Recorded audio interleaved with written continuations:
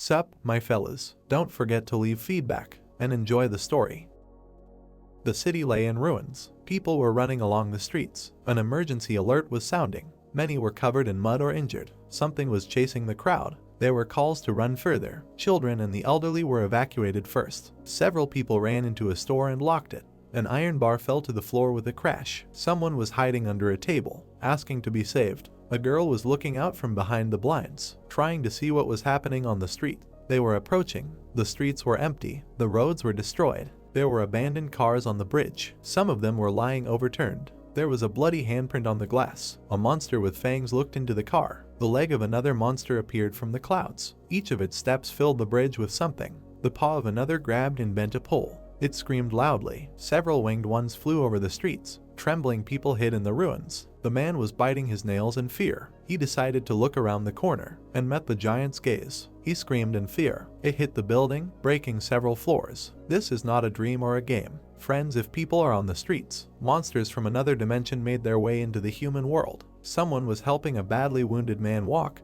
but a giant creature had already seen them. Flying ones were circling above the crowd. For thousands of years, monsters existed only in legends. There was a cry for help, but in the 21st century, they began to attack cities. This is reality now. The guy in the hood watched what was happening. Without expressing emotions, he stood at the very edge. A small dog barked at the monster. She was trying to protect her owner, a child. The guy jumped off the roof, charging the attack. The monster rushed after him. He noticed him. He jumped out of the building. The hero turned around in a jump. The monster opened its mouth. He raised his fist. He struck it with a powerful blow. The monster that attacked the child turned its attention. He fell on the house and knocked it down. The brunette picked up the child and his dog, carried him out of the rising wall of dust, set him on his feet, asked if everything was okay. In a trembling voice, he answered that it was. The creature's hand reached out to them from the curtain. The hero charged the attack. The force of the blow was enough for several blocks. The child fell to the ground from shock. The brunette was breathing heavily, but other monsters were already running towards them.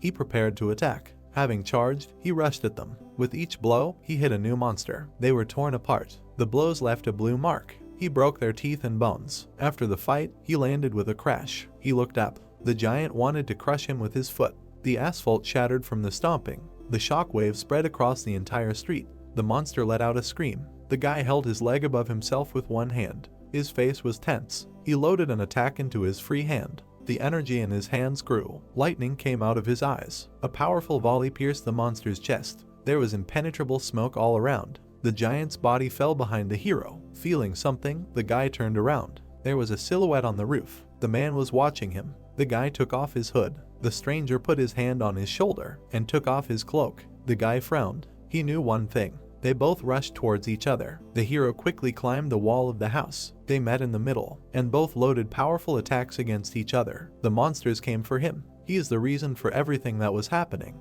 The students were heading to school. 8 months ago, 2 guys were discussing something. One of them noticed that he suggested it first. The second said not to think about it. Someone smiled slyly, said that he was leaving. Someone said not to forget to take a photo. He was approaching the hero from behind. This must be a world-class blow. Another said he had to upload it online. Subscribers will be happy. The guy turned around. A high-class, thunderous blow. From such a blow, the guy fell to the ground, hitting his face. The hooligan in red was glad that he succeeded. Another with a phone in his hand said that it was a great shot. The hooligans asked if he was alive. The guy tried to get up, but he pinned him to the ground, asking where he was going. The guy in the red sweater sat on his back. Did he really manage to film that? That was his best blow. 2 laughed watching what was happening.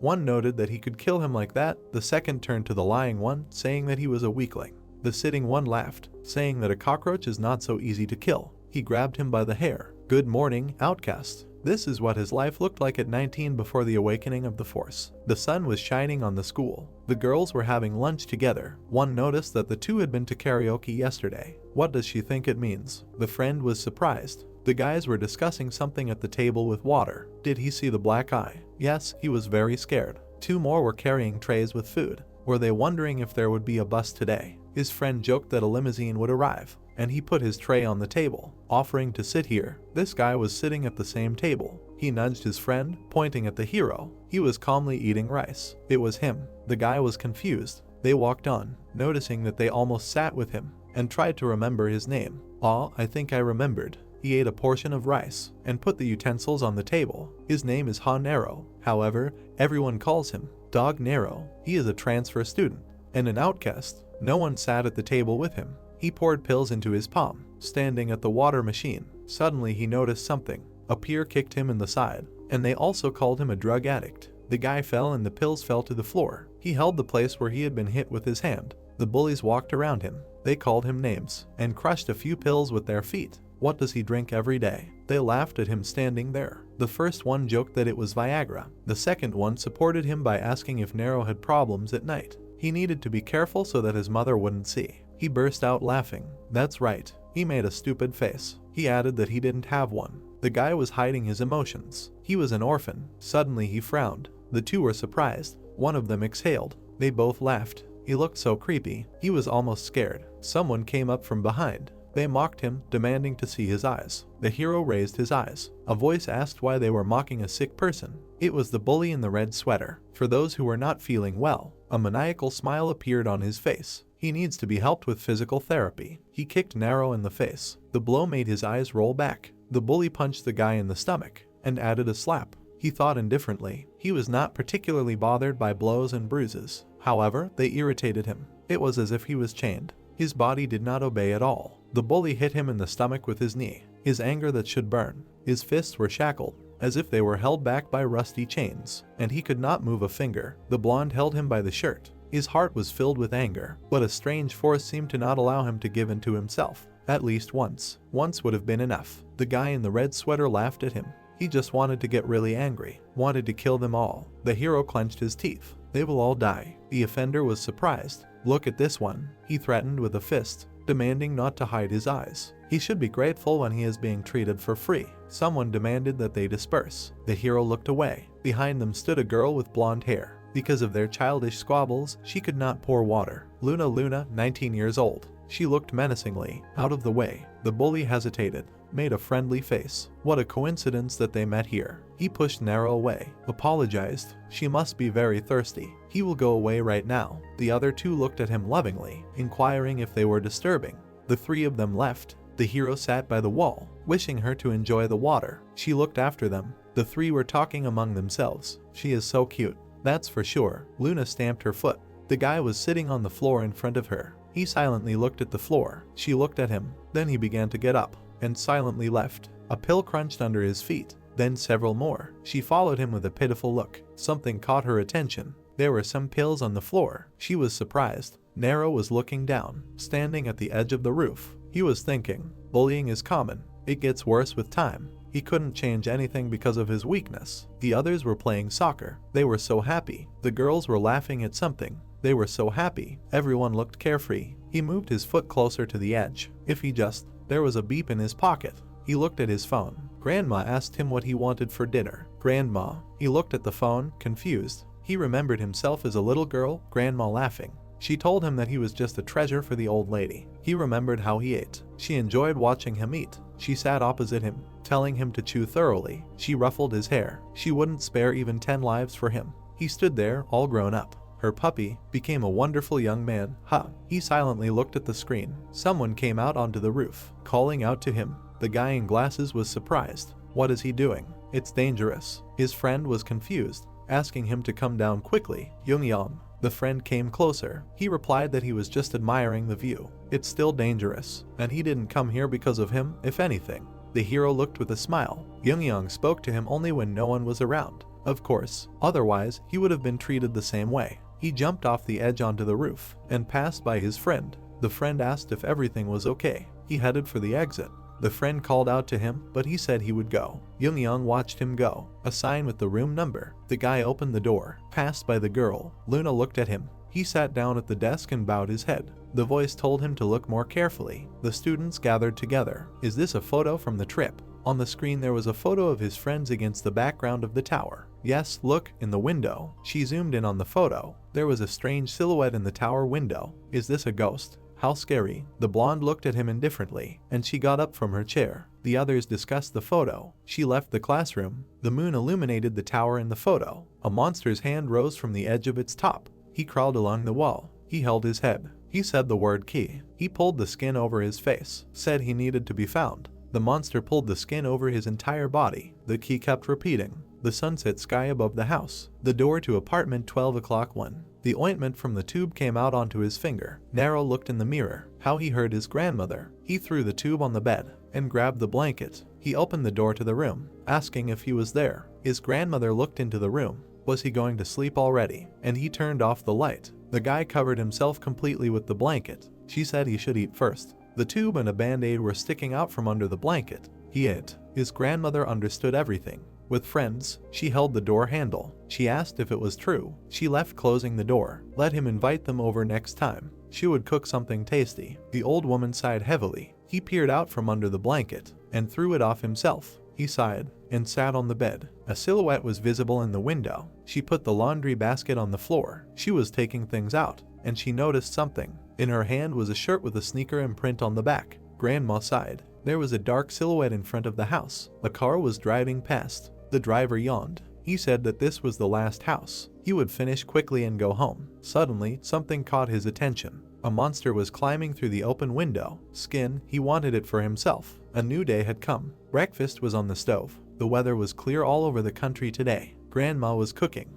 Low concentration of fine dust in the air. A great time for a walk. The guy looked in the mirror. What to do? He lay down on the pillow. His face was very swollen. Grandma would be shocked if she saw it. He turned his head. She called him to school. She was washing the dishes. She called him to breakfast so that he would not be late for school. He covered himself with a towel. He said that he did not feel well. He was standing by the bathroom door. She asked him to eat at least a little, but Nero replied that he would take a shower first. The doorbell rang. The guy looked at the intercom. A courier was standing in front of the camera. He said it was a delivery. Delivery? The hero was afraid that the grandmother would see him. She asked who was there. He covered himself with a towel, saying that the delivery man had arrived. It was open. The courier was standing in front of the door. Who? The old woman did not understand, and she looked towards the door. He was standing in front of the mirror. There were many bruises on his body. He turned on the water. The delivery man entered the house. His skin was hanging down. The grandmother came up to him. The courier's eyes were very big and red. She got scared and ran away from him. The monster released its tentacles, saying that it had found them. Nero was standing in the shower. The grandmother fell to the floor. The monster hissed, tearing off his skin. He rushed at her. His eyes looked in different directions. A cut appeared on her face. They came again. She dodged the tentacle. Her hand filled with energy and tied the monster, tightened his arms. Her hair stood up. Her eyes turned red. She said that it was time for them to stop searching. The monster opened his mouth wide and repeated the word key, but he would not find it. She squeezed him even tighter. His hands came off. He managed to shout that he would look. A tentacle flew out of his mouth. A chair fell to the floor, and other objects. The guy turned around. What was that noise? Turned off the water. The grandmother tied the monster again. She pulled him away, telling him to be quiet. Nero listened, but heard nothing. Did he misunderstand? And turned on the water again. It flowed onto the floor. The monster struck and pushed the old woman away. He used the tentacle again. The grandmother gathered all her energy, exhaled, formed a web around herself. The guy paid attention again. No, he definitely heard a rumble. The bathroom door opened slightly. He looked out. He asked if something had happened. The monster was immobilized. The old woman was holding it. The guy saw it, and his grandmother holding the monster. The guy opened the door slightly. He closed his eyes because of the water and said that he heard some kind of rumble. The grandmother replied that it was the TV. The young man was surprised by this. The woman looked at him, holding the threads in her hand, and said that her hearing had weakened lately, and that she could not hear well even at high volume. The monster's body was shaking under her. The woman added that nothing like that had happened. The guy closed the door and said that he thought that the grandmother had fallen again. The woman exhaled. The monster coughed. She turned her gaze to him. He looked at her ominously and said that she could continue running, but it was useless. The woman waved her hand and his skull split into pieces. The monster's blood and organs spilled across the floor. The woman looked at what had happened sternly. Water from the tap was dripping into the bathroom. The guy looked at his reflection and thought that the swelling had gone down after the shower. He grabbed a towel and added that it was still strange to show up for breakfast like this. The food was on the table. The woman looked in the mirror and noticed a ridge on her face. She had taken a drag too early. Standing by the table, she decided that she needed to clean up as soon as possible. Grandma and Nero exhaled heavily and wondered what they should say to each other. The guys were running around the stadium. The guy had fallen behind the class. The teacher was shouting at them to speed up. He stepped on the ground. With his head down. The guy was barely dragging himself after the guys. He remembered his grandmother and thought that she was thoughtful and hadn't said anything, and her expression was sad. He closed his eyes and thought that he wondered what had happened. Looking ahead, the boy decided that he needed to focus. He continued running, thinking that he didn't want to stay behind all the time, so he had to run forward. He was breathing heavily, thinking that he would definitely manage. The boy frowned slightly, thinking that the field had suddenly become very large. The boy began to fall to the ground. Suddenly, the teacher noticed him. Nero fell face down on the ground. The teachers asked him in surprise what had happened. The boy stared at one point, breathing heavily. People were fussing around him and trying to wake the boy. He raised his foggy gaze to the sky. Fluffy clouds floated above him. Birds circled in the sky. The boy fell into a terrible dream, full of monsters. He saw tall buildings against the ash-red sky. A man in a cloak quickly ran down the corridor. Scarlet threads rushed after him. The man jumped into the water swirling in the center. The boy saw light in the darkness. The radiance grew stronger, blinding him. The boy opened his eyes. He found himself lying in a medical room. The boy got out of bed. He grabbed his head because of the pain. Nero looked out the window. The rays of the setting sun lit the sky in scarlet. The boy thought that he had this dream every time he lost consciousness, but he could not understand what it meant. Suddenly his phone rang. The boy saw a call from his grandmother and then wondered if the teacher had called her. He answered the call. He looked in surprise in front of him. Not understanding what she said, the woman was putting things in a box, saying that everything turned out like this. She lowered her head and asked the boy to come home early. The boy said that they had recently settled there, but were already moving. The woman with her eyes closed replied that she would go to the real estate agency, and the boy should pack his things when he returned. The boy tightened his grip. The grandmother trembled, hearing the question of whether they would run away again. The words that she always runs, and he doesn't know why, but it was like that even in his childhood. The young man remembered how the teacher introduced him to the class. The boy was hit on the nose. The teacher said that she warned him that he was in poor health, so everyone should be careful. She scolded the students and told them to apologize to him. The guys looked at him with disdain and apologized. Nero looked down. They continued playing, but the hero remained sitting on the bench. Walking through the classroom, he heard the girl discussing the fact that he doesn't have a mother and lives with his grandmother. The hero sat alone, while the guys in the class were having fun. He looked at the desk. The teacher said that he was transferring again. The guys began to discuss the fact that he had recently arrived, but many did not remember who he was at all when suddenly he was called the one who always pretends to be sick. The boy walked alone along the empty street. Suddenly, he stopped. The boy looked over his right shoulder. Clouds were floating across the dark sky. The grandmother went out onto the balcony and waved. She looked at the lantern, around which midges were flying, and thought that monsters were appearing more and more often. The woman frowned and wondered how long she would be able to drive them away. She opened the door to the room. The woman entered the boy's room. Keeping her eyes closed, she continued to think about this. She looked at the sleeping boy and wondered how long she could protect him. The night sky hung over the dump. The door of the old refrigerator opened slightly. The paws of a monster appeared from inside. The guard of the dump was sleeping.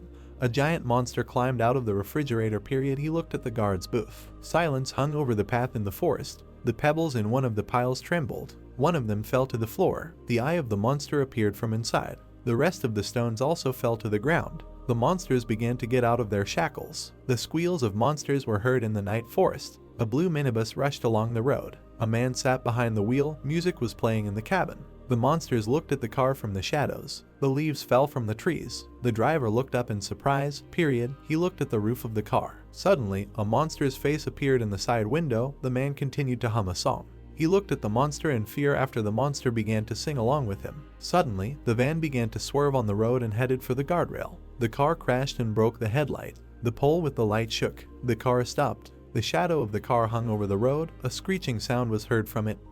Suddenly, the outlines of the shadows of the monsters appeared on the road. They pounced on the van from all sides. The man handed the cat food and asked why it needed food from the trash if he was feeding it.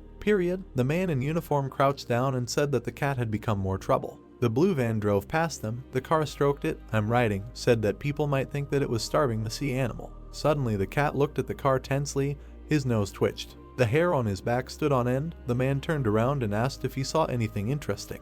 The animal bit his hand. The man grabbed his palm and started swearing at the cat. The car pulled up to the parking lot.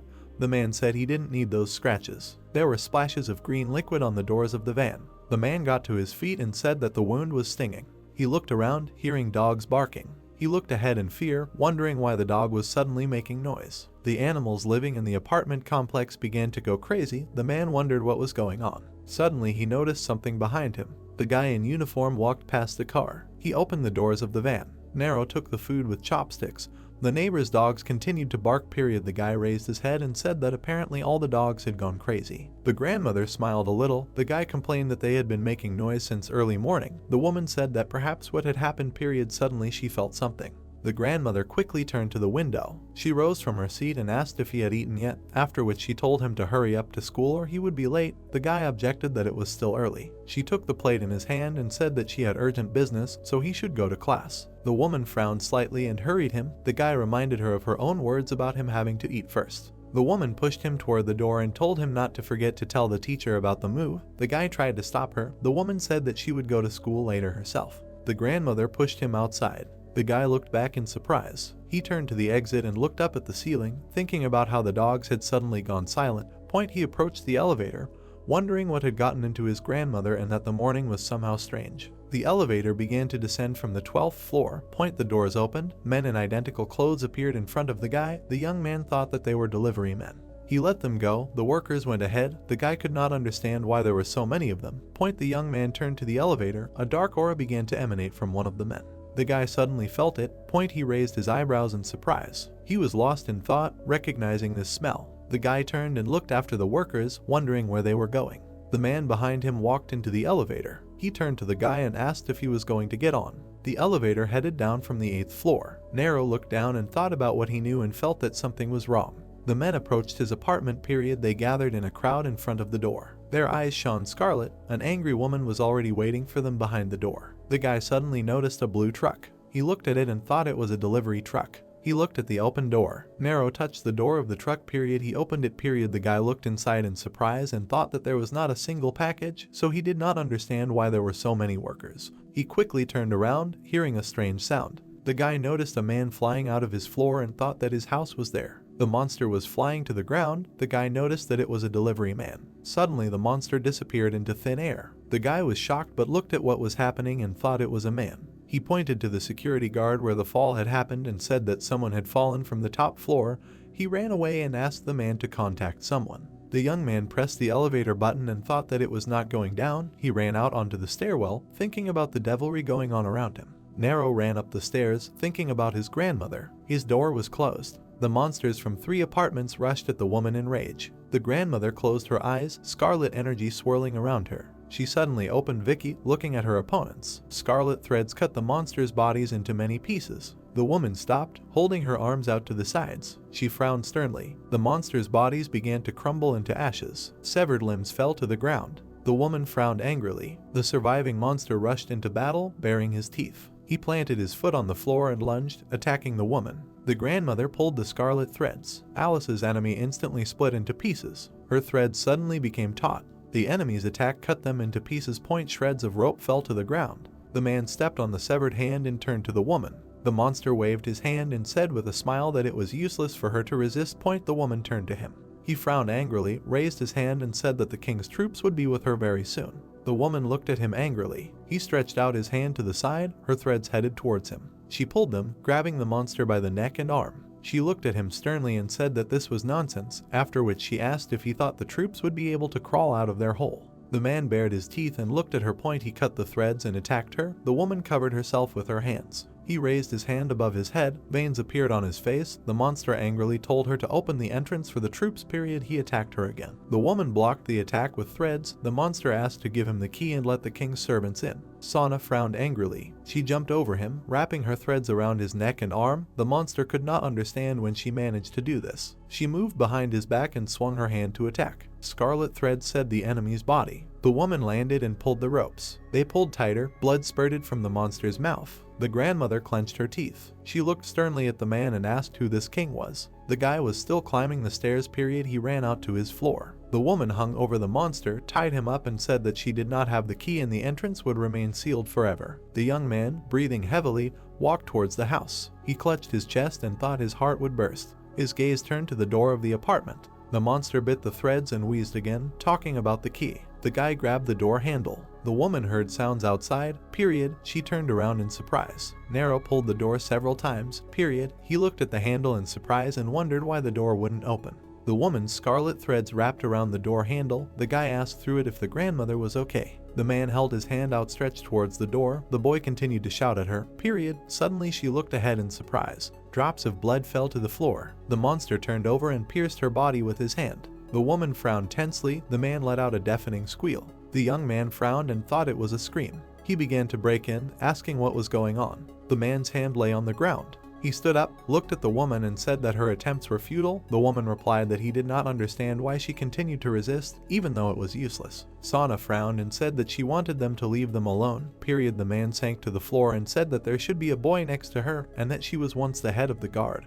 But something made her give up the title. The man smiled evilly and said that it must be the child. The woman looked at him silently. Bloodlust began to emanate from her. The monster looked at her with a smile and thought that such rage began after he had simply mentioned him. The grandmother's hand moved towards him. The man said that if the king found out about the boy. The woman slammed his head into the door. She pinned him down and asked how he knew about it. She looked sternly at the monster and asked him to tell this secret since he was going to die anyway. The man frowned tensely, looking at her, after which the woman split his skull. The guard looked down and wondered if someone had really fallen. He looked behind the bushes. There were drops of blood behind the tree, but he did not notice them. Bloody streaks and holes in the concrete led upward. The paw of the monster appeared from behind the fence behind the boy. He looked ominously at the guy who was trying to open the door. The woman's threads stretched throughout the apartment. Her aura floated in the air and the monster's bodies lay on the ground. A piece of the man's jacket fell to the ground. The woman pressed her hand to the wound and thought that they needed to leave quickly before the enemies attacked again.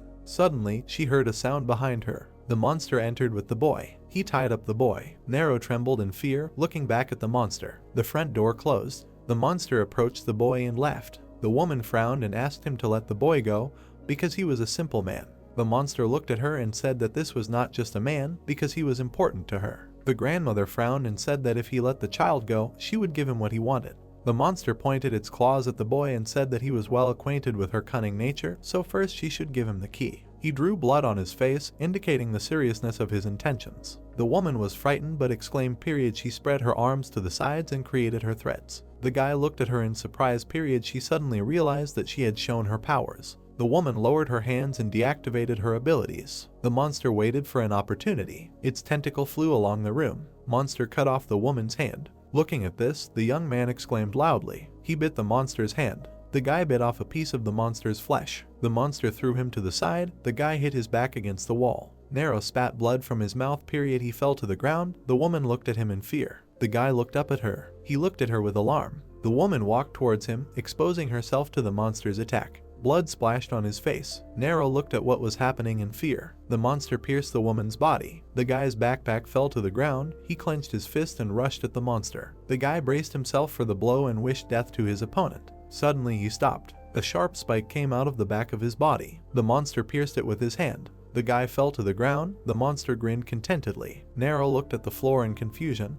The monster said that it was a big disappointment, because she was the head of the guard and more was expected of her, but she showed her back to the enemy because of some person. Suddenly he felt a terrifying gaze on himself. The monster looked back. Sana looked at him with an enraged look, scarlet threads swirling around her. She put her hand forward. A huge number of threads headed towards the monster. They completely fettered his movements. The threads squeezed his body more and more with each passing second. He looked ahead in fear and screamed. The woman squeezed her hand. The monster's body shattered into many pieces. The monster fell to its knees. The boy looked at it helplessly. He plunged into a similar nightmare again, thinking that this was the beginning of long and terrible days. A huge number of monsters were circling in the air. Monstrous creatures fought with the guards. The bodies of people who fought for humanity fell to the ground. Loud prayers spread across the land. The man in the cloak ran to the cliffs. The boy thought about the mountains burning with fire and the rivers overflowing with blood. The woman with long hair turned around and turned to Sana, asking her to take care of the boy. The grandmother quickly ran forward, holding the baby in her arms. She stepped on the edge of the cliff. The woman looked into the whirlpool in front of her. She jumped down. The boy plunged into the abyss of darkness, hearing pleas for him not to die. Scarlet stripes spread across his body. The voice kept calling to him, telling him that he had to survive. The boy asked who it was. He opened his eyes and thought he recognized the voice, but he was plunged into darkness again.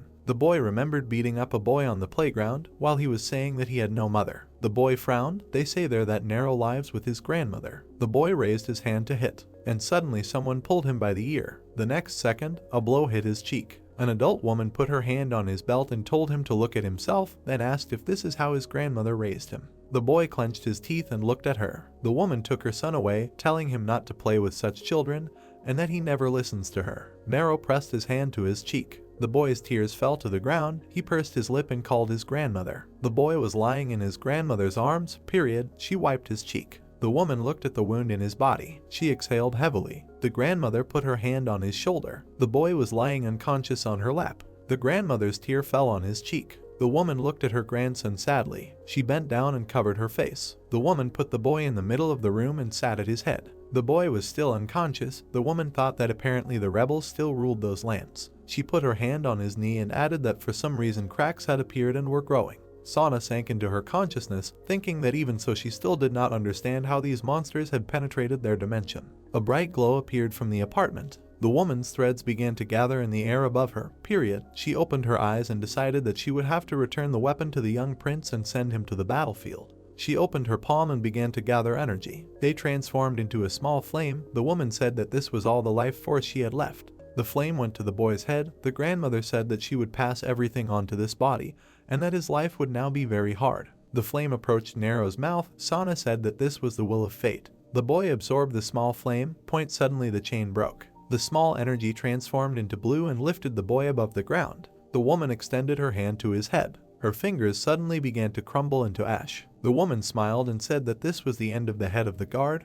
She smiled broadly and said goodbye to the boy. The young man remained unconscious. The bird flew out of the tree. The man was sweeping the path. The woman and her daughter walked past him. Warm rays of the sun penetrated the window and fell on the boy's face. He opened his eyes. Looking at the ceiling, he called his grandmother. A month later, people were walking along the crosswalk in paths. The sun's rays fell on the entrance to the police station.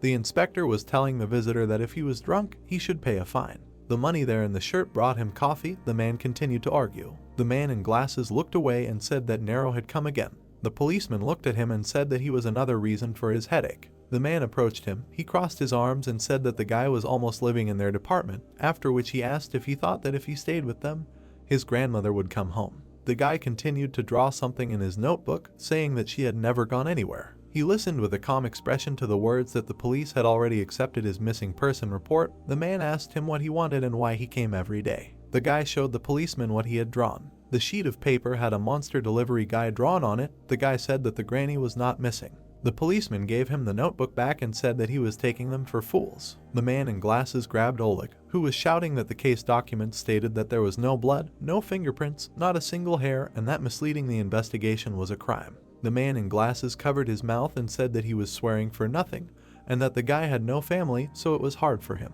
He smiled and sent the guy home. The policeman asked him to let him go. The man in glasses agreed with him that children always talk nonsense. The guy frowned tensely and went home. He clutched the notebook in his hands. Nero approached the turn into the yard. He passed the security guard and thought that he said that he saw nothing.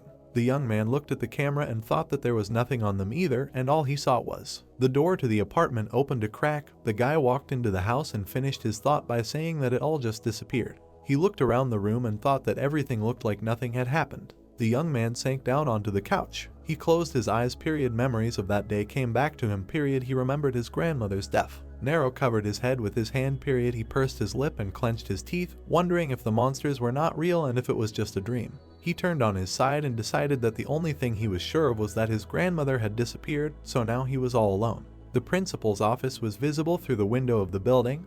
The man said that he would try not to let rumors spread. He looked at the boy and added that he must have been busy this whole month. The boy listened with a calm expression to the words that he needed to go back to school, because it would also be for his grandmother, and if that was all, he could go. Nero walked out the door and met Young. The bespectacled boy scratched his head and asked if the hero had returned to school. The boy answered in the affirmative and said that they had not seen each other for a long time. Suddenly he felt something. The boy quickly looked around. The interlocutor asked if something had happened. Nero looked into the hallway and said that everything was fine. The woman with glasses said that according to her mother, something happened to Nero's family, and rumor had it that his grandmother had died too. One of the students looked at him and said that the boy looked like usual. The boy ran around the stadium. The boys discussed how many laps he had already run, and whether he had been training all month. Nero began to run over one of his classmates.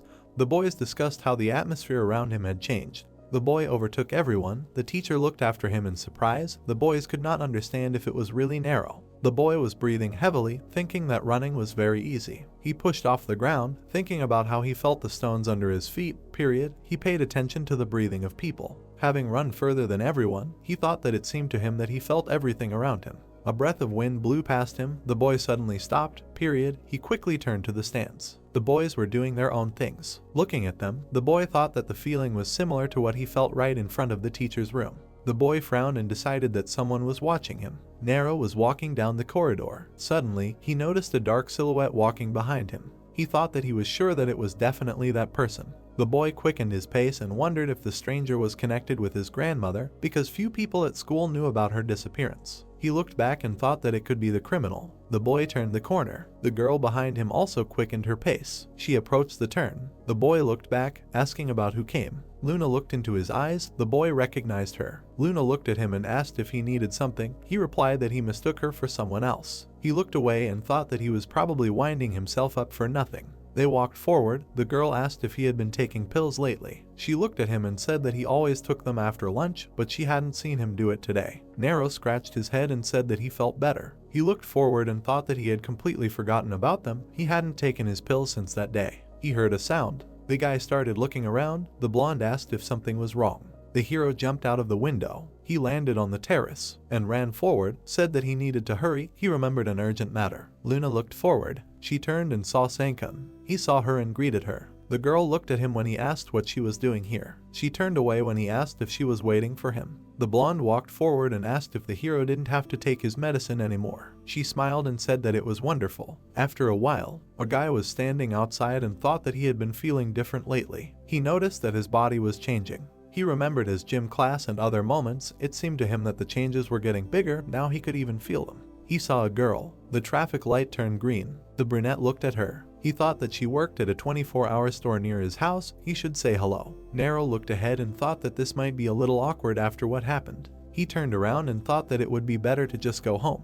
After a while, the grandmother was holding boxes and said that she needed to put this back. She put the box down. The woman looked ahead. The guy took the box. He looked at her and said that he would help. The woman smiled and thanked him. The hero looked at her. He turned away. Nero looked back and said that if they put any more, everything will fall over. The woman replied that she was a bigger cart further down the road. She would go get it and come back. The guy stood up and told her to wait here. He would go himself. He walked forward. Two guys appeared. Luna looked forward and said welcome. She frowned when the guys asked if she really worked 24 hours. They smiled and said that because of the law-abiding idiots it was difficult for them to buy cigarettes. The guy came closer and said that they would come every day and she would earn some money. The blonde looked at them. She asked them for ID. The girl looked at them and said that she needed to see their ID. The guys replied that there was something wrong with her. She knew them. The guy darkened when she said that she would never sell cigarettes to children in a school uniform, even in a store like this. He looked at her seriously. The schoolboy leaned over and said that even though she was a beauty, he would not be polite to her. He smiled and said that they would help her increase sales.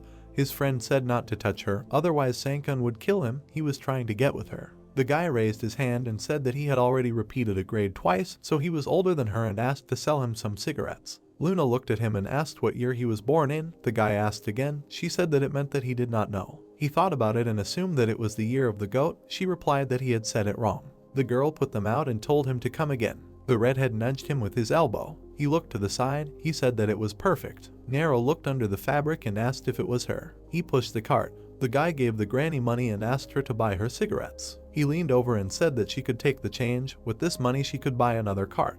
The woman raised her fist and said that it was too early for them to ruin their lungs and told him to go home. The guy said that she was too noisy. He kicked the box away. They approached her and asked if she was so old that she didn't get it. The blonde patted her on the head and said that it was his body, so there was no need to act like a saint. The hero was coming back. He looked ahead and frowned. He stood in front of them and said enough. The guy looked at him. Nero took the old woman by the hand. He asked if he was the hero of justice. The blonde leaned over and asked if this old woman was his. The brunette looked ahead. He saw dirty boxes. He frowned and thought that they were bastards. The guy smiled and said that he hadn't changed. He grabbed him by the shirt. He led him into a back alley and asked how he had lived for the last month. The hero was thrown into the wall. He fell to the ground. The brunette looked at the offender. He thought where he had gone wrong. The anger did not disappear. The blonde looked at him and said that he needed regular physical therapy. Nero felt something breaking out. The guy was beating him and saying that he was looking down because he was a shy guy. The hero tried to block the blows and thought that the crack was growing.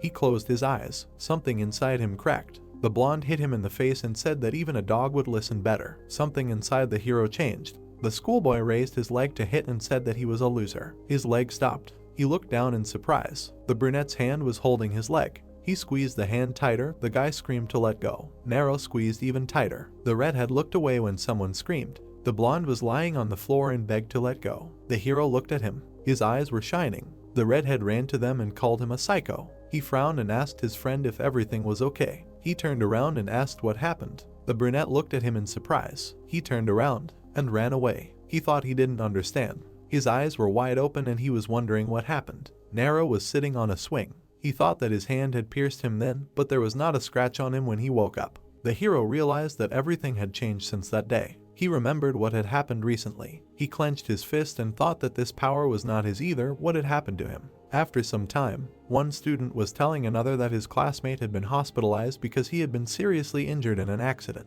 Nero thought about it. The redhead looked at him. He thought that it was suspicious because he had been taking pills recently. He stood up. He approached the hero. He looked at him. He looked down. The guy frowned and asked if he was ignoring him. The redhead looked at him and said that he did not know how exactly he had done it, that his friend had suffered because of him. He replied that he was sorry and did not know how it had happened. He screamed, "How can he be calm after that?" The schoolboy looked at him and said that he was kind to him out of pity. He leaned over and asked him if he wanted to die. He looked away when the guy apologized. Young smiled and said that something bad happened to the hero, so he was having a hard time. He looked surprised when he was asked why he cared. He was not his bodyguard. The redhead frowned and yelled at him to fuck off. The brunette stood up.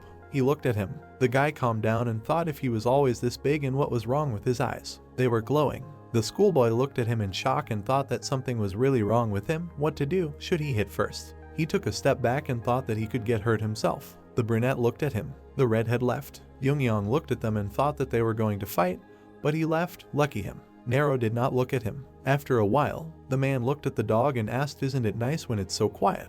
The dog looked at him when he apologized for coming home late and asked if she wanted to go for a walk on the weekend. Suddenly, she looked ahead. A guy was running in front of her. She started to break free and scream. The man was approaching. He looked at her. The dog calmed down. The man stroked her and asked what happened. She seemed to have seen a ghost. Nero ran ahead. He looked to the side and saw a construction site. He was climbing the stairs. There was an empty space in front of him. Rain was falling. The hero looked at his reflection. His face darkened. He climbed up to the very stairs. The guy took off his hood. He threw his head back and looked at the sky. Suddenly, Nero saw something to the side. He walked up to the iron, put his hand on it, grabbed it more comfortably, and tried to lift it. His eyes widened. He laughed and thought it was stupid. There was an imprint of his hand on the iron. He looked back, grabbed it with both hands, and squatted. Nero clenched his teeth. The iron rose. He was all glowing, and he raised the iron above himself. He held it with one hand. The guy looked up and wondered what was wrong with him.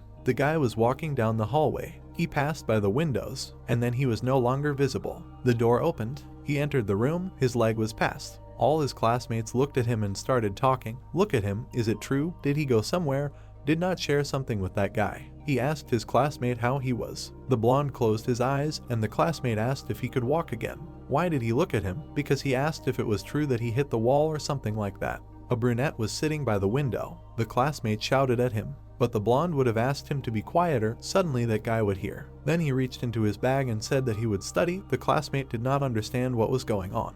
He took out a notebook and looked at it. The guy turned to him and said to first turn over the textbook. The boy became embarrassed and said that he was definitely studying now. While the guy with red hair watched the blonde guy look at his textbook, he thought that the world had gone crazy. He remembered the brunette and thought, lunch, he said that the chicken tasted better without the bones. The boy sat and said that the smell was just super, it looked delicious. At that moment, Sankun came up to them. He looked at them and said that it seemed like they had a lot of chicken, they should share with the hungry. The guys turned around and said with fear that of course they would share. The young man went to his table and threw a tray full of chicken. He sat down next to the blonde and said that it was not his and there was no need to drool. And then something surprised him. Luna was passing by. He waved his hand at her and offered to sit with them. He raised his hand and said that he thought that she liked chicken, so he took more. She should not worry about the weight. She is so built in that she can gain a little. but the girl silently passed by. At that moment he felt awkward. She approached the brunette who was eating alone and asked if she could sit with him. And everyone around was looking at each other and couldn't understand, since when they were so close, this guy was rejected. Maybe these guys were dating. They were sitting at the table. The girl took the chicken from the guy and told him to eat slowly or he would choke, to which he responded with gratitude. And the bully was eating his chicken angrily, wondering what was going on. She gave him the chicken. They were definitely dating. He sat and watched them. Then he pushed the blonde right against the wall. They cornered him in the schoolyard and asked him about his broken leg. Was it really Nero who broke it? His second friend said that he saw everything. This guy's eyes were crazy. He broke his leg with his hand. The bully was furious. He said, "Is it true that he still showed up here, although he was beaten by the biggest loser of the school?" The boy looked down and said that he was very strange if you look at him. But at that moment the guy in the red sweater punched the wall. He looked at him and said that maybe his head was hurt. Then he turned away and heard someone say that this was childish. There was a blonde standing next to them. She came up. The bully asked why our girl was so cold, and she looked straight at him and asked if they really made fun of him when he was weak, and now they were afraid. She looked down and smiled and told them to honestly admit that they had lost their nerve. The guy started waving his hand and saying that it was so funny, the dog was just pretending to be cool.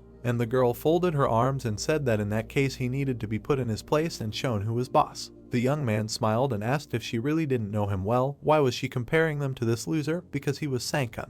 And the girl moved closer, interrupted him and told him to be frank. He was scared. Everything was fine. She understood. Well, he put his hand to his forehead and said with a smile that this dog was a bastard. He had alarmed everyone. He clenched his fists and added that he would give him the best physical therapy. He wrote him a message so as not to wait at 6 today, the back gate. The guy didn't understand who was writing to him. In response, he received only one message, if he did nothing, and did not continue to mock him. The boy looked at the screen and did not understand who was being talked about. Suddenly, he received another message, which said that the guy heard that he would fight Sankan, and the question was whether it was true. He continued looking at his phone and did not understand what was being talked about. School, everyone was talking about the upcoming fight, a backgate fight, saying it was funny, screw the tutor, they should come watch. Everyone was looking at their phones. People were talking about it happening at the back gate. At 6, the first one to arrive would get the best view. Was he really going to fight that transfer student? Someone was typing a message. They said, before the transfer, he was the best in his school, he's like an NSS. Another one asked what that meant. They explained to him that he was a loser hiding his strength. School hallway, a guy was walking and thinking that something crazy was happening. He got a new message, some things won't end until you deal with them yourself. He was looking at his phone. Evening, schoolyard. A bully was standing right in front of him, saying he didn't think he'd show up, then asked if he missed his fists. You were talking around. He was a bully and the senior was here too. They heard he was trying to show off. They folded their hands and discussed the upcoming fight, and the guy with glasses prayed for Nero to win. They stood opposite each other. The bully said that he was very bored without him. There are no more such freaks here, so he came close to him and told him to amuse him. The guy looked at him and thought that there are things that he himself must put an end to, then he will do it here and now. He clenched his fist. They continued to stand opposite each other, and the guys around whispered, just look at the weight difference, it's over, he's trying to look cool, funny. And someone suggested leaving them, that something bad could happen. The bully smiled maliciously, and the others talked about what this brunette will do. He turned and shouted that everything is right, his fight with him will be unfair. He also admits it. Then he explained that he changed the rules a little. The brunette looked at him and did not understand what would happen next. And the blonde came closer to him and said that he could hit him first, he would stand still. Everyone around was laughing and only Young was not happy. The guys were shouting and shouting that he was probably angry after all the bullying. They laughed and said that it was funny, go ahead, loser. And the bully came closer and closer and told him to hit him. And suddenly he got punched in the face, so hard that he flew back. Everyone was in shock. They were not laughing so much anymore. The blonde guy lost a tooth. It was as if he was floating in the air until he flew back from the blow, and he landed abruptly on the ground. Dust rose around him, and the brunette came up to him and ordered him to stand up. He lifted his jacket. He swung and said that nothing had started yet. It was getting dark. Everyone watched in shock what was happening. No one was laughing anymore, neither his comrades nor his opponents. The brunette looked at his opponent. His cheeks were covered in blood. He swung and someone yelled at the pillars to stop. The bully was lying on the ground, beaten and begging for help. He leaned over and said he wouldn't kill him. His eyes were burning and the bully's eyes were scared. Then he just threw him to the ground, and the blonde was watching all this from the roof. She fixed her hair and said that as she thought it was him. Night, the door of the apartment. Some rustling was heard. The man outside was trying to open the door. He looked through the crack. At that moment, Nero was walking down the street. Someone called out to him, the guy turned around, and a backpack flew into his hands. It was Young. He wanted to give him the briefcase. The guy said that he completely forgot about it and thanked him. Why did the boy in glasses ask if his friend was okay? He answered that everything was fine and asked why he was asking. At that moment, he said that it just seemed to him that he had changed. The brunette remained silent, but then he decided to ask again while they were walking down the street. He approached the apartment and thought that the dog had disappeared. He looked ahead and continued to think that, however, an ordinary guy had left after him. He had no regret. He did not feel relief either. Someone was rummaging around in the apartment. This person was looking for something in the closets. The protagonist had already approached the door and was thinking that not only he had changed, but also everything around him. The man inside heard him. The guy was looking at the intercom and was thinking that after his grandmother had left, his life had become different. The door opened and someone was sitting in the room. The guy pressed the switch. The light came on and there was no one in the room anymore. He put his backpack down. He took a bottle from the table and opened it. A monster was sitting on the ceiling and looking straight at him. Then something distracted the guy. It was a flower. He decided to go up to it and water it, and the monster jumped from the ceiling. The flower was in the young man's hands, and at that very second he threw it straight at the monster. He stood up and thought that he had felt it in the elevator. I wonder if this monster was connected to those who had attacked him then. The monster raised its head, looked at the guy and asked who he was, and he looked back at him and said that he should be asking. The monster ran at him and began to smash everything around. They began to fight. He waved his hand, and it flew right in front of the guy's face. Then he grabbed it and squeezed it hard. Broke his arm. The monster screamed. He looked at him and screamed that he was not a human being.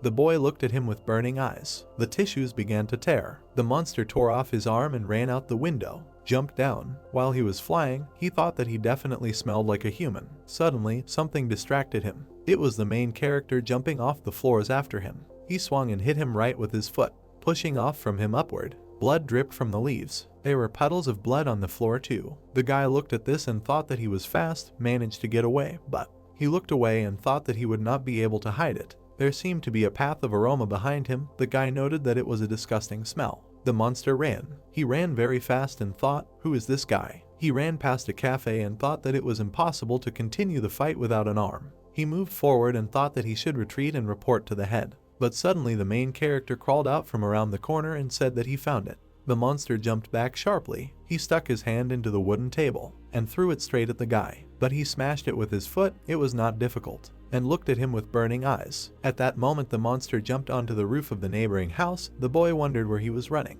He took the umbrella, squeezed it, stepped forward, swung, screamed. His teeth were very sharp, and threw the umbrella with incredible speed straight at the monster. He ran. Then he turned around. Didn't have time to do anything and the umbrella stuck him straight into the wall. Pierced his chest. Everything around was covered in blood. He came closer, grabbed the umbrella. The monster asked who he was, but the guy told him to be silent. He would ask questions and the monster would answer. Then he asked why he came here. Barely audibly, he answered that he was looking for Sana. The guy looked up and remembered that scene at home with his grandmother and what happened last time. The monster added that their warriors went searching a month ago. No one returned, but before he could finish, the guy asked why they needed his grandmother. The monster looked at him and asked if the head of the guard Sana was really his grandmother. Why did she ask him again who he was? But the guy just pressed even harder. He thrust the umbrella deeper and started yelling for him to shut up. He said that he should only answer. Why was he looking for his grandmother? In response, he started yelling that she ran away with the key. Kum wants them to find this key.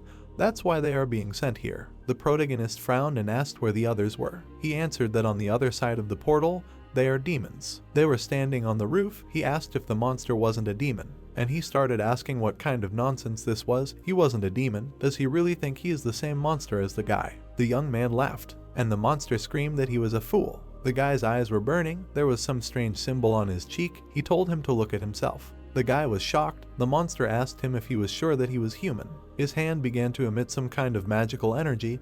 He thought what was happening to him. He took a step back. He looked down and thought that this could not be. He looked at himself in the reflection in broken glass. He touched his cheek and did not understand what this symbol was. He was scared and asked what it meant. He looked at himself. His eyes were burning. Suddenly the monsters disappeared. It started to rain. There was no one on the walls, only an umbrella. He was already at the bottom of the building near the sewer. A man was walking towards him, saying that he was drunk. These idiots from the company, I wish the demons would eat them. Why did he approach the monster and say that this was not a door, but a hatch? Why did the man say that this man was probably even drunker than him and shouted at him again? The monster raised his head. Then he looked at him, the man screamed, fell to the ground, looked at him in fear, but at the same moment he disappeared into the hatches. The man laughed and thought that it was the last cocktail, maybe it was unnecessary, he would definitely not mix those drinks anymore. But the hatch was open. The brunette was walking in the rain, sprained his leg, fell right into the water, raised his head, continued to look at the ground. A girl with a child came up and asked if everything was okay with him.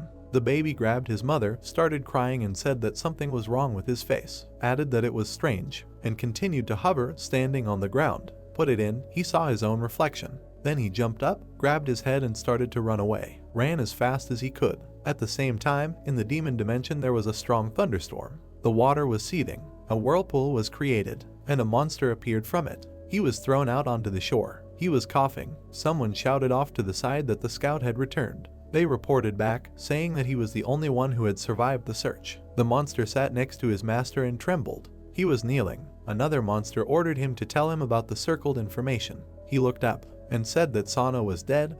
There was no trace of her presence, but he had encountered one young man. He looked like a traitor and was unaware of his demonic nature. The monster turned to him and said that he should have brought him here. But the scout lowered his head and said that he was going to, but the difference in their strength was huge. The advisor stamped his foot. He looked at the scout and shouted that he had simply accepted defeat by running away from some man. But the monster looked up and tried to justify himself, saying that this was not just a man, he was strong, fast, and his breath was too cold. The man who sat on the throne lowered his eyes. At that moment the scout added that she was so icy that his slightest breath made his body tremble. Someone intervened in the conversation. He was approaching from behind. This creature asked again about the icy breath. The scout was scared, and the man came closer and closer. His chest was covered with scars. It was a military officer of the army and demons, Chen. There were many columns in the hall. The monster bowed to the general, and the scout closed his eyes. The man leaned towards him and asked if he was sure. Then he took him by the chin and lifted his head, clarified that he was talking about icy breath. The scout said that yes, he would not lie. It seemed to him that he could get a cold burn.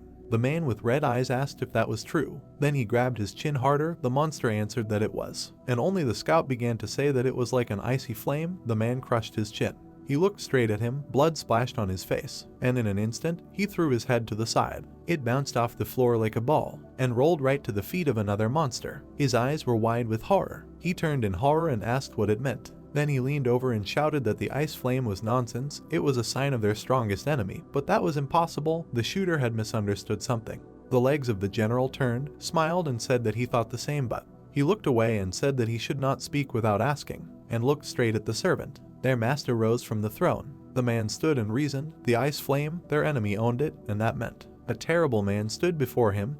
That meant that the flow of the king was alive. The sea of monsters, even at the dawn of time, people and demons waged war, ships sailed, fought monsters. There was blood everywhere, monsters, fire, all because of the crack that created a passage between two worlds. People fought with them. A sea of blood was spilled in that century. The whirlpool, one day the paths that led into the dimension of people closed. Years passed. The man stood in front of the wall with his hieroglyphs. He looked at them and thought that in the minds of people they were only myths and legends. He ran his hand along the crack, thought that however, over time the split leading to another dimension became larger. He smiled, lowered his eyes and thought that all the seals that bound them were full of cracks. Day, school, a guy runs to class, opens the door, flies into the room and asks if it's true. The man turns and says that he has finally come, he can see for himself. In the video, his grandmother was walking, holding something in her hands. The man said that these were old camera materials. She fits the description. They have read this alley many times because of another case. The grandmother had red eyes. The young man looked. He said that this was his grandmother. It was her. The gray-haired man looked at him and asked, maybe she was sick. But the guy did not react. Then he said that this place was quite famous for a large number of pharmacies. The young man remembered his grandmother, thought about pharmacies, how she handed him medicine and told him not to forget to take them. He looked away and thought, is that really true? Then he ran abruptly. The man shouted after him that this was a recording from 2 months ago. He would not find anything, to which the young man asked to send him the address. Day, market. The guy looked up, thought that this place was bigger than he expected. The grandmother came here for his pills. He walked past the counter and thought that he did not even know where to start, but he would find out more if he found the one who sold the medicine. He showed passersby photos of his grandmother. Then he looked at his phone and thought that however, he did not even know what the pills were for. He closed his eyes and tried to calm down. He felt a very familiar smell. He turned around. Everything around was in this smell. He went forward. Some man was cutting roots. The guy came up from behind, said hello, and said that he was looking for medicine. The man with a white beard turned around and asked what kind of medicine and who they were for. He just looked at him. The man continued cutting and said that it was sauna. Then he took towels, wiped his hands. He went into some room and said to wait for him here. The young man was looking into that passage. Then he noticed something. He ran there. He moved the curtain and thought that the man had run away. It just couldn't be. He ran after him. He looked back and saw how he was running around the corner, asked him to stop. But the grandfather jumped over the fence and the guy thought that he was not a man either. He jumped after him. He gathered his strength and pushed off from the fence forward. He ran straight into the man and asked him to listen. The grandfather lowered his eyes and thought that he was fast. He braked and he stepped right on his head with his foot. And the boy screamed that she was his grandmother. Then he closed his eyes and prepared for the blow. But when he opened his eyes, nothing happened. The grandfather was shocked. He asked again what he said. The guy picked up the bottle of medicine and said that this woman was his grandmother. The man was shocked. He took the bottle and said that it was a suppressant. There were some side effects, but the pill weakened his demonic powers. They were sitting in his shop. The man said that this medicine was needed by demons like him to survive in the human world. His grandmother wanted him to give it to him. The young man moved closer and asked if the pills could really stop him from turning into a monster. But the man clarified about the monster and asked why, in his opinion, they spoke the language of people. Why did he say that? It seemed, the guy, not knowing about his nature. He was shocked. He thought that the creature said so too. He remembered the fight. The old man lowered his head and thought that Sana took the boy and ran through the dimension gap. Who exactly is this child? At this moment, the boy raised his head and said that he wanted to know about his grandmother. The man remembered the battle. She was the commander-in-chief. He said that she was the greatest warrior in the entire demon kingdom. As the head of the guard, she was close to the imperial family. But one day everything changed. Burning buildings around, the ruler's younger brother, Kum, rebelled and invaded the castle. That was the beginning of terrible days. The man grabbed his head and said that those who tried to protect the king turned to dust and died. In the end, the king and queen were overthrown. Kum got rid of his brother's supporters and received the throne. Everything around was burning. The few survivors moved here. The boy leaned on the table and asked again about the place. They looked out the window. There were people walking. The man explained that they were going back and forth to the human world, and the boy asked about his grandmother. The old man continued his story. He remembered during the hunt, a woman approached him. It happened some time after he arrived. She found him. He looked down and said that they were hiding. The traitor was sending his warriors to extinguish the last embers that could fan the flames of rebellion. He thought that he was its beginning. The boy looked down and said that that is why he ran away when he saw him. The man explained that he was also a demon and knew that they were obsessed with hunting for the woman. They wanted to get hold of something that belonged to her. The boy looked at him and listened. The man said that he risked being caught. She kept coming for medicine. He was worried when she did not appear because her pills should have run out by now. He clenched his fist, looked at the floor. Then he asked the boy if something happened to her. He just remained silent. Then he lowered his head. He began to cry, tears falling on the table. He was shaking all over. The man looked out the window and said that that was it. He understood everything. Then he added that they would not give up. The boy looked up. The man frowned and said that they would continue to be hunted until they got what they wanted. Since his grandmother was dead, their attention would move to him. He looked down again and thought that it was his turn. The boy remembered himself as a child and thought that in a life full of struggle, he was alone. At school, he had no friends. He always walked alone. He was bullied. He was very scared. He remembered standing on the edge of the roof. He could not get rid of the chains that bound his body. He remembered himself. He had nothing. He frowned and thought that still, repeating it in his head over and over again, he continued to live. Again, he stood on the edge of the roof and thought that this was his story. He put on his hood. Be it a demon or a human, he doesn't care about life at all. The only thing that matters is that they killed his grandmother. He walked to the edge, thought that he would no longer cowardly endure it like he did before. There was wind. Now he has a goal. The world of monsters, a rift in dimensions leading to the human world, the ocean. The new king and general were flying on some creatures on it. Bill Lightning, the demon king, looked down. He looked and asked how many warriors they had already sent there. Chen flew up to him. He replied that hundreds, but none of them returned. He expected them to match her. They continued flying over the sea. He added that every warrior had died, so this entrance to the relay was by death. They were flying over a whirlpool. The king said that he would open the gate. These pathetic humans think they can make fun of them since they are locked here. He will conquer their world without a scratch when he gets there. The general replied that it was well said. Humanity must not be allowed to live. He looked ahead and added that the woman had already given the key to the late king's son. The new king replied that this child was their best chance. He clenched his fist and told him to plunge their world into chaos, and she would find the boy. Then, flying away, he added that he was their key. He thought that now the force that held the portal open was gone, all the entrances were sealed. However, my cold flame would forever remain in his memory without fading. Lightning. The boy was collecting boxes and said that that was it. There were things inside. He thought that now all the things were packed for his grandmother. He saw a photograph. There is one more thing. It was a photograph of them together. He looked at it. Then he smiled and said that whoever she was, wherever she came from.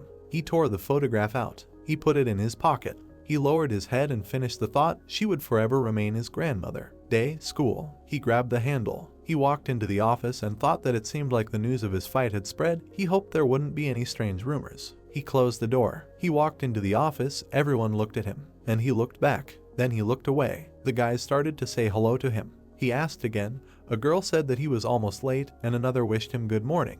Everyone said hello to him and was glad to see him. The guys smiled. He said hello back. Then his friend came up from behind, grabbed him by the shoulders and asked why he was hanging there. The young man said hello to him. He started to push him forward with a smile. The guy didn't understand what was happening. Then he moved closer and said if he knew, before him no one could say a word to that bully, but thanks to him he would no longer be a problem. The guy looked away and asked if it was true. His friend said yes, then suggested going to karaoke or a game center. A blonde walked into the office. She saw the guy. She folded her arms and said that he should meet her after school. The young man asked why, and his friend started shouting that he would come. He would definitely come. She could be sure that he would show up. They stood opposite each other. The girl said that she understood everything. Nero asked Yoongyong why he answered for him, and he said that he had guessed everything about me back then in the cafeteria. He put his hand on his shoulder. The main character asked what he was talking about, and the guy just asked to treat him to lunch later. He smiled and congratulated him on joining the ranks of normal people. The young man did not understand what he was talking about, and then he thought that it was true. He needed to be an ordinary guy for a while. Day, school. A bully was beating up some boy on the street. He clenched his fists and said, "Why are all the bastards talking about this nonsense in the morning?" He stepped on the guy and asked if he had managed to ruffle everyone's feathers. He continued to kick him. A guy with white hair was lying in the background, and they continued to shout, "Look what your actions led to. You need to think about who you're running into." Another said that they need to get out before they beat them to death. The bully was furious and asked if they were really going to do it. The guy turned around and asked if he was going to brainwash him, to which the guy got scared and said that he was absolutely not going to, and they should pay him back and take revenge on him doubly. The young man wiped his chin and said, "How dare this guy bare his teeth, a dog that bites people." Why did he start laughing nervously and say that he should be punished? Toilet, corridor. The bully pinned the protagonist's friend and told him to bring him. He just wants to apologize to him. But the young man refused him too. Then he hit him in the face. His glasses flew to the floor. The couple's noses started bleeding.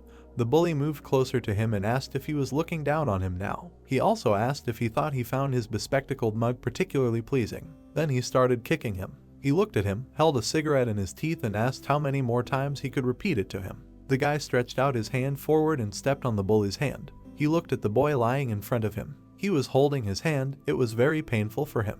The blonde said that it was his own fault. Then he grabbed him by the hair and added that he had been buzzing happily in the corridors today and had been listening to shit being poured on him all day behind his back. He raised his head, came closer and said that even now he had just broken his arm. He moved even closer and asked if it was all his friend's fault.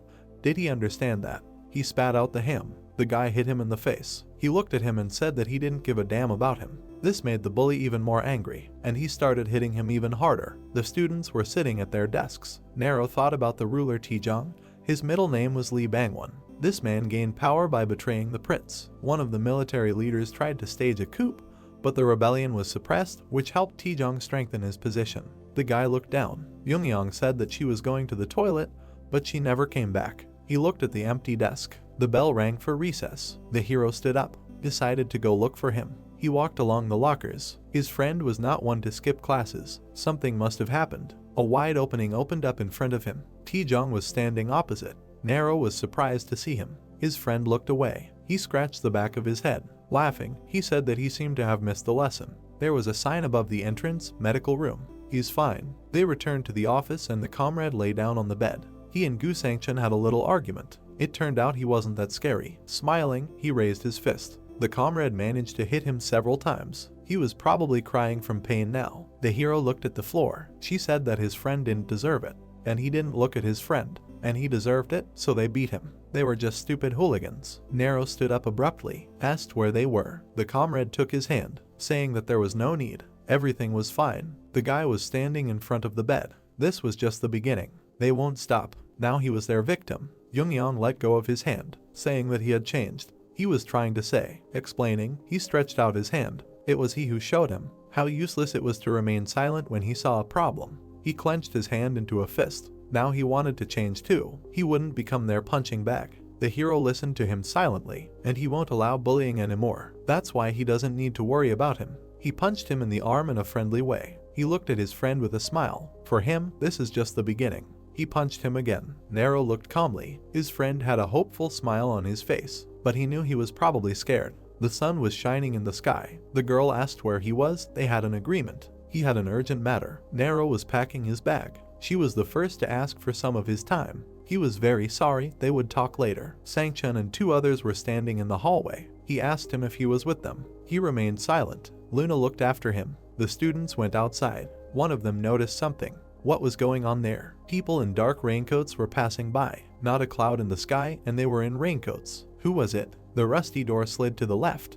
A guy in a red sweater was standing at the entrance. One of them noticed that Nero came on his own, so he wasn't afraid. The guy sighed and went inside. Okay, but they won't lay a finger on Young anymore. He looked into the bully's eyes. This was his last warning. He chuckled, ironically thanked him for the advice. He crossed the threshold, but there was a problem. Another guy behind him swung an iron pipe. He didn't have anything good planned for the hero. The guy managed to look back. Figures in cloaks were walking through the school, somehow suspicious. Maybe he should tell the teachers. One of them had sharp teeth. He said he sensed something. He leaned toward the students. They asked him to stop. Another bumped into a student. He got angry and demanded that they watch where they were going. The figure paid attention to this. The iron pipe hit the floor. The attacker didn't understand how he missed. Nero was already behind him. He knocked him down with a kick, and then he dodged the second one. He smiled, thinking that he had managed to fool him. But the guy left the pipe. She jumped out of his hands and flew up. The bully was confused.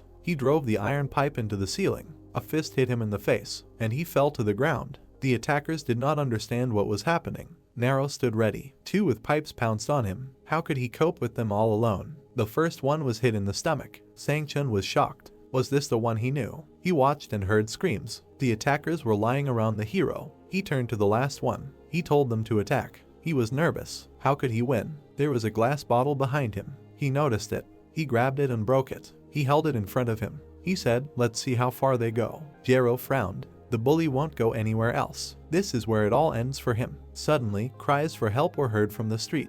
Both of them paid attention to it. Legs were moving in the air. A hand was holding the student by the throat. The unknown person held the boy above the ground. Someone shouted to call the teacher. The monster looked in the window, scaring the student to tears. He broke the glass. Monsters crawled along the walls and ceiling. Young woke up from the noise. He sat up in bed. What was that noise? He looked out from behind the partition. He called the teacher, asking what was going on. His attention was drawn to something behind him. The monster extended his hand towards him. The students ran along the corridor. Nero clenched his fist. Monsters, just don't tell me what it is. He ran out of the basement. Did they come to school? He stopped, looking at something. Behind him, Sang-chun swung a broken bottle. He shouted that they weren't finished. But the boy started to close the door. The bottle shattered into even larger pieces. The bully remained standing. The latch locked the door. The boy listened to him swear, if he didn't want to die. The veins on his opponent's face tensed. Let him sit quietly. He looked at the closed door, and then he screamed. That would definitely kill him. His attention was drawn to the horses under the ceiling. The teacher looked out into the hallway, and screamed. Who was making noise in the hallway? Before his eyes, the monster killed a student. He froze in shock. There was a body covered in blood on the floor. The teacher looked away, asking what was going on. A hand pushed him away with force. He flew to the other end of the classroom. The students were scared by this, and they called the teacher Kim. The monster's eyes glowed red. He repeated the teacher's name, and entered the classroom. He growled at the children. Luna heard 2 students talking.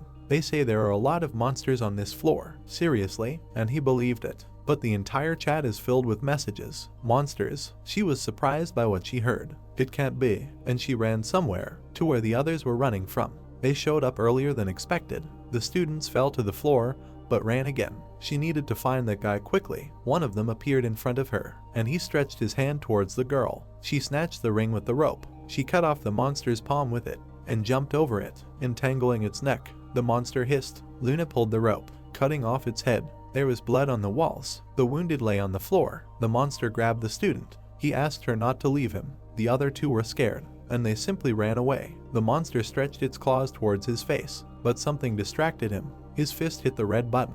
Nero activated the alarm. The monster sensed something and stuck out his tongue, said he found it. He rushed at the hero. He frowned. He needed to find a deserted place. They ran down the corridor. Sang-chen was holding a broken bottle. He decided to attack the guy from around the corner. Attacking, he screamed. He cursed at the hero, but the hero noticed it and managed to dodge. But the monster's hand was already reaching out to the bully. He grabbed him by the head. The bottle fell completely broken. He slammed him against the wall. He asked who he was. The monster held the bully, told the hero that if he ran away, the man would die. Sang-chen was shaking, told him not to stand there and help him. Should he? Nero looked into his eyes. The bully did not expect this. The light fell on the broken glass. The bully's feet began to lift off the floor. His slipper flew off his foot. He screamed that he was wrong. The monster pressed him harder against the wall. Sang-chen said that he would serve him, do everything, and he burst into tears, begging for help. Blood was running down his forehead. He did not see Nero through the monster's paws. He asked him not to leave. The monster was struck by a powerful blow, followed by another and another. Nero delivered a series of quick blows. Then there was a kick, which slammed the monster into the wall. The hero showed no emotion. Then he exhaled. Two guys and a dead monster were visible through the window. Sang-chen covered himself with his hands. The dead head of the monster looked at him. The remains of the demon evaporated and the bully crawled away. He asked what was happening. Sweating, he looked at the hero. It really was a monster, and he was his. He looked at the offender. The guy in red trembled. Nero stood above him. A corpse was burning nearby. He asked him if it was really that person. The guy was confused by the question. A monster flew by and hit the wall. Both looked at him in surprise. Sang-chen asked again, who was there? He looked out onto the stairs. The monster's hand was reaching for someone. Could someone else fight them? Luna kicked the monster in the face. The girl showed no emotion. The guy looked at him in surprise. Luna, she looked at him. The blonde stood behind the hero. Luna repeated after the hero. She raised one eyebrow, not understanding whether he was stupid or reckless. She pushed herself off the stairs. Sang-chen was very happy. She said that she was okay, and with her other foot she stepped on his face. At that moment, when the bully wanted to say that he would protect her, she knocked him to the ground, continuing to stand on his face. The girl approached the hero. She said she would handle it herself. He should run away from the school. What was she talking about? Sang-chen seemed to have passed out from the blow. He was stupid after all. She needed him to lure the monsters out. The students were still inside. She raised her hand and thought. The monsters had come for him, right? He was a little confused, asking how she could fight them. She told him to go to the gym. Several monsters were already running down the stairs. She turned around and screamed.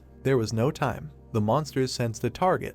The hero frowned. He jumped out, breaking the window. There were no poses on it. Nero ran to the entrance of the gym and threw the door wide open. Turning around, he was surprised. Why was no one there? No one was really chasing him. He couldn't lure them out. Suddenly, the monsters climbed through the windows above him. He looked up. They were here. There was a basket with basketballs nearby. A scream came from the gym. The monsters were trying to reach through the basket net. Nero held them back by holding it. It seemed they were incapable of thinking. They were just blindly trying to kill him, nothing more. His hands began to tremble. There was only rage in the monster's eyes, but they were stronger than those he had fought before. It was becoming increasingly difficult to hold them back. The rope swung with a whistle and tied the monsters' necks. In a moment, they were in the air. The rope glittered in the sun. Was that wire? They fell to the floor with a loud bang. The hero looked in surprise, two at a time. The girl was running towards him. Why are you sitting around? She was gathering her weapon.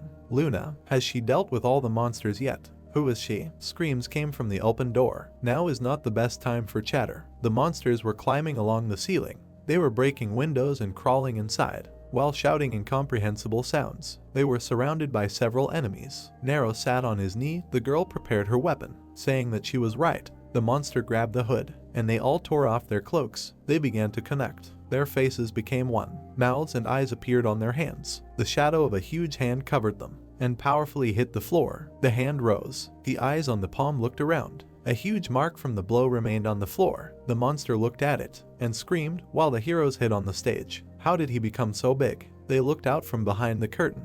The girl suggested that perhaps a special ability. They can unite and act as one. Luna looked at the guy. She has an idea. The guy listened carefully. Saliva flowed down the demon's face. A cry was heard, "Hey big heads." He turned and saw the girl on the stage. She provoked him, saying that he made so much noise. Looking for something. The hand fell on the floor of the hall. The monster ran on all fours like a dog, getting closer and closer to her. She held the rope in her hand. He stretched out his hand trying to grab it, but the girl jumped back pulling the rope. The curtain fell and completely covered the monster. The girl raised her head and screamed that it was time. Nero was holding onto the crossbar on the ceiling, hanging over the monster. He rested his feet on the ceiling and gathered all his strength. He pulled the crossbar, squeezing it in his hand. It took all the strength from the guy. Bolts and nuts began to fly out of the connection. The whole structure came off. His eyes glowed blue. The monster was able to get out of the curtain and raised his head. The hero was already approaching him with a metal structure in his hand. He screamed that he was finished. Among the bloody corridor, someone was carrying a student.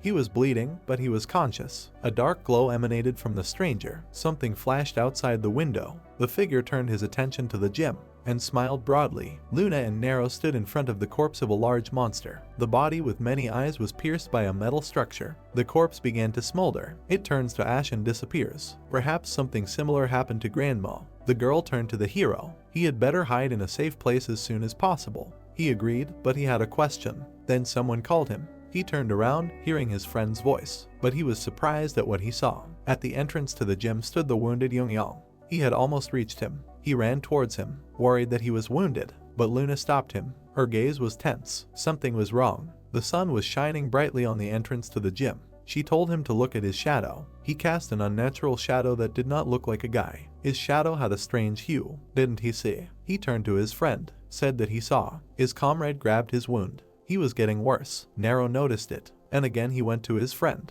He came up to him and hugged Yongyang. He let go slightly and looked at him. He asked if he could stand. Run away. A hand reached out from the shadow behind him. The guy saw it and got scared. He screamed from behind. The shadow pierced the two with its hand. Luna was shocked by what happened. Both guys fell to the floor. Yongyang started crying. Blood was coming out of Nero's mouth. He whispered that he was sorry. His back and chest were covered in blood. The hero began to remember the past. He saw his grandmother who saved him. She asked him to let the child go and she would give him everything the monster wanted. He lived that moment again. The monster killed his grandmother. At that moment, Luna ran to them. The child's look at that moment was filled with horror. He could not believe what was happening. He remembered his birthday. Someone congratulated him. He remembered the cake. He and his grandmother were sitting at the table. He was very happy with the cake with candles. It was so cool. Grandma clapped her hands. They were hungry. Let him quickly blow out the candles and they would eat. He agreed, but had not yet made a wish. Nero folded his hands in front of himself. He wished to always be with his grandmother. Both were happy at that moment. Grandma was surprised by the wish he had made. The boy said that this was his wish. He bent down and began to blow out the candles. The boy, with a wound in his chest, began to get up from the floor. Shadow noticed this and was surprised, as was Luna. There was no pupil in Nero's eyes. He could not see anything. Where is Grandma? Let him turn on the light, he is scared. A boy, covered in blood, was sitting in front of the cake. The whole table was covered in blood and Grandma was lying face down. He stood up and reached for her. He grabbed her hand, asking if she was alive. The hand came off and began to smolder along with her clothes. Narrow, the gate. She was burning, lying on the table. She said that they had to protect the gate. The hero looked at her with fear. Her ashes were smoldering in his hand. He asked not to leave him alone. Everything around him darkened. The chair in front of him was empty. The last smoke was coming out smoothly. He clenched his hand into a fist. Who was he? There was one blue candle burning on the cake. Suddenly the light from the candle became very bright, and energy filled Nero's body. He clenched his teeth. A bright light came from his eyes. The shadow and the girl were surprised. Blue flame. The hero stood, radiating blue flame. He was unconscious, but his powers had increased many times over. The guy raised his leg and took a step, from which a huge column of flame rose. There was a blue creature inside the guy. Nonsense. Everything was covered with ice. This icy breath. Ice shards flew forward with a wave of the hand. The girlfriend was mesmerized. Amazing. But the guy began to lose his strength and lose his balance. He fell on the floor again. The girl ran to him. She called him, but he lay motionless. After a while, he began to open his eyes and saw the ceiling of the room. Suddenly he woke up in bed, jumped out of it, but suddenly felt pain. His chest was bandaged. He began to look around, immediately saw the windows to the street. What kind of place is this? He had slippers on his feet. He walked along the corridor past the paintings. There were tiles on the floor. It seemed to be someone's house. There were bars on the windows, although clearly not the most ordinary. Trouble is brewing. Sunlight was coming through the bars. The owner seemed to be obsessed with security. He stopped in front of a tall door, and the house was just huge. He carefully looked inside. Nothing would happen if he quietly looked around, but he saw something he didn't expect. There were a lot of weapons in the room. What was that? He walked past shelves with swords and axes. Why were there so many weapons here? He picked up an axe and examined it. It was definitely dangerous in the house. He heard a melody outside the door. He prepared his weapon for battle and looked around. Music. The guy carefully looked out into the hallway. The melody continued to play as he walked along the hallway. He was approaching the source. He stopped at the passage. The music was coming from the phone in the girl's hands. Here, and he raised his axe, already preparing to attack. He saw Luna in a robe after a shower. She didn't understand when she saw him in front of her with an axe. She screamed at him. A little later, the axe was lying on the couch. Nero was looking at a painting of a portal. Footsteps were heard on the stairs behind him. He turned around. His regeneration is impressive. His girlfriend was coming down the stairs. She thought he would lie in bed for a couple more days. He remembered how she had stunned the monster with a kick. He looked at her, thinking, who was she? She walked past with her hands behind her back. Honestly, she had already decided that he was a corpse. She glanced sideways at Nero. Instant death from such a wound was expected. She sat down on the sofa. The fact that he was still on his feet was amazing. He didn't remember. She crossed her legs and leaned on her hand. Well, it was not a pleasant memory. The light from the bulb fell on her. For starters, the guy hesitated a little. Thank you for saving him. He had been quite cruel to his savior a couple of minutes ago, but gratitude was nice. He wanted to justify himself. He cleared his throat into his fist and continued, a little worried. He wanted to ask something. The girl was holding the axe on one finger. Of course, he took the weapon in his hand. What happened to Yoongyong? Luna exhaled and smiled. She had been expecting this question. The guy was surprised. He was in a safe place. They were treating him while they were talking here. There was nothing to worry about. He headed towards the couch. Was it true? The girl calmly closed her eyes. Absolutely. He sat down on the couch and covered his face with his hands. He was alive. What a relief. He began to cry, happy about it. The girl leaned towards him. Cry or what? And more. He looked at her through his fingers. Who was she? Luna. She looked intently at Nero. The living room was illuminated by sunlight. The girlfriend got up from the couch and headed for the kitchen. She was hungry. Didn't he want to have a snack first? He lowered his head. The girl adjusted her shorts. And whose fault was it? He hadn't eaten since yesterday. But the guy silently walked in the other direction. She was surprised by his behavior and asked where he was going. Nero went to the door and turned around. He needed to go home. He couldn't stay with a stranger. There were bars in this room too. He couldn't leave right now. But if he stays, she will also be in danger. Luna stood in front of him. No, his physical condition is unstable. She will let him go if he wins. The hero clenched his fist and immediately struck a blow, which the girl dodged. The wound on his chest began to bleed. The girl grabbed his hand. Just look at him. Having grabbed him, she threw him to the floor. He thought that he could handle her in such a state. His only family was his grandmother, but she is no longer there. The girl listened to him, holding his hand, and then he received a power that he knows nothing about. She stood above him. Monsters are always hunting him. Because of him, the guys at school got hurt. Nero clenched his teeth. It was all his fault. Suddenly he heard from Luna and was surprised. Protector. The girl looked into his eyes. It was her, and from now on, she will protect him. The guy was confused. His protector. His girlfriend helped him get up. She knows that it is hard to believe at first. Suddenly, he saw something bright in her. The most important thing now is to stay strong. The girl continued while helping him get up. He was her first guest, so she even cooked something to eat. Black smoke appeared in the room. Was something burning? She looked behind her and screamed at the whole house. Her stew with soy paste. In her hands was a burnt dish. She handed it to Nero. Would he like some? He thanked her and refused. The girl began to scold her friend with a serious look. While he was unconscious, she brought him home, treated him, even let him rest. She thought they would enjoy the meal together, and because someone decided to quarrel, the stew burned. He looked around the kitchen and asked if she had any more food. Later, he began to cook, chopping vegetables, stirring eggs, and frying everything in a frying pan. She was already sitting at the table while he was setting everything out. Who taught him to cook? Grandma, he answered. He put the dish on the table. Were they clothes? He smiled. She looked at him. Yes, they were. He was wearing an apron with a chicken on it. What kind of person was she? Monsters were attacking students. The video had a caption saying it was really creepy, asking what monsters were in high school. The guy asked if they were aliens. The student said he was so naive, asking what he hit his head on as a kid. The video showed a dead student.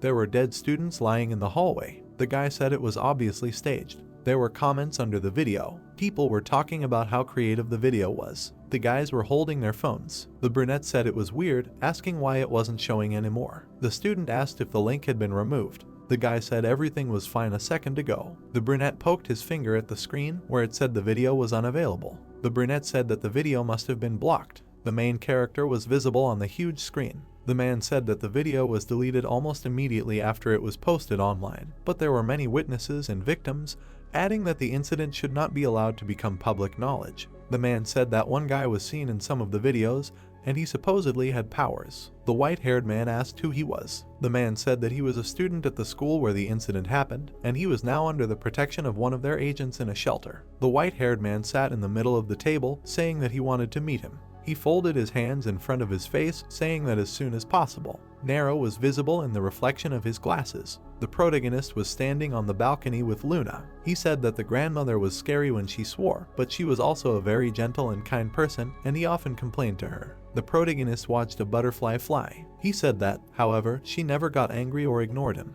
Nero closed his eyes, saying that he wanted her to seem unhappy at least once. The protagonist slightly opened his mouth, saying that later, the grandmother simply disappeared. Luna slightly moved closer to Nero, saying that he was safe there. The protagonist turned his head to the side, saying that he was grateful, but he had his own things to do. Nero looked towards the girl. Luna asked that he was not curious at all. The blonde smiled slightly, asking if he wanted to know who they were. Nero remembered the blonde when she asked him what they were behind him. He looked at the girl in surprise, remembering her weapons warehouse. Nero wondered what it meant. She knew about monsters. The blonde looked at the protagonist with a slight smile. The door in the house behind the locked door, a sound was heard. Luna told him to follow her. The door opened slightly. An agent in a black suit was standing near the house. Luna said that they were going to a place where he would find answers. Nero looked straight ahead, dumbfounded. The blonde said that he would also find the power to fight monsters. The city was clear. Nero got out of the car. The blonde looked away with a smile. She said that it was a secret organization that protected people with special powers, and they trained them to fight monsters. There was a high-rise building in front of the protagonist. Luna said that this was the main defense force against monsters, and in short, M1.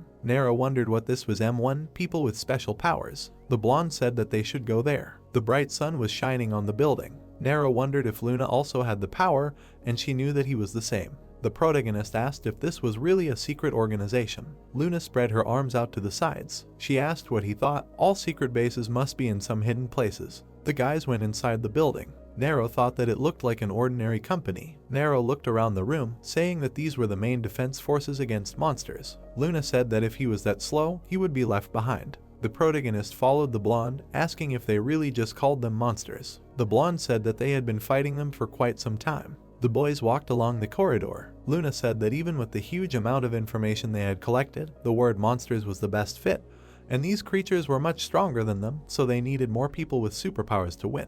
The boys entered the elevator when it announced that the doors were closing. Nero wanted to ask Luna about people with powers. A woman's hand held the door. A girl in a school uniform appeared in front of the boys. The protagonist looked at the girl who entered, thinking that it was their school uniform. The system asked to confirm their identity. Luna put her palm. The system began to identify, after which it confirmed the identity. The girl entered the number 15 when the system asked to indicate the destination. The protagonist looked down in surprise, wondering that they would go up, not down. Nero looked awkwardly at the brunette. The blonde smiled slightly, turning away. Nero asked the brunette what floor she was going to. The girl looked at the guy with displeasure. Nero looked at the brunette with confusion. Luna covered her mouth with her hand, smiling widely. The sign showed the 15th floor. The guys got out of the elevator. Luna said that they were going there. Nero thought that meant they were on the same floor. The protagonist looked at the scientists with test tubes. Then he looked at the guy training. The guys came to a huge door. Luna said that now they needed to go through this door. Nero wondered if the girl with the musical instrument would go with them. The brunette reached out her hand to the door. Luna got ahead of her, grabbing the handle. The blonde looked at the brunette with a smirk. She told Aaron that they hadn't seen each other for a long time. The blonde opened the door, asking Aaron if she thought they should get to know each other first. The protagonist looked at Aaron with confusion. He looked straight ahead in surprise. There were cameras hanging inside. The camera lens was slightly sparkling. A gray-haired man was standing behind the glass, looking at the guys. Nero didn't understand what kind of place this was. The brown-haired man said that they had finally arrived. The old man looked straight ahead with a serious face, saying that then it was time to start. The protagonist examined the room. Aaron looked ahead with a serious look. The brunette put her case on the table. She opened the case, which contained a weapon. Nero thought that there was a weapon in there after all. Aaron began to take the weapon out of the case. Aaron began to assemble it. Aaron put her finger on the trigger. The protagonist looked at what was happening in surprise. Aaron continued to assemble her weapon. The brunette assembled a rifle. She picked it up and held it out in front of herself. Aaron pointed the barrel at the protagonist. Luna looked at the girl in bewilderment, asking that she had gone crazy and what she was doing. The brunette with a cold gaze aimed at the protagonist. She asked Luna what she didn't understand. The brunette narrowed her gaze, saying that they should have been wary when they saw the gun. The protagonist widened his eyes, thinking that the girl was serious. Luna looked at the glass with displeasure, asking what they had thought up, noting that they hadn't intended to do that. The gray-haired man with a menacing face looked at what was happening. The brunette covered one eye, saying that it was their own fault. The brunette slowly pulled the trigger, saying that they shouldn't blame her. Nero looked at the girl with bewilderment. Aaron pulled the trigger. The bullet flew out of the rifle at Nero. The light illuminated the training room. The protagonist dodged the shot. The bullet slightly scratched the protagonist's cheek. The gray-haired man watched what was happening carefully, saying that he had passed the speed. The girl took aim at Nero again. The protagonist dodged the shots. He suddenly appeared in front of Aaron. The brunette pulled the trigger again. The protagonist kicked the barrel away with his foot. The bullet hit the ceiling. Nero noted how powerful it was. Nero jumped to the side as the ceiling collapsed. He looked straight ahead with a serious expression. Clouds of dust rose. The protagonist wondered what that sound was. Blades on a chain appeared from behind the clouds of dust. Nero tilted his head back, dodging. The blade was returning back to Aaron. The protagonist wondered what a chain it was. The brunette twisted the blades with a menacing look. Nero noted that it connected the blades. The protagonist stood in combat readiness. Nero wondered if maybe he should try to get close to her, adding that he was afraid that his power would get out of control, not understanding what to do. Aaron swung the blade on the chain. The protagonist wondered if he would become an enemy for these people in that case. The protagonist deftly dodged the blows, thinking that if he attacked her, she would definitely do it.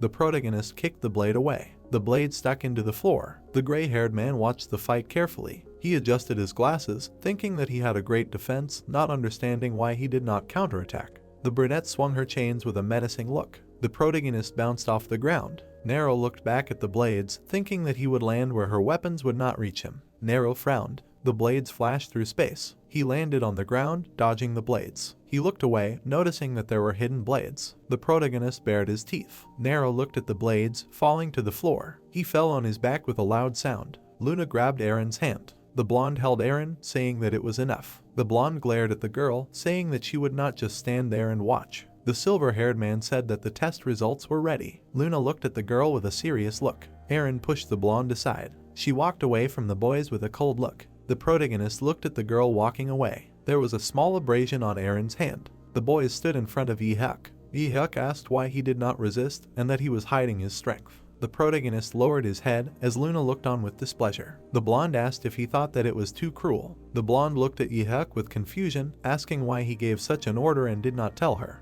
Yi-hyuk said that this test helped determine how he reacts to an unexpected attack. Nero looked at the man with a serious expression. Luna said that he was still recovering. Nero said that he did not engage in battle. The guy looked away. He was looking at Aaron, who was collecting her weapon. The brunette said that if she had, that girl would have gotten hurt. Yi-hyuk looked down and smirked slightly, saying that he underestimated her. The screen showed information about the protagonist. The silver-haired man said that he was also their target, and the monsters can detect people with powers, asking that he had only recently learned about his powers. The protagonist looked away, saying that he was right. The silver-haired man said that those monsters were trying to infiltrate their dimension, adding that they wanted to get rid of people with special powers. Yi-hyuk said that they did not like people like Aaron, Luna, and him. The guys listened attentively to Yi-hyuk. The leader said that their existence was hindering their plans to conquer humanity, asking what would happen if they just sat back and watched them kill them. Nero looked down. Luna looked at the old man in confusion, who held out his palm. The leader raised his palm, glaring at Nero. He said that in order to survive the monster hunt, he needed a few things: weapons, training, and their support, and to get that, he had to prove his worth. The leader adjusted his glasses, saying that right before his eyes. Xiaowa appeared on the screen, telling the captain that she was sure he wanted to see it, noting that she was about one last thing.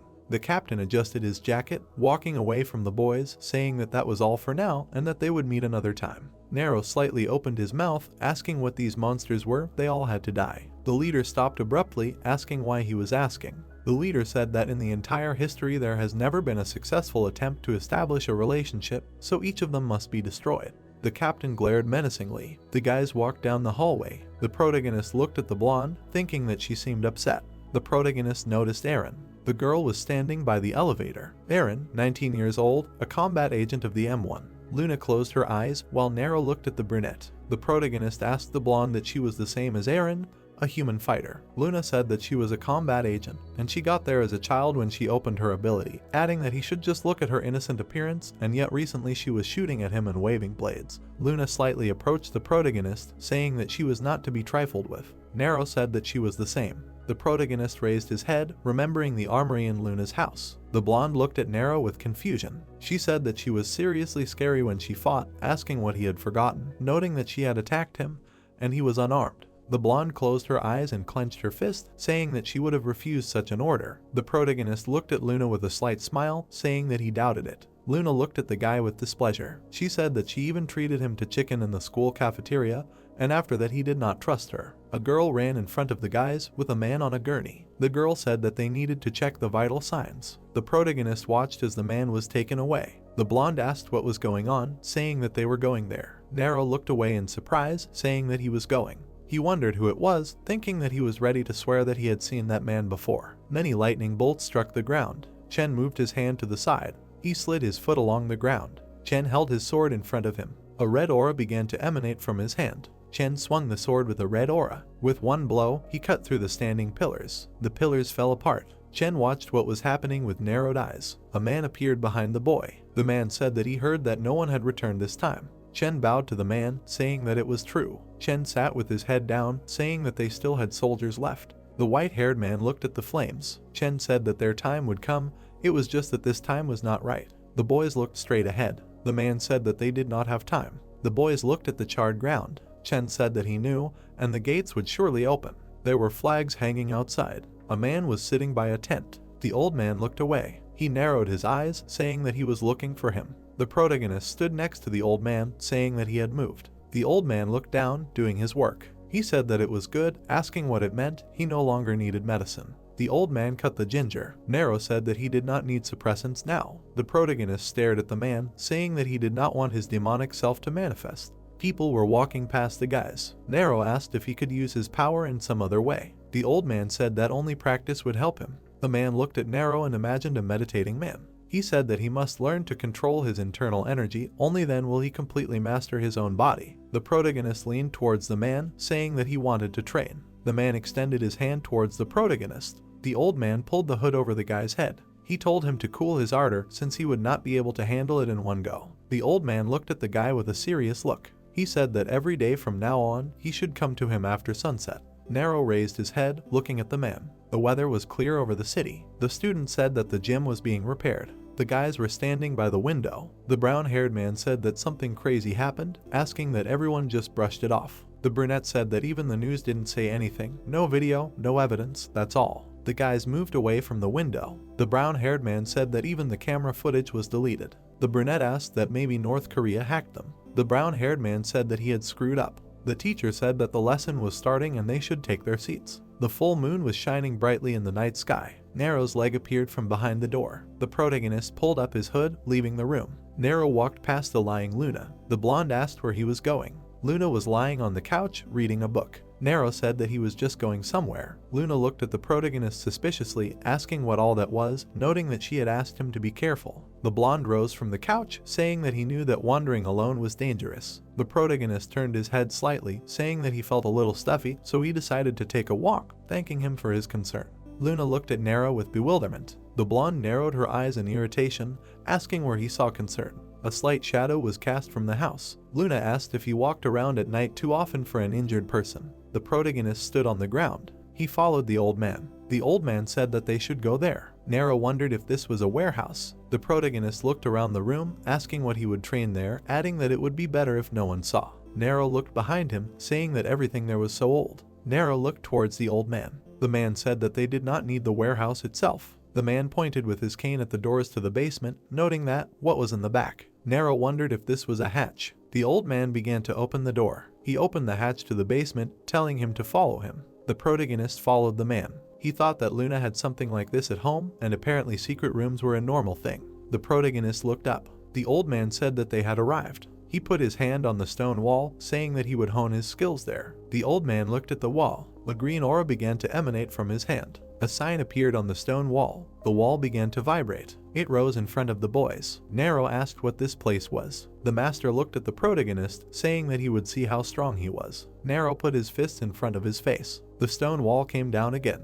The master began to twirl his cane. He swung at the protagonist, but he dodged the blow. Nero bared his teeth, thinking that he was stretching. The old man held the cane, which stretched in size. Nero wondered what the cane had turned into a spear. The protagonist landed on the ground, looking at the master. The old man began to attack the protagonist with a spear. The protagonist dodged the old man's attacks. The old man swung the spear, telling him to stop dodging and attack. The protagonist's eyes widened. The old man swung the cane, but the protagonist jumped into the air. The master looked at the guy with displeasure, thinking that this kid. The protagonist landed on the ground. He pressed his hand to the ground. Then he stood up, putting his fists in front of him. The protagonist stood in battle readiness. The master thought that he was not going to fight, and apparently, until he was angered, he would not fight back. The master narrowed his eyes, thinking that if he did not know how to fight, then he would never become a warrior. The old man began to twirl the cane in his hand. He swung the spear at Nero. Nero looked at the wall he had backed up against in surprise. The old man thrust the spear next to Nero's face. A powerful aura emanated from the master. The master looked at Nero with a menacing face, asking how Sana had died. The old man continued to hold the spear near the boy's face. He said that she must have suffered greatly at the hands of the Demon King's servants, asking why, since she was the best warrior in the kingdom, noting that Sana would have easily dealt with those insects, but he had somehow interfered. Nero lowered his head, mentioning his grandmother. The master began to remove the spear from the boy's face. He said that Sana had sacrificed herself to protect a boy who didn't even know how to fight. The protagonist bared his teeth, and a mark appeared on his body. The old man said that it was such a waste of effort. The master clenched the spear in his hand, saying that if only he hadn't been weak. The old man swung the spear in anger. A bright glow appeared in the training hall. The protagonist grabbed the spear with his hand, emitting a blue aura. He said that therefore, he must become stronger. The protagonist's eyes began to shine with a blue light. He said that then he could bear responsibility for his grandmother's death. The old man looked at the protagonist in shock. He wondered what this icy breath was. The old man stood still, thinking that this was a sign of the eldest son. The protagonist looked at the master with a furious look. The old man thought that it meant that Sana had arrived there, adding that this child could not be him. The weather was clear above the sea. The old man noted that there was a crack between the human world and the demon world. There was a whirlpool in the sea. The master noted that monsters always sought to take over another dimension, but people did not allow them, and if there was a way out, there must be a way in. A black silhouette of a girl floated out of the water. The master noted that people had found a crack and ended up in the demon world. On the shore lay exhausted people. The old man noted that, however, their plan failed. On the shore stood a guy looking into the distance. Huge guards were visible by the wall. The master noted that all the people who ended up in another dimension were easily crushed due to the weakness of their fragile mortal bodies. The guy extended his hand to the girl. The master noted that then the Demon King Khan, who wanted peace, helped one woman survive. Khan and the girl stood opposite each other. The old man noted that as a result, everything came to an obvious outcome. The guys were standing on the balcony of the castle. The master noted that the king and the mortal woman fell in love with each other. Khan hugged the girl. The girl was holding a baby in her arms. The old man noted that the crown of their union was a new form of life. The baby slept soundly in his mother's arms. The master noted that the reason for the coming events was a boy who was born half human and half monster. The old man looked at the protagonist in shock, thinking that this child was the son of King Khan. The old man dropped his spear, thinking that it meant that Sana had brought a prince to that world. It was raining heavily in the city. There was a slight light outside the window. The old man pressed his palm to Nero's back. An energy flow was visible on the protagonist's back. The master looked closely at his back, thinking that he had such a raging power. Nero bared his teeth, breathing heavily. The master thought that it seemed like it was going to break out at any moment, evil and vicious. The old man created an energy sphere, telling Nero to remember to maintain the energy flow in his body. The master pressed his palms to Nero's back, saying that he would clear the way. A surge of blue energy came from the protagonist. Streams of energy came out of the protagonist. The energy entered the pots with symbols. The pots were filled with the protagonist's energy, after which the pot closed and the symbol disappeared. Nero collapsed to the floor, exhausted. The old man said that this was enough to control the power for now. The protagonist trembled in pain. The master noted that the suppressors would simply poison him. The master walked towards the exit. He said that he should decide for himself whether to hide the power or show it to the world, adding that he could use demonic power while hiding the distinctive features of the power. The old man looked sideways at Nero, saying that he should make it his first if he could control it.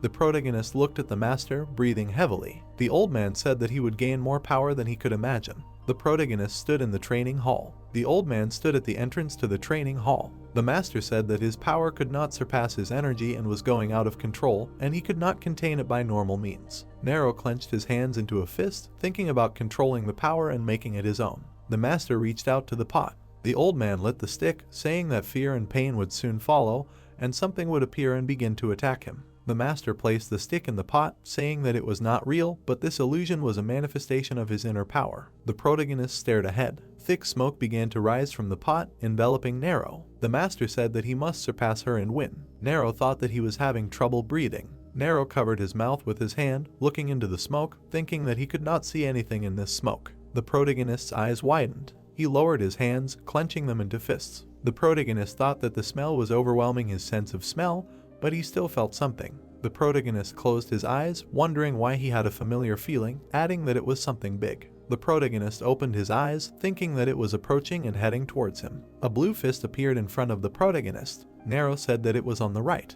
The protagonist looked at the fist in front of him in shock. He flew to the side from the impact. The brunette looked at the floor in confusion as he flew. He thought something exploded in front of him, wondering how far he would be thrown. The brunette crashed into the wall, raising clouds of dust and smoke. A vibration went through the small room. An old man stood in front of the entrance to the hall, saying that it had begun. The protagonist grabbed his head. He thought that this was an absurd power, and he should be careful or he would get hurt again. Nero looked straight ahead. A silhouette of a man made of blue energy appeared in front of him. The protagonist thought that this was the embodiment of his power. The embodiment was clenching its fists. The protagonist frowned, thinking that it was huge, but the smoke cleared and he could predict its movements. Nero jumped off the ground, thinking that he should focus on speed. The protagonist swung his fist, thinking that he would counterattack him. The embodiment suddenly appeared behind the brunette. The guy looked ahead, dumbfounded. The incarnation attacked the brunette from behind. The protagonist hit the ground. He wondered if he was not alone, adding that it was too fast and he did not see anything. The protagonist fell in the darkness. He thought that he did not know that he was so strong, wondering what if he lost. The protagonist remembered how he was injured by a monster. He wondered if he was still the same Nero who could only lie helplessly. Nero noted that no, he was not the same person and he would kill him. The protagonist flashed his blue eyes, saying that the power of a demon or some other bullshit, it did not matter to him. A powerful aura emanated from Nero. The protagonist said that he would finish everyone off. The incarnation swung his fist at the brunette. The guy swung his fist, gritting his teeth. He hit the incarnation in the stomach. The protagonist opened his mouth wide. The guy threw the incarnation aside with his blow. The rain pounded the roof of the building. The old man widened his eyes, thinking that the shaking was getting stronger. The master looked at the wall with the sign. He thought that it was just an illusion of the power of one being, and there shouldn't be such a powerful shaking. The master thought that if the power increased even more, he would kill himself. The old man widened his eyes in horror. The master rushed to the door, saying that it was necessary to stop this as soon as possible.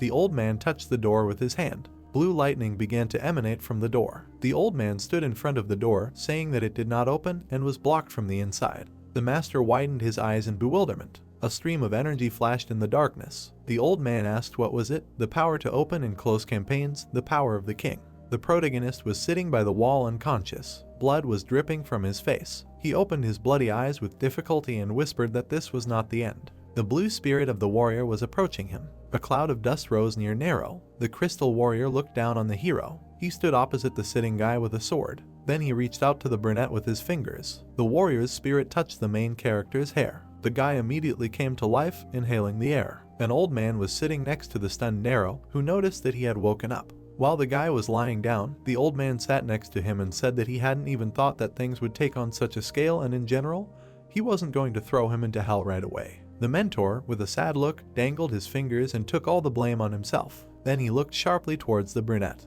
The guy looked up and asked how this happened. A cloud of dust enveloped the battlefield where the guys were sitting. The mentor bowed his head and said that his power was out of control. The brunette disappointedly covered his face with his hand and assumed that he had failed. He bared his teeth in pain and said that he could not give up and he would force himself to work. Even if he died, he would still fight. The old man looked ahead and asked the boy to try not to die. Thunderstorms were spreading over the tower into the sea. The demon chief was standing by the window when the servant approached. The bald servant bowed his head to the Lord and told him that storms were destroying the lands in the north and the territory that the demons could live in was decreasing every day, and the food supplies were also running low. The chief looked at the night sky. The servant looked warily from under his brows and added that the demons were wondering when the day would come to open the gates and take over the human world, and how long they would still believe Chen's words. The chief looked back. The servant took pity and frantically asked for forgiveness, explaining that he did not mean that he did not trust him. The servant ran away from the chieftain in fear when he ordered him to bring Chen to him. The naked chieftain looked out the window and thought about how the dark and corrupt lands of the demons were becoming unsuitable even for them, and there was no more time. And the longer he delayed, the more unstable his position as ruler became. Chen stood on a ledge in front of a whirlpool. The servant ran up from behind the boy and told him that his godfather was looking for him. The brunette continued to look forward at the rays of the sun. The servant under the cloak looked at the boy with concern and asked him if something was wrong. The brunette looked back good-naturedly and said that everything was fine. The servant looked up warily and thought about how the Sword King was right in front of him and he could not even understand what someone like that could be thinking. The servant immediately bowed his head when the boy replied that the servant was obviously worried and asked him if he could trust him. The servant spoke with a worried look about what Chen had said. The servant's eyes widened in shock when the Sword King noted that he had ears everywhere. The brunette looked down on the servant and told him that he had earned his title by shedding blood and fencing, and his words were not empty words. The brunette opened his mouth with a smile and told the servant to be careful or lose his head. The servant began to shake convulsively when Chen left. The silhouette of the servant remained on the hill while the boy left and whispered that he would remember his warning. At this time, water was pouring onto the dishes. The protagonist was washing the dishes at this time. He immediately decided to turn off the tap. Luna stood in front of the cupboard with dishes and said that a week had already passed. The brunette stood next to her and asked her again. The girl stood in the same place and answered that he had been running away from home at night for a week like a stray cat and asked him where he was going. The brunette continued to stand next to her and explained that he was just taking a walk. The blonde looked angrily at Nero and told him to stop lying and that he couldn't always turn a blind eye to his actions. The brunette stood motionless in front of the shelf. The blonde grabbed her head and expressed understanding that it was hard for him, but there was no place for secrets in their relationship.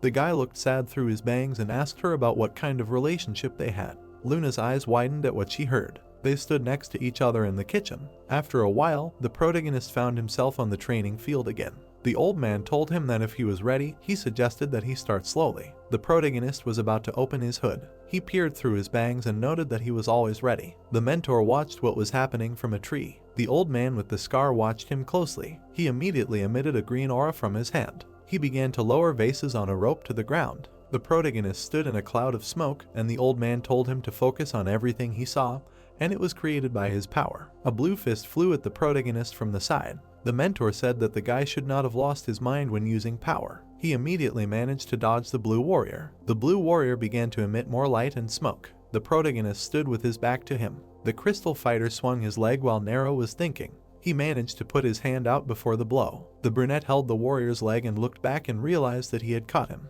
He immediately threw the monster into the ground. The old man watched the guy from the tree and realized that Nero had only been training for a week and he had already developed so quickly. The mentor watched from above and realized that he was constantly increasing his power while he kept his power under control, and this was a frightening talent.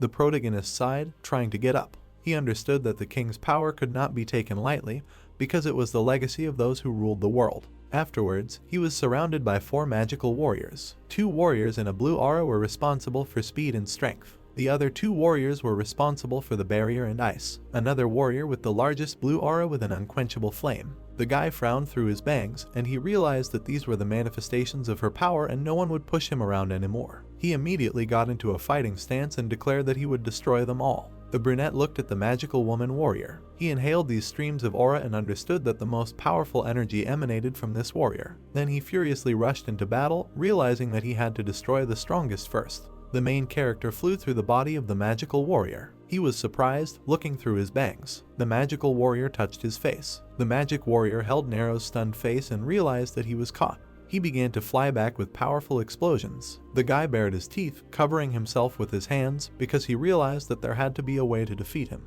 He immediately jumped out of the cloud in anger because he was trying to find a way as soon as possible. The protagonist soared high into the air above the warrior and understood that if he let his guard down for even a second, he would receive a stronger blow. The magic warrior took a fighting stance with his blades. The brunette looked back at the light with alarm. He received a powerful stream of light on himself. He managed to cover himself with his hands in the jump. The guy bared his teeth angrily and noticed that this warrior attacked as if he wanted to kill, but he felt something else because it also did not act like that out of cruelty. He was about to jump away from the stone slab. The brunette immediately landed on the magic warrior because this warrior's spirit also had a desire to overcome their test. The old man leaned on a cane on a tree and understood that the energy had completely changed and the guy had most likely begun to subjugate the force. The magic warrior launched streams of his aura. Then he began to emit sharp crystals in all directions. The brunette looked angrily at the flying crystals. He immediately grabbed the ground to cover himself. He managed to put a layer of earth in front of the crystals. He immediately dodged and tried to jump away. He was going to run away when the slab began to explode.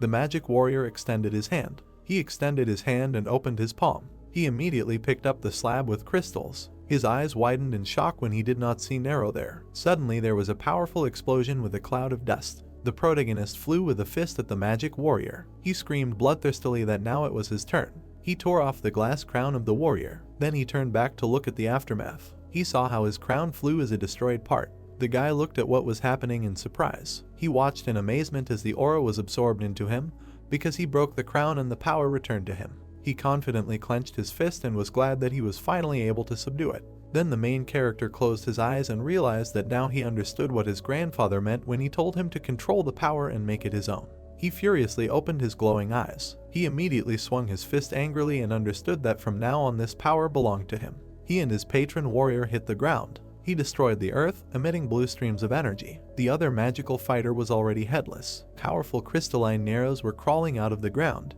The main character was sitting on the icy ground. He decided to get up, hanging his hands. Then he looked at his hands in surprise. The brunette looked forward in awe. The old man at this time covered his face with his hands. His eyes bulged in shock. The mentor saw that the guy was left alone on the field. The protagonist looked up good-naturedly. The old man looked back with a smile, realizing that the guy had done it.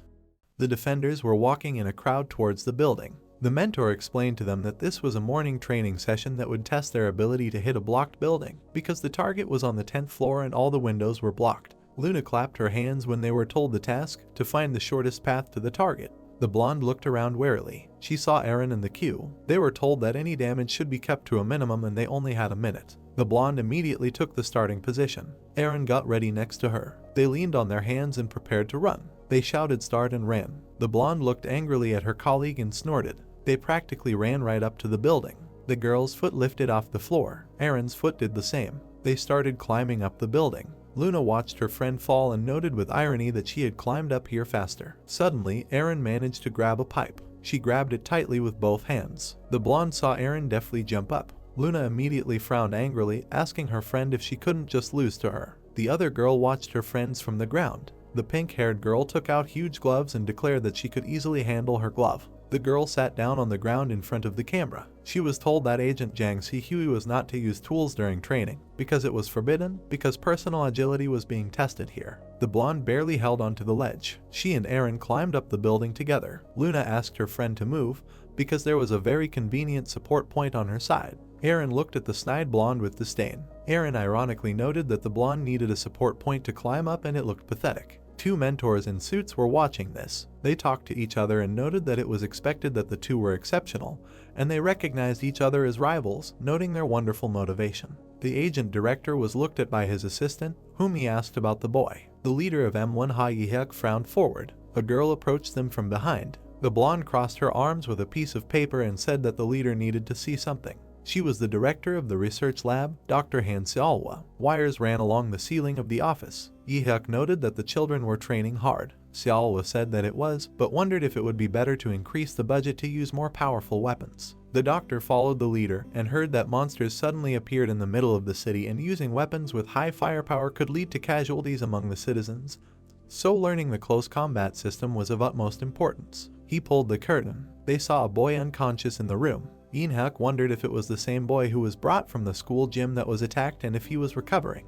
The doctor replied that surprisingly, it was. The leader looked away intently when the doctor added that there was something strange. The brown-haired man was lying under artificial ventilation, and Xiaowa explained that the boy in the gym was definitely dead. The blonde looked at the leader's hand in exclamation. She was about to say, while they were cleaning up the scene and checking the building and for life activity, this young man was brought in with the other wounded. They were standing together in front of the bed. Yinhak asked again if the boy was really healthy now and if he had regained consciousness. The girl answered that if they tried to wake him up, he would wake up, since he was only sleeping because of the medicine. The brown-haired man had a breathing mask on his face. The leader stared through his glasses and replied that this young man could bring them good news, and he asked her to continue to watch over him. The boy continued to lie unconscious. Suddenly, his hand shook. The night sky stood above the warehouse. Luna was peeping out of the window at the brunette. She stared at him. The old man met the hero on the battlefield and thought that the sleeping power in the boy's body, which he felt yesterday, exceeded his expectations. A blue aura emanated from the main character. The mentor swallowed hard, realizing that the boy had also learned to control his power. He pulled the spinners out of his hand and wanted to check them.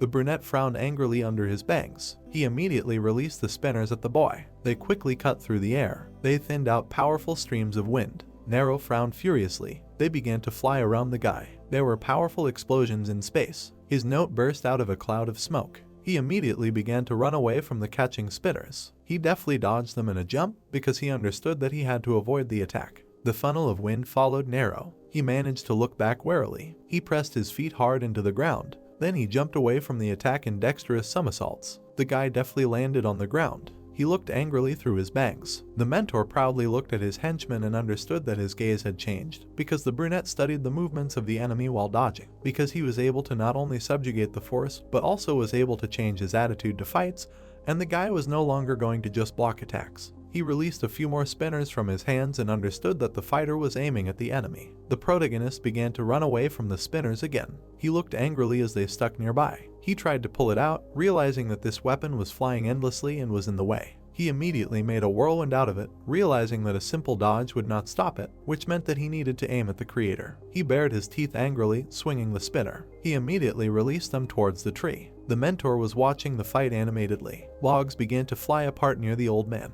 The fighter saw how the spinners continued to fly upward. The debris of the tree fell crushingly on the field. The spinner was stuck in the tree. Another spinner was under the tree. The main character looked ahead warily, thinking that it was all over. Suddenly, an explosion thundered from the tree. He saw the old man get up from there. She looked at what was happening in shock. A healthy old man walked through the cloud of smoke and praised the guy for being able to calmly deal with a dangerous weapon, and therefore now he wanted to show his strength. The mentor in a healthy form was flexing his fingers because he wanted Nero to defeat him.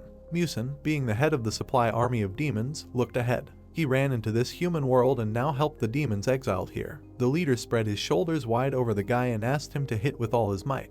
The main character got into a fighting stance and understood that all strong monsters have a special ability, and his body became larger, and the color of his skin changed, and therefore tried to understand how he had the strength, so he understood that he would have to test it. He immediately dealt a crushing blow to the monster. His fist twisted in the demon's skin. His hand immediately flew off, and Musin wanted to show his strength. The demon sent a stream of magic from his palm to Nero. A green palm print will be displayed on the wall. A powerful energy beam rushed. The protagonist pierced the wall, his mouth open, because it was as if he was hit with something steel. Musin flew with his fists at the guy and noted for him that he should guess now. He punched a hole in the wall. Pieces of stones flew down. The protagonist convulsively held the hand of the old man, who said that he could not be hurt. Musin arrogantly looked down and noted that there would not be a cut on him as long as his power was active. The protagonist tightly squeezed the old man's hands. The brunette turned back angrily. Musin held the guy's body in the ground. Nero bared his teeth strongly when his face was squeezed. It was a dark building.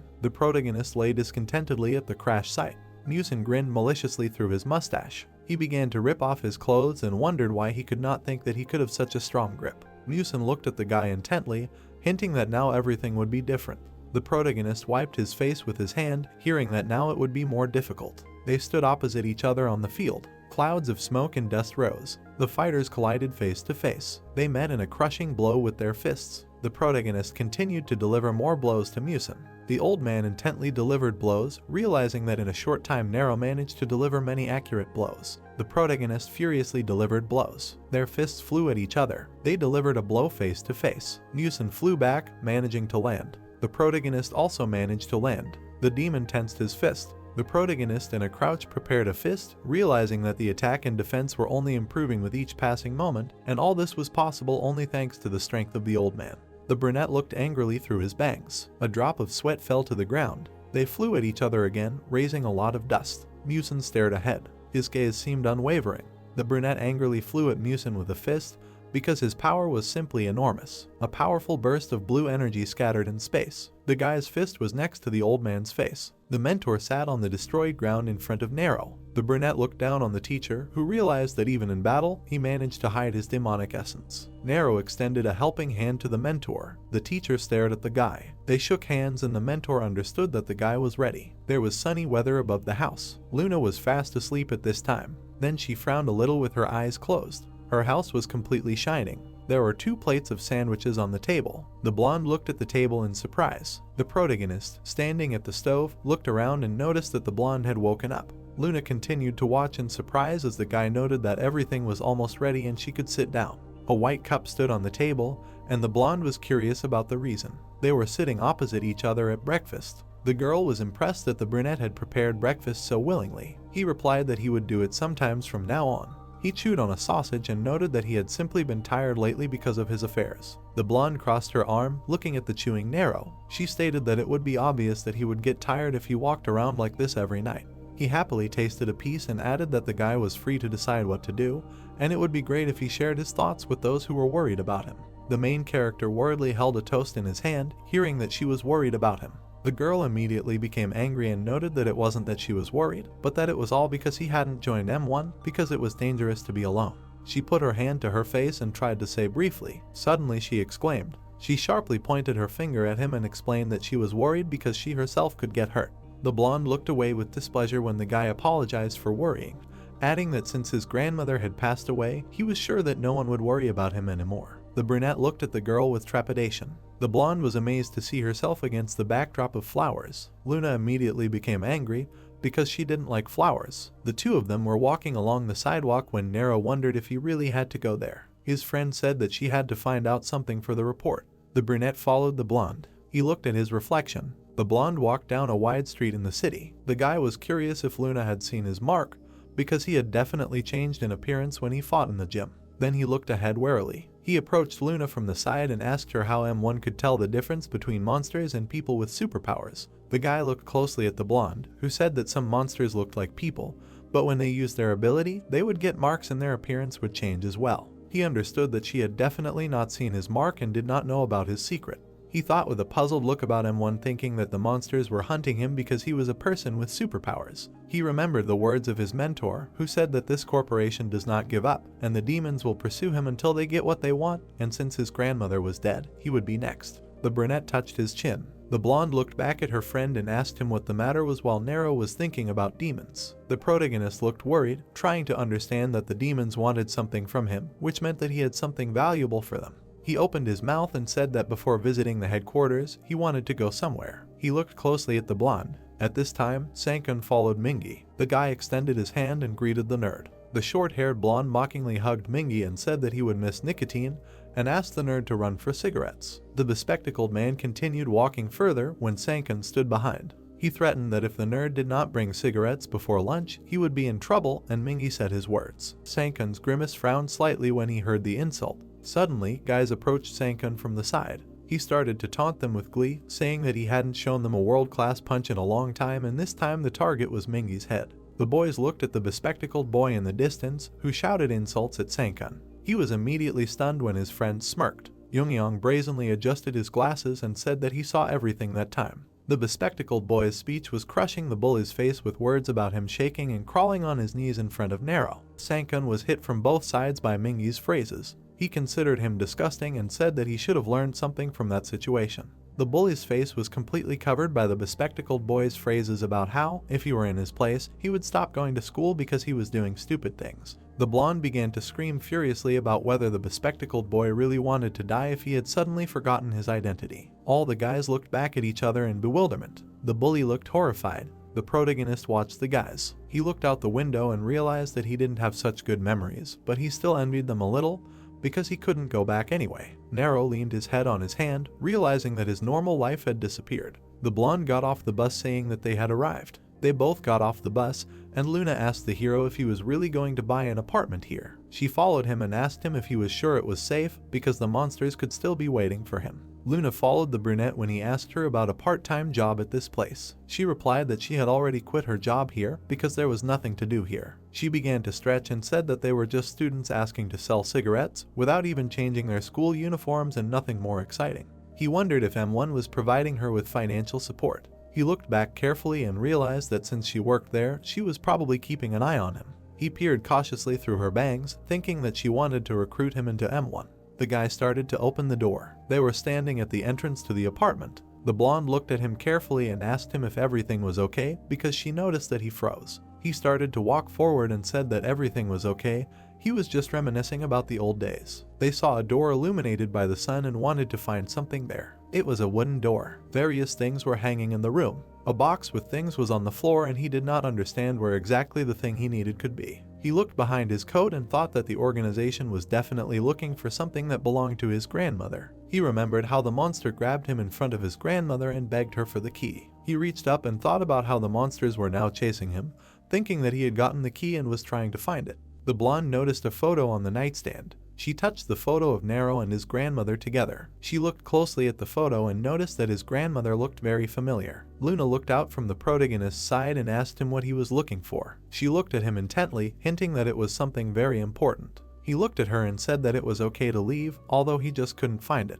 The boy from the ward began to regain consciousness. The nurse was standing next to the patient and noticed this. The boy's eyes suddenly bulged. He grabbed the mask abruptly, and the nurse shouted at him not to move because he had not yet recovered. The boy took off the mask and said Nero's name. The brown-haired man looked away anxiously and asked where his friend was. Blood was taken from his arm. The doctor looked at the boy and the nurse. Xiaowa looked happily at the test tube with blood and asked the nurse to tell her the results when it was ready. The doctor looked sarcastically through her bangs and said that the guy allowed them to run a couple of tests, so she offered to give him the promised information herself. The guy looked at the doctor carefully. She bowed down to the guy and said that his friend was safe and the guy himself would fully recover very soon.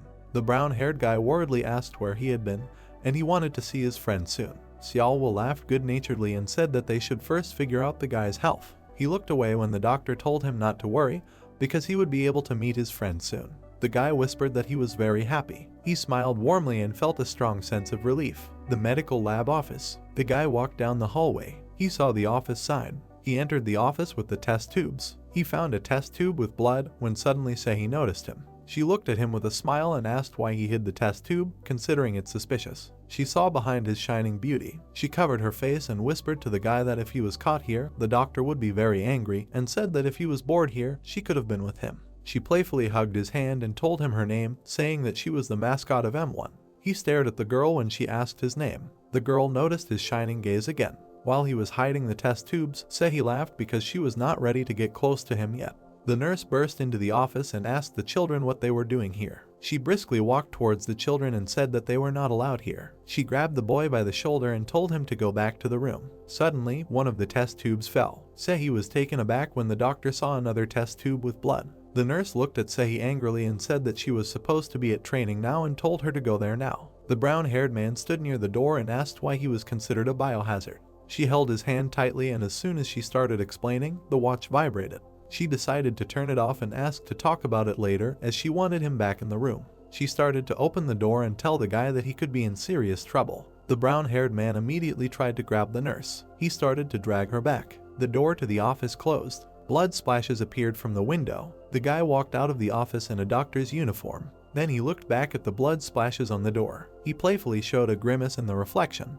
Then he sauntered in a robe. While Erin was warming up, all the guys were discussing her. They were talking about how she was defeated by a civilian, thinking that they were talking about the test that had to be interrupted. Another fighter approached Erin, who was sitting. Agent Hanseong looked at the girl ironically and said that he heard that she had problems with a civilian who had just woken up, and everyone already knew. She began to tie her shoelace while he was laughing. He sarcastically grimaced and asked how good that guy was. He ironically looked away and made a joke. The protagonist entered the room to the fighters with Luna. He looked at them warily. Hanseong grinned maliciously, saying that he personally wanted to see that guy. Sehi looked at the guy with enthusiasm, noting that he was also handsome. All the players looked back because they knew who it was. The protagonist clenched his fists when he was greeted at this place. Yinhak and the doctor looked down on him and asked him if he wanted to take the entrance exam. The protagonist said he would if they cooperated with him. The blonde looked back at Nero in confusion. The leader of the defenders frowned at the guy and his statement of cooperation. The brunette looked through his bangs and replied that he didn't want to follow his orders, but they still had the same enemy, so they could unite. Suddenly, Han-seong rushed behind the brunette and called it all nonsense, noting that the guy had definitely not ended up in the quietest place. Nero looked angrily at the blonde who appeared out of nowhere. Han-seong replied that the protagonist couldn't even imagine how hard they tried to keep that opinion in people's minds. The blonde stood arrogantly next to the brunette, who noted that there was no peace in his world.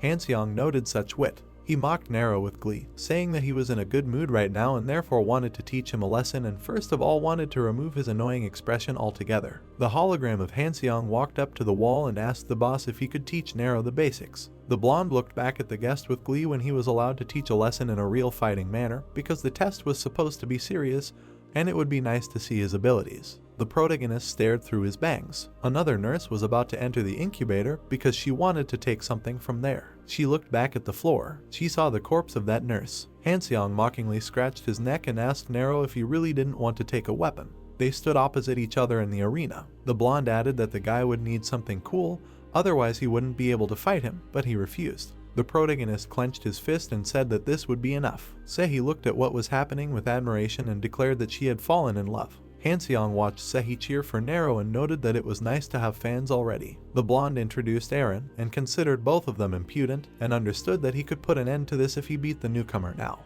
He sneered maliciously, thinking that in this case he would be recognized as one of the strongest. He remembered how he lost to Aaron and lay on the floor. She then hit him hard in the face, and now he wanted to prove himself to the captain, and this was his chance. His foot stepped off the ground. The guy immediately jumped up. The protagonist watched this carefully. Han-seong was already behind the hero. The hologram of the blonde sneered at the brunette, supposedly he was faster. The protagonist immediately looked back, but the blonde was gone. Han-seong was practically on all sides, and he said that he had no equal in speed and no one could keep up with him. The blonde flew into the attack with a malicious grin. He missed his punch at Nero. The protagonist punched the blonde hard. The guy was writhing in pain after the punch. The protagonist held his hand after the punch. He looked down with a sad expression. Yin-hyuk and the doctor looked at it in surprise. Seol-woo realized that the brunette had punched with his eyes closed. The director noted that people rely heavily on their vision, but sometimes it got in their way too much. Sehi was shaking her friend at the time. Yin-hyuk added that no matter how strong the agent was, it was very difficult to carry out such an attack.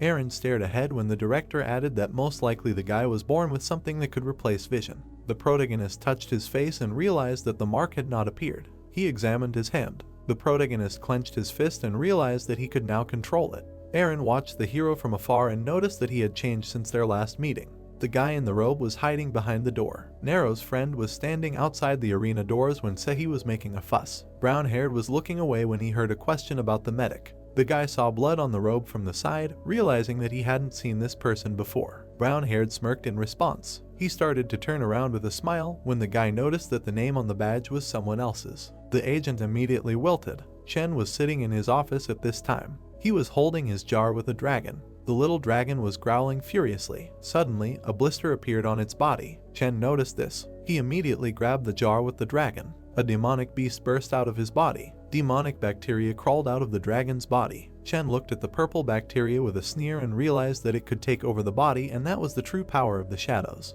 Brown-haired looked at the guy's bloody body. A purple aura began to emanate from the brown-haired man's body, and Chen knew that right now the shadow was waiting for the curtain of darkness to descend. The light was reflected on the ceiling. Yin-hyuk said that the fight was over. Han-seong was lying on the gurney, holding out his hand. The brown-haired woman asked Han-seong not to move. Han-seong said no way, and with just one blow, the protagonist looked behind him. Luna poked Nero in the side, asking why he was looking so worried. The blonde added that he didn't have to worry, and the M1 medics would quickly get him back on his feet. Aaron snickered. Luna looked at the brunette with annoyance, asking what was amusing her. Aaron said that she was just laughing at how worried he was about his enemy during a war. Luna noted that this was not a war, but just a friendly sparring match, adding that it was not like she could understand. Yin-hyuk appeared behind the protagonist. The captain said it was impressive. Nero looked at the captain. Yin-hyuk said he was sure his ability affected his physical characteristics, adding that if he kept up with his training. The light in the room turned red. The system began to announce an intrusion.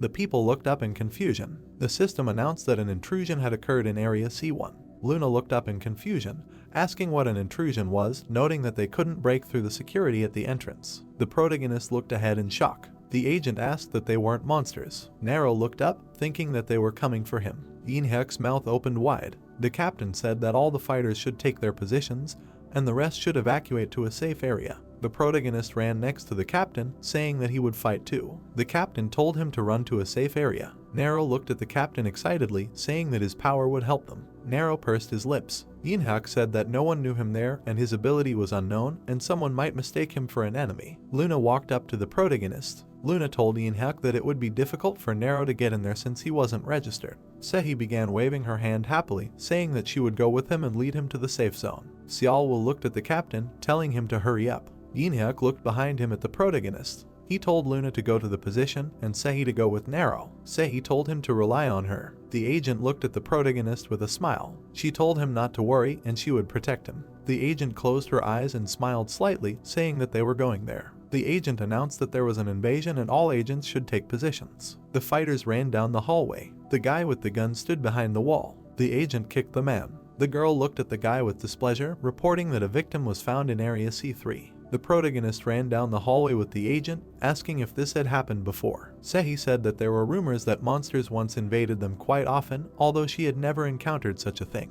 The girl winked at Nero. She told him not to worry, since the M1 was made to fight monsters. The protagonist looked ahead dejectedly. He wondered why this happened when he came. A leg appeared from behind the wall. Nero thought that the timing was too good for a simple coincidence. The protagonist looked ahead warily, wondering who was there. Young appeared from behind the wall. Nero's mouth slightly opened. He looked at his friend with confusion. Nero's eyes widened. Young ran up and hugged Nero. The protagonist looked ahead in surprise, asking why he was there. Young slightly opened his mouth, calling Nero's name. The brown-haired man looked at his friend happily, saying that he was safe and he was so worried. Sehi said that he was the brother she had seen before. Sehi smiled shyly. The protagonist asked that she knew Young. The agent said that they ran into each other in the lab, and one could say that they were locked together in a secret room. The agent grabbed the boys by the arms, saying that now she had two handsome brothers with her. The brown-haired man looked at the protagonist with a serious expression. He said that there was no time for games, asking if they heard the warning, noting that they needed to get out of there. The girl's eyes sparkled. She said that Sehi was with them, so there was nothing to be afraid of and she would take them to the safe zone, adding that they should rest assured. The captain looked at the screen. The guy said that it was a recording of the incident. The recording showed Young killing a staff member. The captain and Xiaowa looked at the recording. Yin-hyuk asked if it was a member of the medical team. Xiaowa asked to zoom in.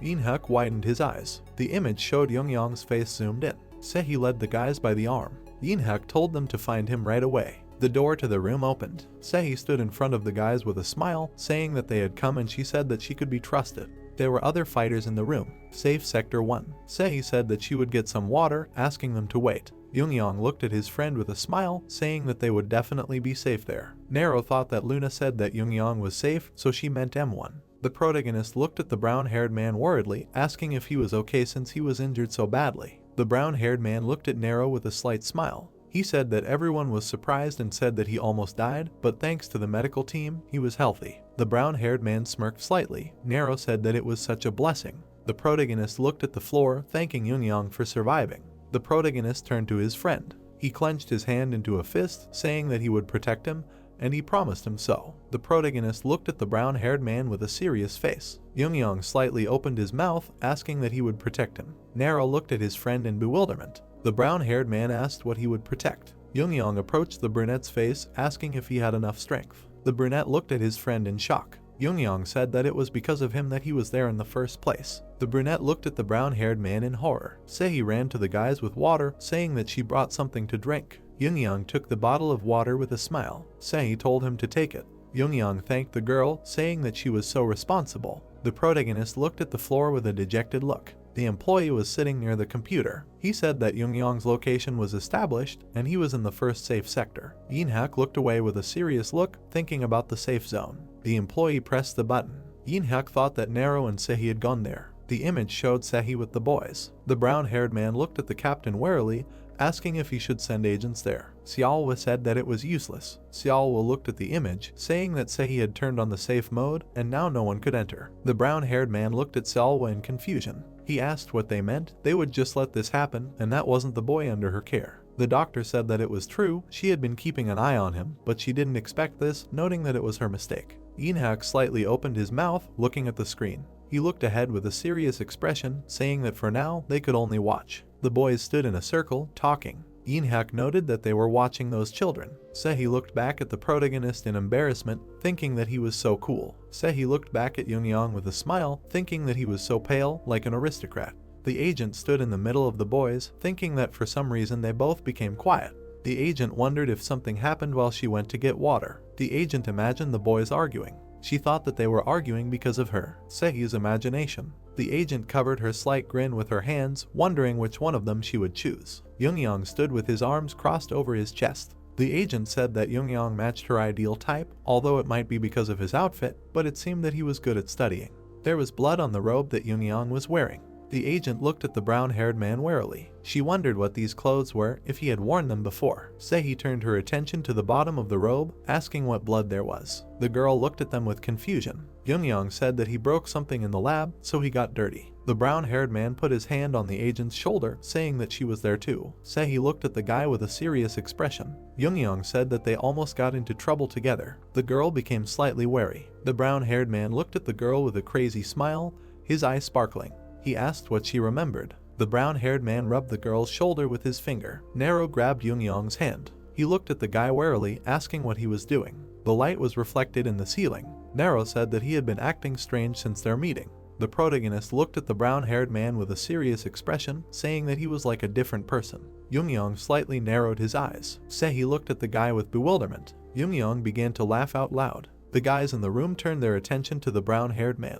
Yongyang covered his mouth with his hand. The protagonist looked at the guy in horror. Yongyang smiled evilly, telling Nero that it was so cruel. Yongyang's face twisted into a mad grimace. Yongyang said that he was real. The protagonist's eyes widened. The protagonist extended his hand, telling Sehi to move away from him. The employee said that everyone hiding in the first sector should move to room B, repeating his announcement. Sehi looked at the employee in confusion, asking that isn't the safe zone there. An image of the captain appeared in front of the agent.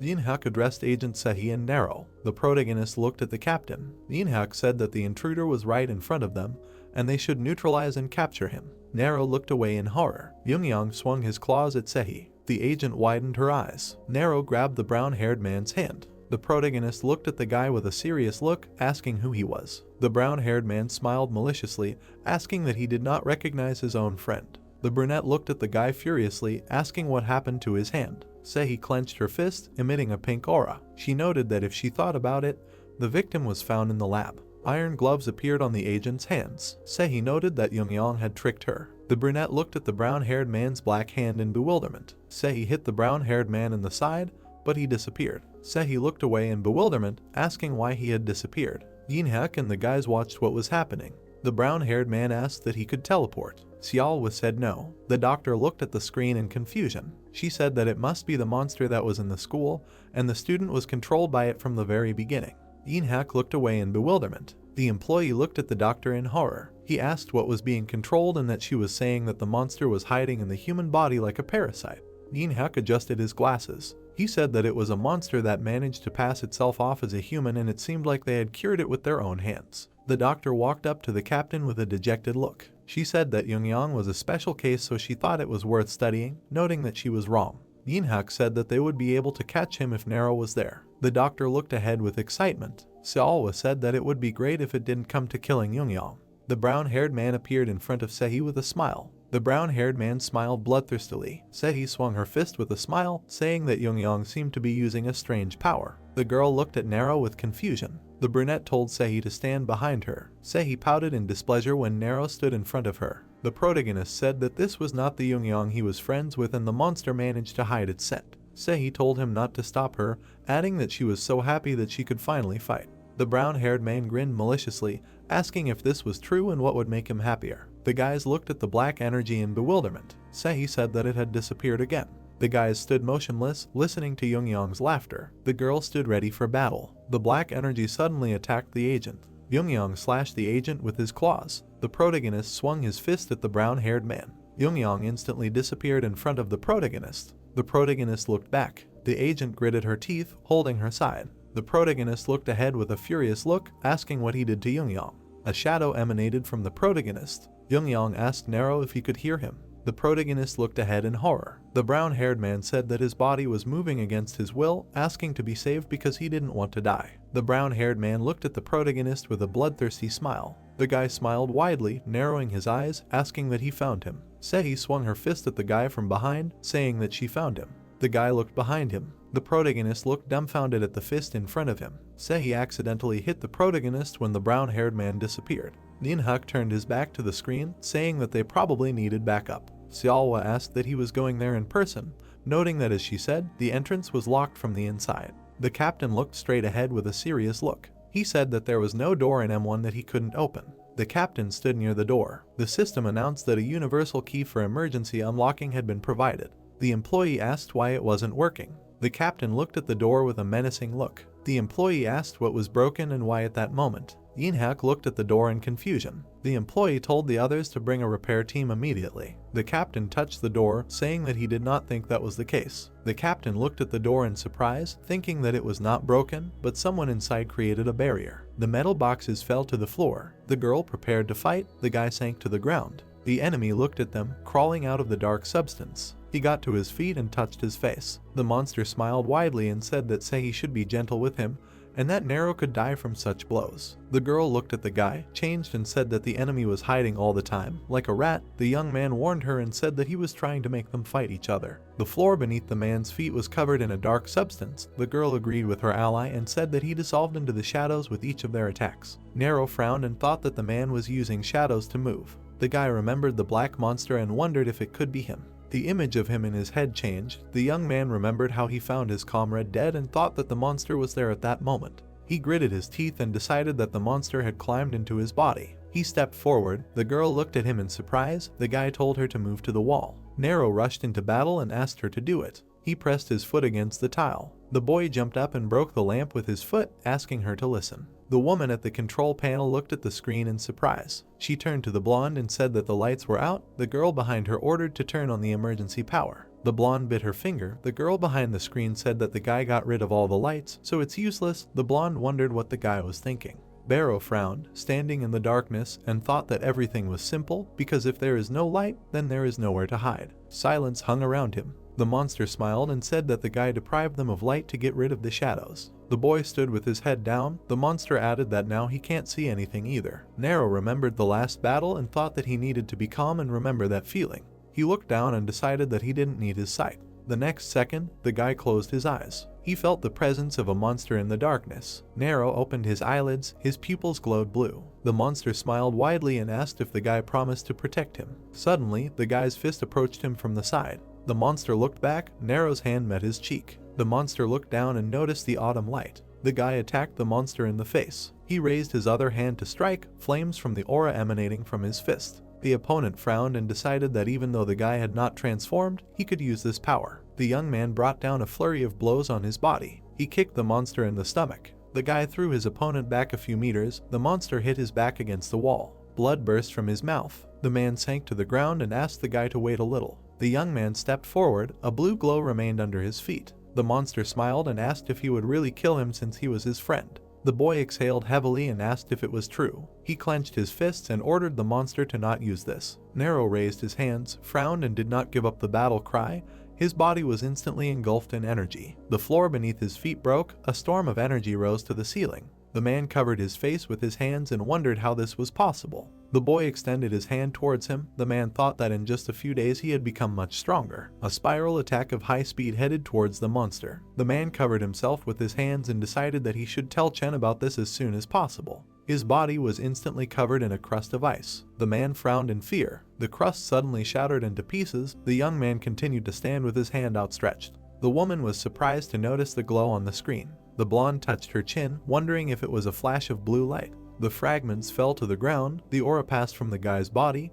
He thought that the enemy turned to ashes. The young man looked at the flying fragment and thought that there would be nothing to put even in the grave, so his friend would not find peace even after death. Shining dust fell to the ground. The system announced the granting of access to the universal key. The men ran inside the room. The red-haired guy stopped, noticing the ice in the air. The man with glasses frowned and called out to the guy. Sehi raised her hands and called the boy's name. The guy silently walked past them to the exit. The guys looked after him. People gathered around the white screen at the tables. The short-haired, dark-skinned man said that this was abnormal because they seemed to have allowed a monster to climb under their own bed. The blonde calmed him down and said that they should listen to the announcement.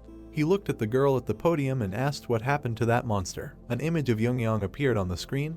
The woman said that he had already died in the gym, but the monster had entered his system and restarted his life processes. The image on the screen changed. The young man frowned deeply. The woman added that they suspected it, but wanted to study him because he had an amazing ability to imitate people from the beginning. The blonde touched his head. Ira said that when the monster dies, they turn into ash and disappear, so it is difficult for them to get samples, and this is a big disappointment. The red-haired man looked at her and said that this is a monster striker who uses shadows to move, so they can classify him as a high-level monster, but they do not understand why he became an ordinary student. The man with glasses looked at him and said that this student was Nero's friend. He folded his hands in front of himself and added that in other words, he is the one the monster needs. There were 2 photos of students on the table.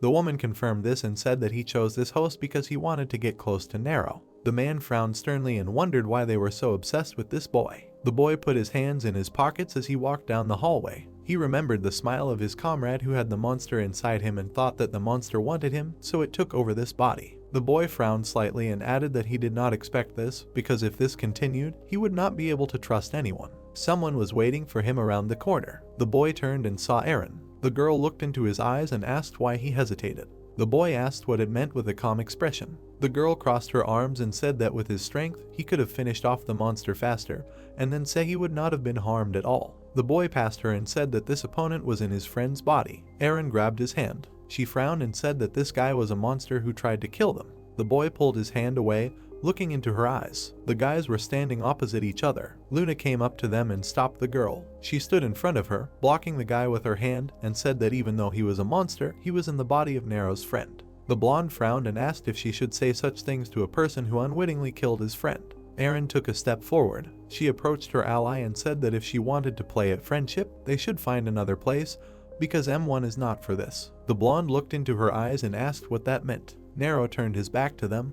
The blonde asked him to go to the lab before leaving to get him treated. The guy silently walked away. The girl tried to call out to him. He lowered his eyes and clenched his teeth. A man with glasses and a girl with a tablet were looking at the screen. The blonde said that it was hard to see anything in the dark. There was a recording of a blue glow on the screen.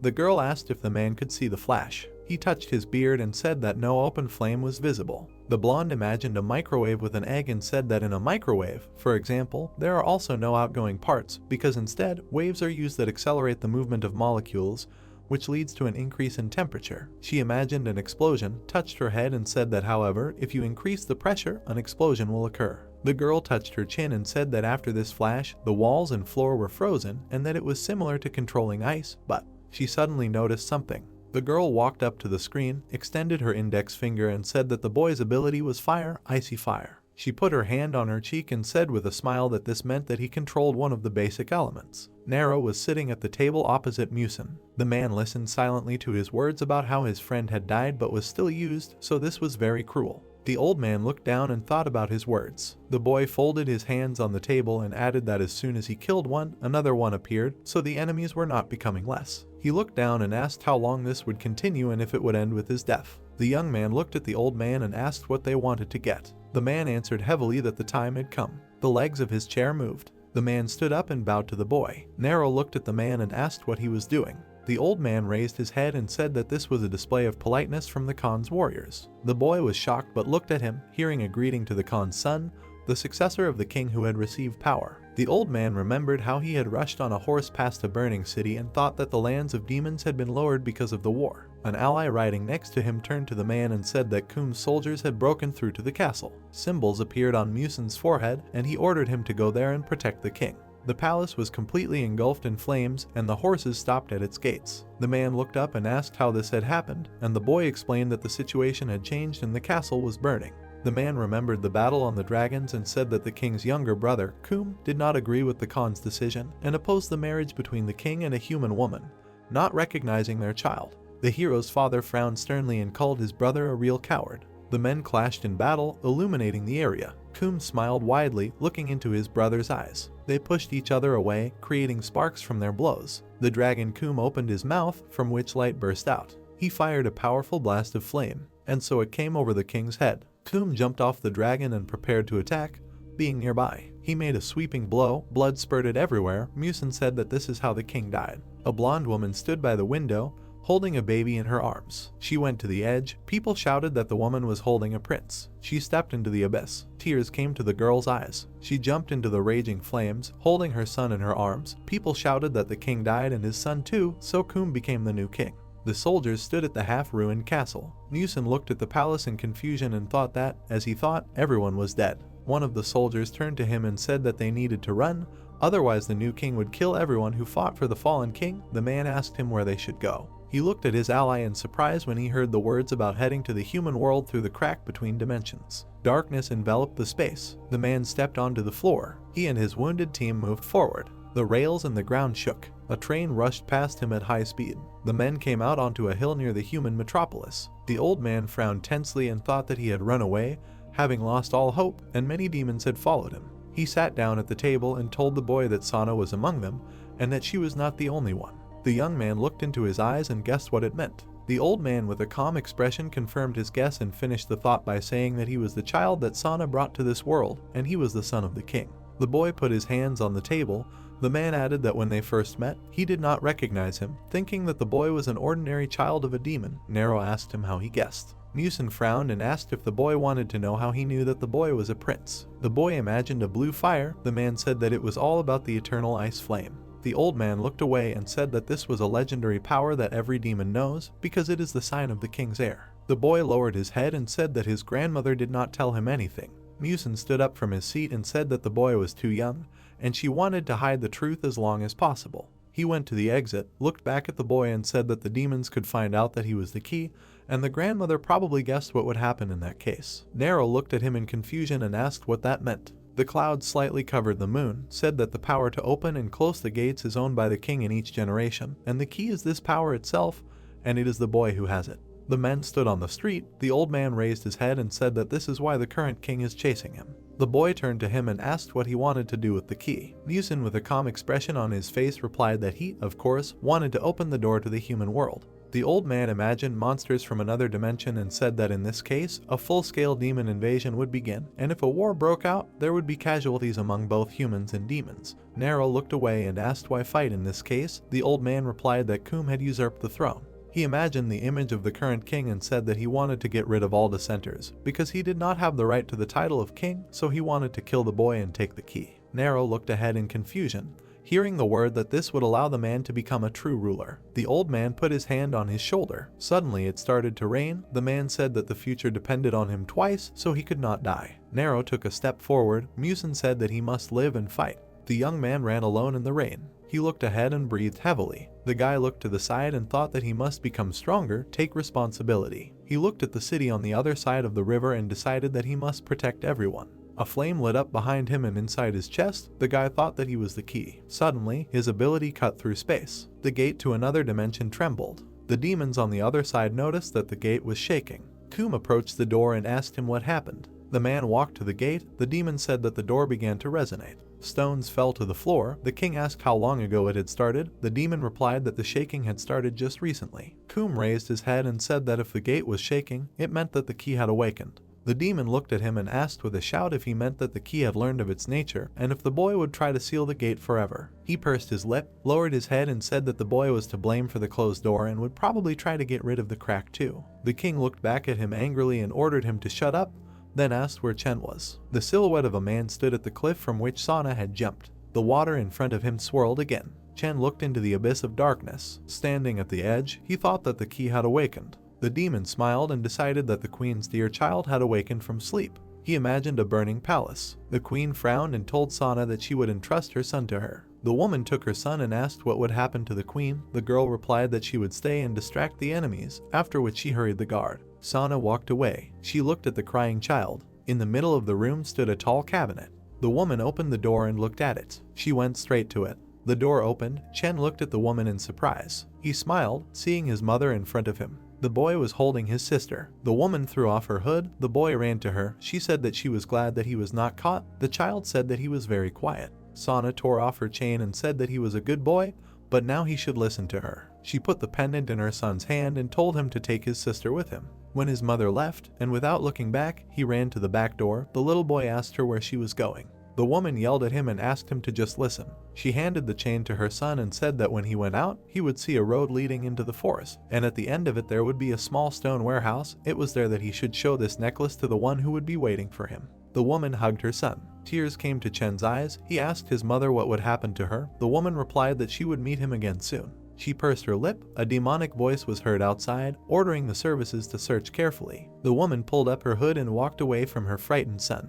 She opened the door a little. The boy called out to her and asked about the child in her arms. The woman suddenly stopped. Chen asked if the child was with the queen's son. Without looking back, the mother said that he was a strong older brother and would be able to take care of his sister. Sana ran out the door. The boy rushed after her. He tripped over a protruding tile. The boy fell to the floor and dropped the chain from his hands. For a couple of seconds, he lay like that in the sun's rays. The boy rose to his knees and looked at his crying sister. He picked up the girl in his arms. The boy frowned angrily and pursed his lip. Chen ran through the night forest with his sister in his arms. He ran up to a stone building. Bloody weapons were scattered inside. The boy asked if anyone was inside. He went inside and introduced himself by name. Chen stood in the middle of an empty building, splashed with blood. He was scared, but he looked straight ahead. The boy ran outside. He stood in the middle of the field and shouted to his mother, saying that they had come to her. Tears welled up in his eyes. He turned to his mother again. Suddenly, silence fell over the forest. Chen came out of his memories. Standing on the edge of the cliff, he looked sternly ahead. The water in front of him was swirling like a whirlpool. Lightning struck in front of his face. The guy suddenly disappeared. He jumped into the water, raising a spray in the air. Burrow bowed his head to the king and said that they could not find Chen. The demon looked away. The king asked what this meant, to which he replied that the guy must have escaped, feeling guilty for his mistake. The king slammed his fist on the throne and ordered the demon to be silent. He frowned sternly and ordered to gather an army of the strongest warriors, because before the door closed they must forcefully widen the crack between the worlds, sending their best fighters. Burrow was alarmed but looked at him and said that it was very dangerous, because the king could die. The man frowned and shouted that it did not matter, then repeated his order. Lightning raged outside the castle. The soldiers began to gather the warrior monsters. Burrow looked at the scene from the window and thought that there was no peace in these lands, and that his actions would bring much more. He clicked his tongue and turned away from the window. The demon frowned and thought that this was all because of the king's stupid right hand, and that Chen had always been too arrogant, and that he hadn't liked him from the start. The demon remembered the military camp, thinking about how Kum had once rebelled and started a war between the demons. Small children came running to the camp. The soldiers turned around when they heard the word that someone wanted to become a soldier of the king. Chen, holding his sister's hand, asked to join them. The demon thought that 2 homeless children had come to the tents. The soldiers grinned. One of them pointed a finger at the boy.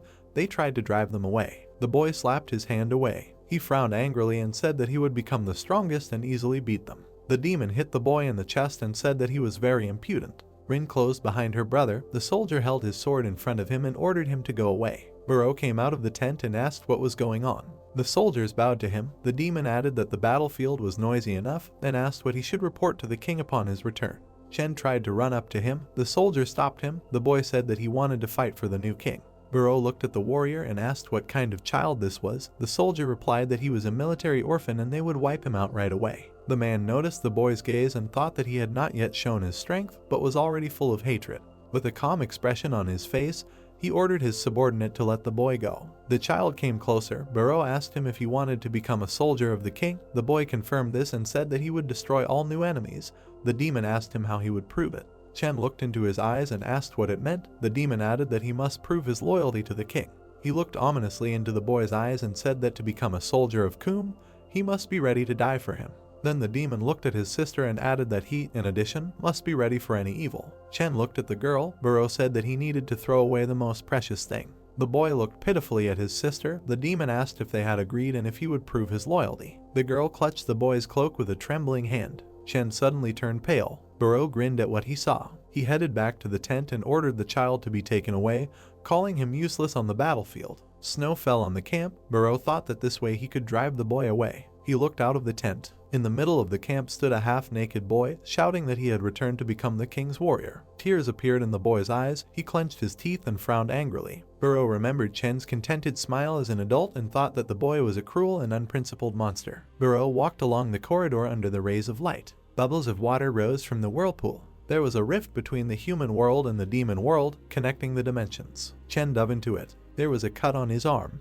He saw the light at the end of the tunnel and knew that he was getting smaller and could get stuck here if he was not careful. He looked ahead with slight confusion. Suddenly, his leg was grabbed by black tentacles. He bared his teeth indignantly. A bunch of black vines tried to clasp Chen's body. They squeezed his body very hard and he felt like his bones could break. He tried to tear them apart. They continued to clasp his arms. They also shackled his naked body. Then they began to tighten around his head. His angry gaze seeped through and he knew that something like this would definitely not stop him and he would definitely not give up. He could already see the tunnel with a blur, recalling what happened that day. His sister was sitting by a tree and holding a medallion. They were under a tree in the forest. He knew that she had always liked this pendant and decided to give it to her. Then he began to wrap her in a cloak and told her to wait for him here. The little sister looked at the pendant in shock and asked Chen about where he was going. The brunette looked at her with trepidation and said that he would be back soon. She saw how he started to run away and told him to hurry because she would be waiting.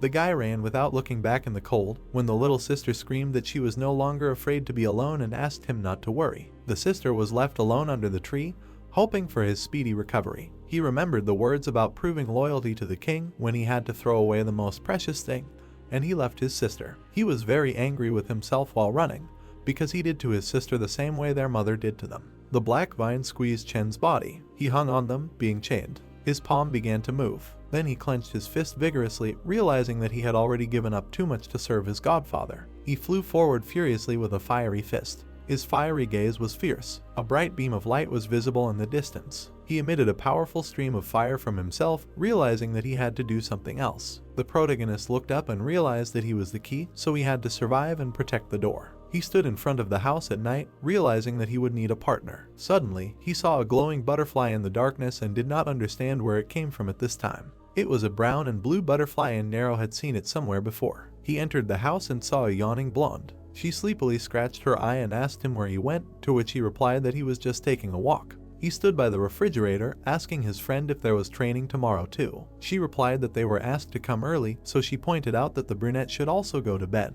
He then closed the refrigerator door. He looked back at her and mentioned that she had once called herself his protector and he had wanted to ask her. The blonde yawned again and said that she was sleepy. He recalled when she had looked at him and called herself his protector, trying to understand what she had meant. Rays of sun were peeking out from behind the building. Sehi ran to the protagonist and Luna. She ran with hugs because she missed him. She looked at him with admiration and asked if he missed her too. Luna immediately grabbed the impudent girl by the hood. She hung Sehi above the floor. The protagonist watched as the girls began to sort things out because of him. Xiaowu left the office and turned to Sehi, telling her to go back to the treatment room. Sehi opened her mouth wide and bid Nero farewell until they met again. The girl was dragged into the office by her hood and told to get treatment. The brunette looked at the blonde, who was glad that they had sent Sehi away. Xiaowu explained that Luna would have to go alone. The blonde suddenly came to her senses and was surprised. The doctor stood in front of the girl, asking her if she considered herself Nero's protector. Xiaowu closed her eyes. The blonde backed away and noted that it was not quite true since he had only recently joined.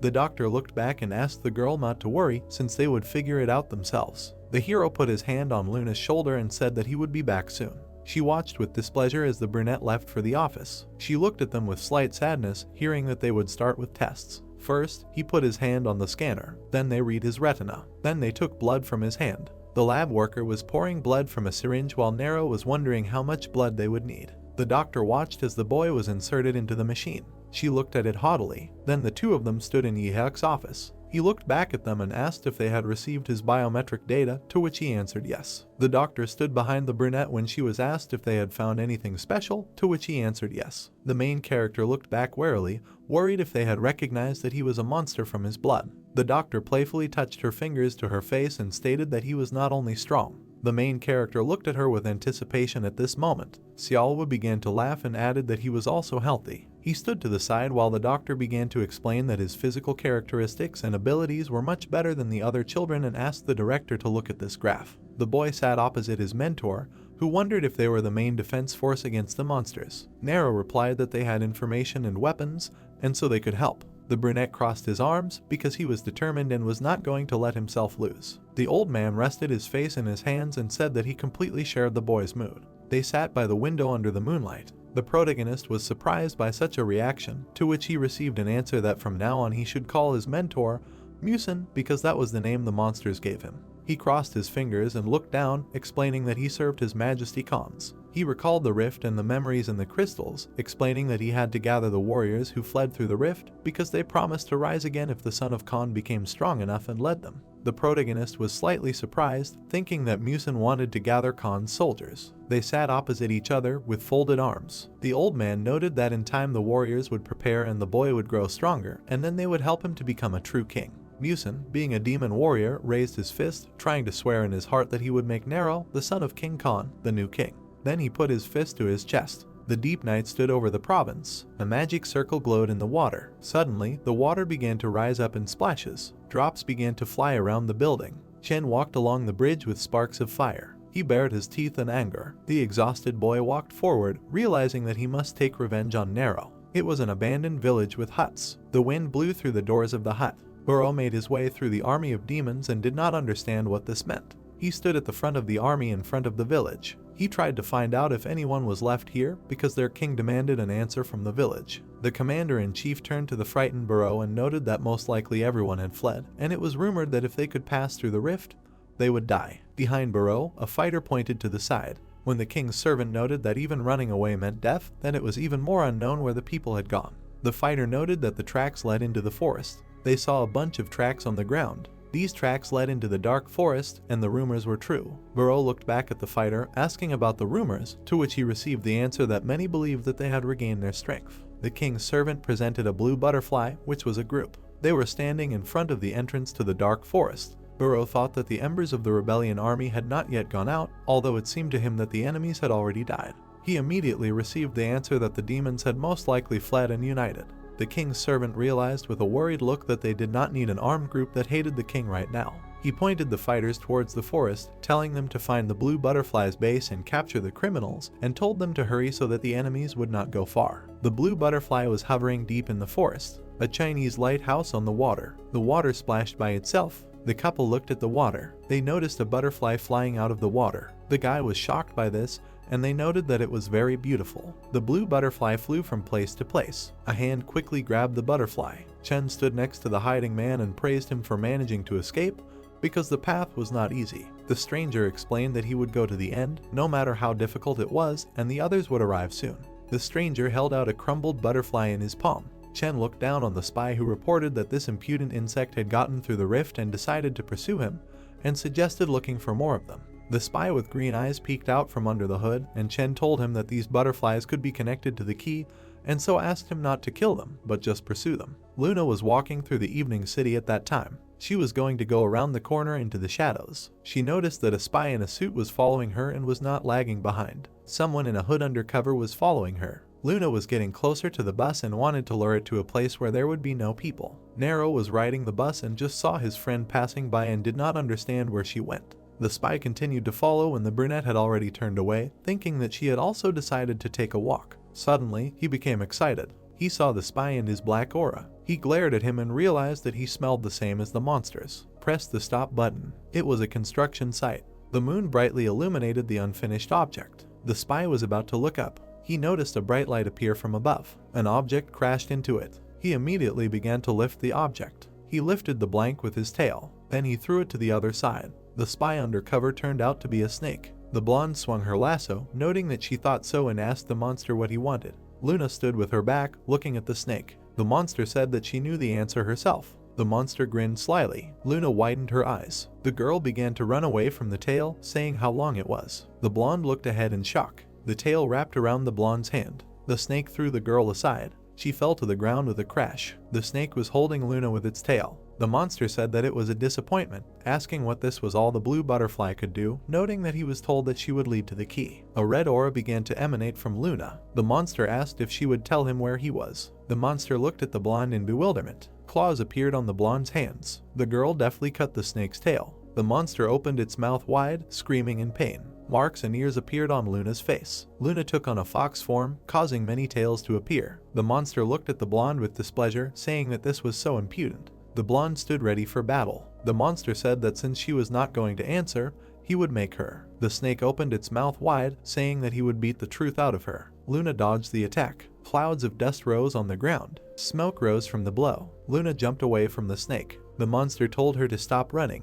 The blonde looked at her opponent with a menacing look. Red threads began to appear in the blonde's palm. Red threads filled the space. The monster wondered what the scarlet thread was. The thread wrapped around the monster's mouth. The snake wondered if she was some kind of weak demon. The thread squeezed the mouth. The monster thought that she should not be left alive since she was dangerous. Luna gritted her teeth. She dug her foot into the ground. The blonde jumped into the air. She swung her claws. Liquid dripped from the fang. It began to dissolve Luna's threads. The red threads broke. Luna looked at what was happening in shock, saying that the thread dissolved. The snake opened its mouth wide, saying that it would devour her. Luna held the monster's mouth. She was shaking from the strong pressure. The fang cut the blonde's hand. Luna wondered if it was poison. The blonde closed her eyes, thinking that her skin was burning. Luna widened her eyes, hearing Nero's voice. She looked behind her, thinking that it was a voice. Nero looked at what was happening, dumbfounded. Luna wondered what it was. Nero. A drop of poison splashed onto the ground. Luna looked at the guy in confusion, saying that she could explain everything.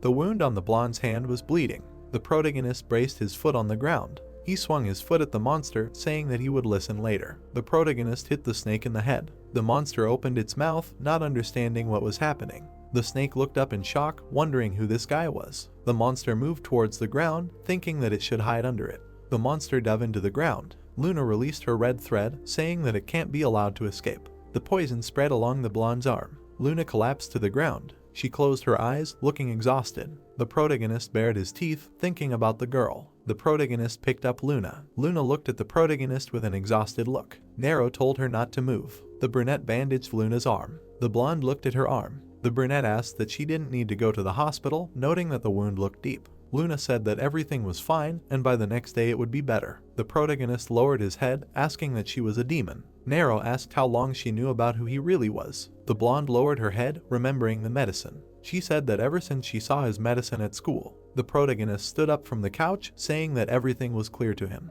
The girl slightly opened her mouth. Nero said that she did not know, but decided to remain silent. Luna noted that she was just waiting for him to figure it out himself. Luna stood up after the protagonist. She said that he would hardly believe her if she told the truth. Nero said that by that time they had already tried to kill him. The protagonist looked at the girl angrily, asking how he could trust her. Luna looked at the guy confused. She slightly furrowed her eyebrows, saying that it was not difficult, and she was on his side. The protagonist widened her eyes. The blonde said that she was like his mother. Nero asked about his mother. The blonde imagined Yi-hyuk in front of the tower. She said that M1 had been fighting demons for a long time, and leader Yi-hyuk assured that the organization was only defending itself from the attacks of monsters. Luna imagined a whirlpool, saying that however, Yi-hyuk had already secretly sent people into the demon world. The girl sat on the shore, looking at the boy. Luna said that one of their agents was captured. Khan extended his hand to the girl. The brown-haired girl waved her hand, walking next to Khan. Luna said that Ha-yeon became Khan's wife and later his mother. Khan hugged Yeon from behind.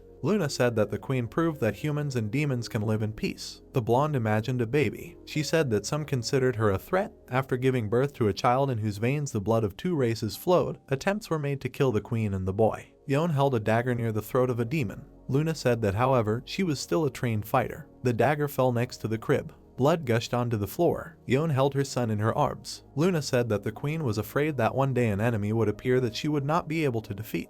There was a drop of blood on the baby's face. The queen wiped the blood from the baby's cheek. She stood with her back turned, holding the baby in her arms. The queen looked behind her. The blonde said that this was why she created the secret group. The queen looked at the fighter. The blonde said that it was a squad that was supposed to protect the peace between demons and humans. The girl in armor bowed to the queen. Luna pressed her palm to her chest, standing in front of a butterfly. She said that this is how the blue butterfly appeared, and she is also a member of this group. The protagonist imagined the blue butterfly. He thought that this is why butterflies are always near the moon. This is how the group members transmit messages. The guys were standing near the computer. Nero asked what these were cameras in M1. Luna said that they knew that M1 wanted to do more than just defend itself, adding that she looked through their files to find out what goals the organization was pursuing. The girl clicked the mouse, saying that she would show him the recording from the security room. The captain was visible in the recording, after which interference appeared on it. The captain appeared at the end of the corridor. The protagonist looked at the computer in surprise, saying that part of the recording was cut out.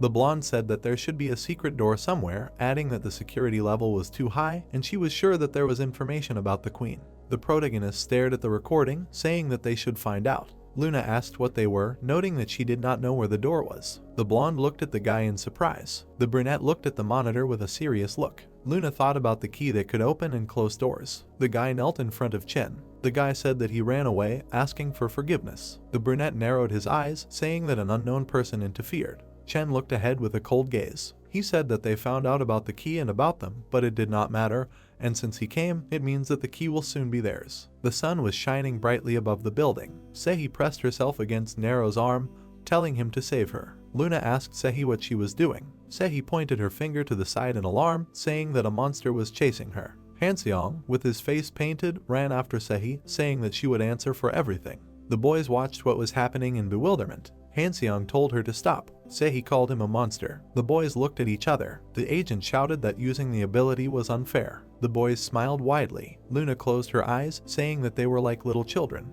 The protagonist looked at the boys, saying that he was still jealous. Nero added that Sehi did not want to be there, but she still knew how to be happy. Luna closed her eyes and turned her head away. The girl looked at the protagonist's back, saying that their fate was decided at birth. The blonde followed the protagonist. Nero said that they could only follow her. The protagonist looked behind him. Luna said that it was somewhere there, but there was no door. Nero touched the wall with his hand. He knocked on the wall, saying that there was something behind it. The blonde knocked on the wall, asking if the sound was different. Nero lowered his gaze. He began to emit blue energy. The walls in front of the guys began to move apart. The blonde looked at what was happening in surprise, saying that it opened. An eye was floating in the jar. Luna knocked on the jar, asking what it was. The guys were near huge shelves. Luna said that M1 was a very old organization, and there should be files on agents there. The guy in the black cloak stood motionless. The brunette stood near the door. The guys examined the shelves. The books fell to the floor. The guys with a flashlight looked at the book. Chen examined the book. He was flipping through a photo album.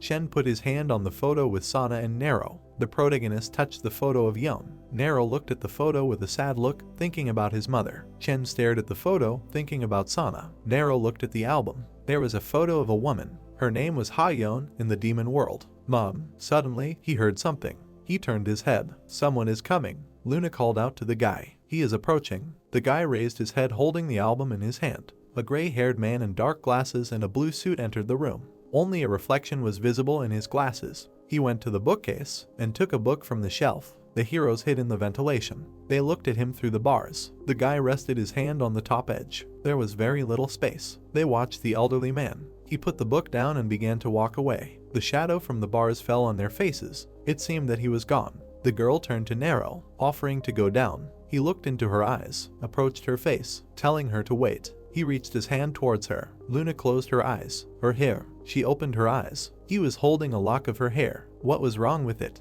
It was developing, he answered. She looked at the lock. Not understanding, she asked again. They both looked back. A noticeable stream of air was blowing in their backs. The ventilation led somewhere else. The man heard something. Who was it? He turned around and looked around. The intruders had entered the archive. There was a ventilation grate on the ceiling. He called her to look. Both were looking through the grate. There was various equipment in the room. This was a lab. The guy looked more closely. There was someone there. Two people were sitting near the table. This time she increased the dose a little. Did the other woman feel nauseous or dizzy? She answered that everything was fine. One had blue hair. They both looked at each other carefully. Lee Erin, what is she doing here? It seemed they had learned something important. The needle had entered the girl's vein. If her body condition changed even a little, let her tell her. The blue-haired girl nodded. She held the bandage on the injection site. She answered, of course. In the evening at home. What does Luna think? The guy was standing behind her in a hood. She was hiding something. Luna agreed. The girl was sitting on the divan. The guy was standing next to her. Maybe it was an illness. Then she would have been taken to the infirmary. He remembered what the room looked like,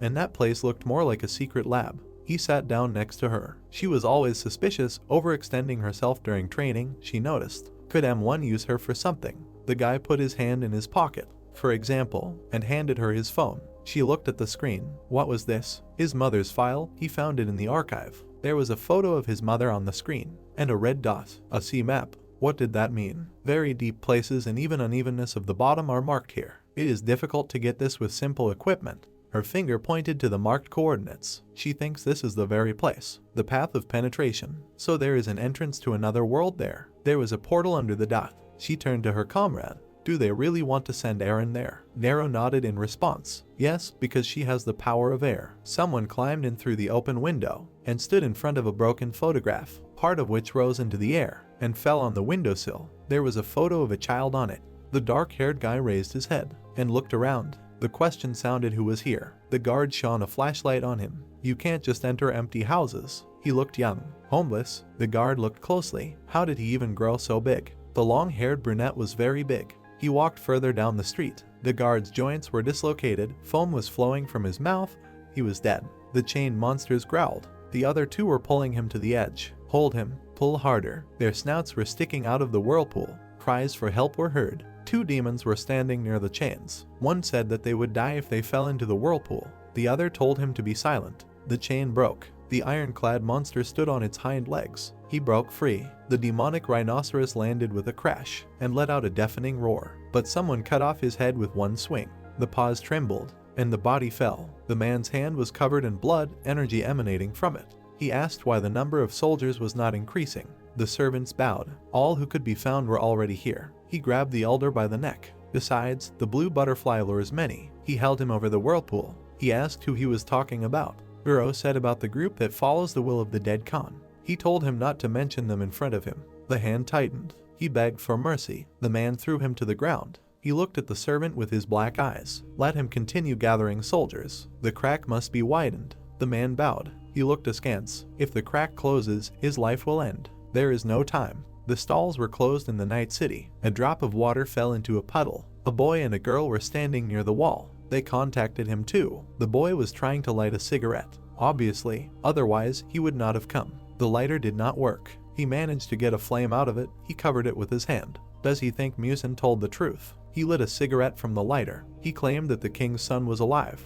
The boy wanted to answer what he thought, but the flame burst out of the lighter and he threw it away. They looked up. It seems that a crazy rumor is circulating among the demons. A tall brunette in a cloak stood on the roof. A haze enveloped him. He suddenly appeared in front of them already below. Do they really believe this nonsense? They decided to run away. Fugitives. The girl quickly crawled along the wall. The guy ran at high speed, knocking down empty boxes. He turned around to see if he was being followed. Where did he come from? The demon extended his hand, from which fire appeared. They seemed to have a lot of time to spare since they were wasting it on chatter. The fire was catching up with the guy. Flames were moving along the walls. It was getting hotter. He needed to get away quickly. A pillar of fire tore off his arm at the elbow. He looked at the wound. His arm fell to the ground behind him. The blonde approached him. He was sitting on the ground, bleeding. Of course, he pretended to be a man, but how could he not recognize him? The guy appeared in front of him, introduced himself as Chen. The guy was one of the main demons that stood at the whirlpool and all the events. Chen, Kum's right hand. Why was such a demon here? His opponent was one of the strongest. The one-armed man was confused. With such a body, he would not be able to escape. An iron pike appeared from his other hand. There was no other way. He aimed an attack at his opponent, but with one movement, he threw him behind his back. He fell with a huge crash. A huge wound appeared on his body. He asked him to tell him where the king's son was that they had such a nice conversation about. Chen grabbed his face with his hand. He screamed that he didn't know, and called for help. He began to burn his face. He screamed in pain. An iron beam was flying at him from above. He managed to notice it, and dodged. The girl was standing on the roof of the building, trying to see what was below. Did she succeed? There was a lot of smoke around, from which tongues of flame appeared. She was scared. A powerful explosion thundered. Chen was able to cut the beam before it hurt him. He made a jump, and after a few more of these, he climbed onto the roof of the same house. When he landed, he scorched everything around him. In front of him was an unlocked door, on the threshold of which there was blood. He looked into it. There was a bloody trail on the stairs, still alive. He looked at it with a smile, let him cling to life, and show him the way to the king's son. Cars honked on the road. The man was driving his car, as he noticed something ahead. He managed to brake in front of a huge abyss. A hand put a cone on the road. They blocked off part of the road. The patrolmen arrived at the cliff. They asked to continue the detour slowly. One stood with a displeased look. He said that these drivers always cause problems. A crunch was heard from the depths of the abyss. He tried to make out something. What was it? But it was too dark in the depths. Suddenly, a monster appeared from it. Rising, it bit off the head of a patrolman. His body fell in front of another. He picked up the radio to report. This is a cordoned off area. Then something huge crawled out of the hole. A huge paw with claws hung over him. With one blow, the monster crushed him. People began to run away from it in panic. A huge demon roared for the whole city to hear. A red light came on. An alarm was sounded. Specialists ran down the corridor. The monster appeared in the area of 23 and is attacking civilians. Agents of Team C, follow your leader's instructions. The girl with pink hair was very happy. Hooray! Emergency alert. Finally a real battle. The other two ran past her. They weren't going to play, let her behave restrainedly. She didn't want to die in her favorite battle. But the monster had appeared for the first time during the day. More footsteps were heard in the corridor. The message was repeated that a monster had appeared in the area of 23A. Nero walked and adjusted his glove. A monster in the middle of the city showed itself to people. Something strange was happening.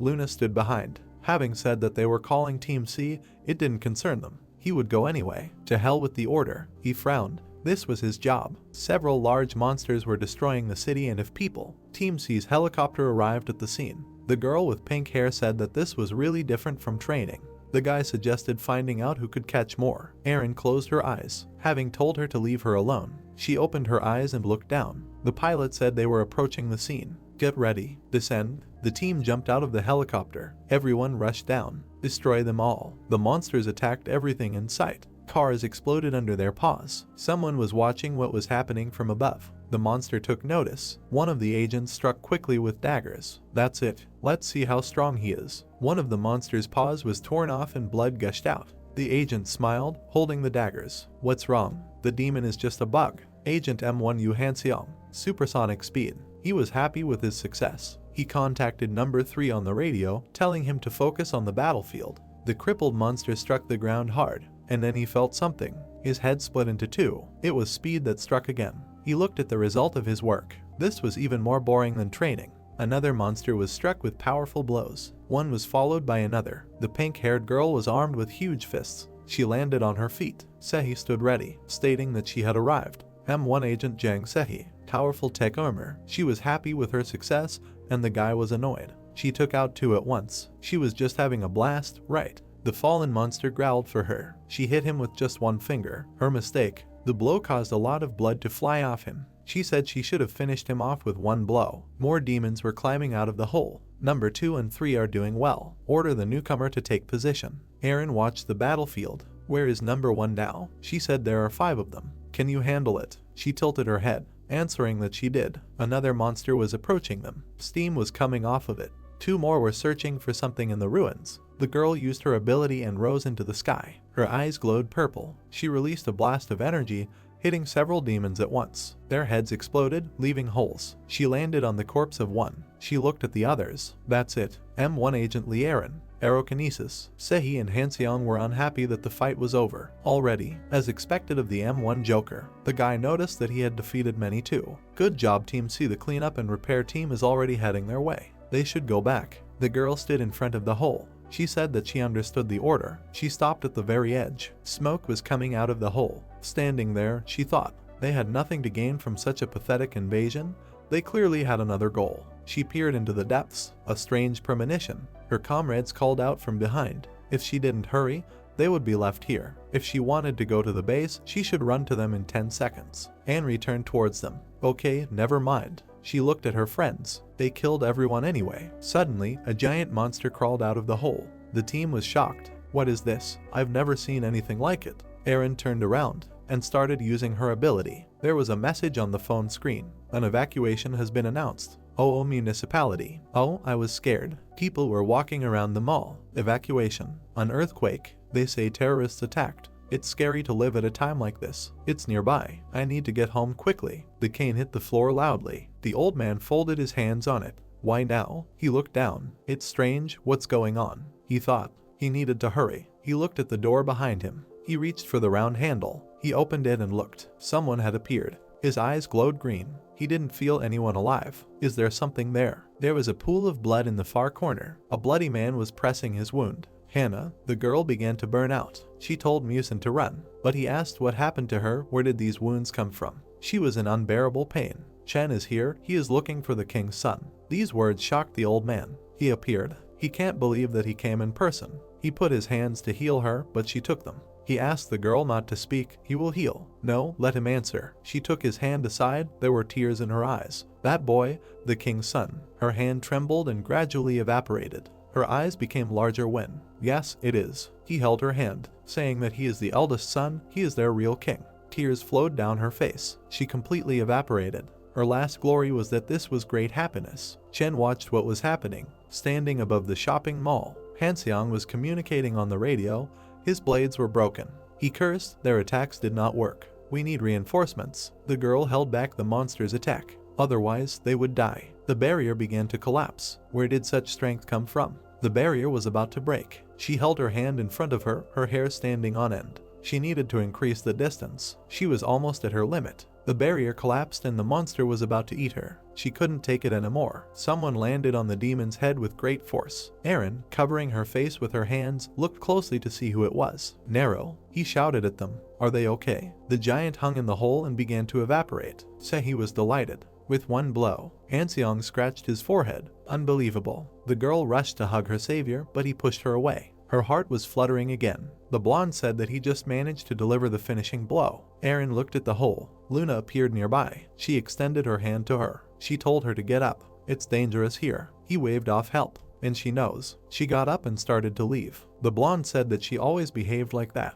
She quickly began to move away from the group. There was soot and ash in the air. The rescuers were loading the wounded. A bandaged man passed by the heroes. They were ordered to return. They had done their job. It was time to leave. Luna turned to the boy. This was not the end. The boy looked at her. True, this was only the beginning. They looked at the destroyed city. Musen frowned. Chen in the human world. Opposite him stood several silhouettes with glowing eyes. He was close to Kum, wasn't he? Then what happened in the city was his work. He was considered the strongest in the demon realm. Chen stood engulfed in flames. Let them not hope for an easy fight. Grandfather paid special attention to this. Unfortunately, the nightmare from many years ago was repeated. The strangers listened to him attentively. The burning bodies of the fallen, the screams of horror and the fear of being noticed. Someone folded their arms across their chest. A truly hellish scene. A stone fell on Musen's shoulder. There was a blow from behind him, from which the stone wall shattered. Fire began to break through other cracks. Sunlight appeared on his head. He turned around.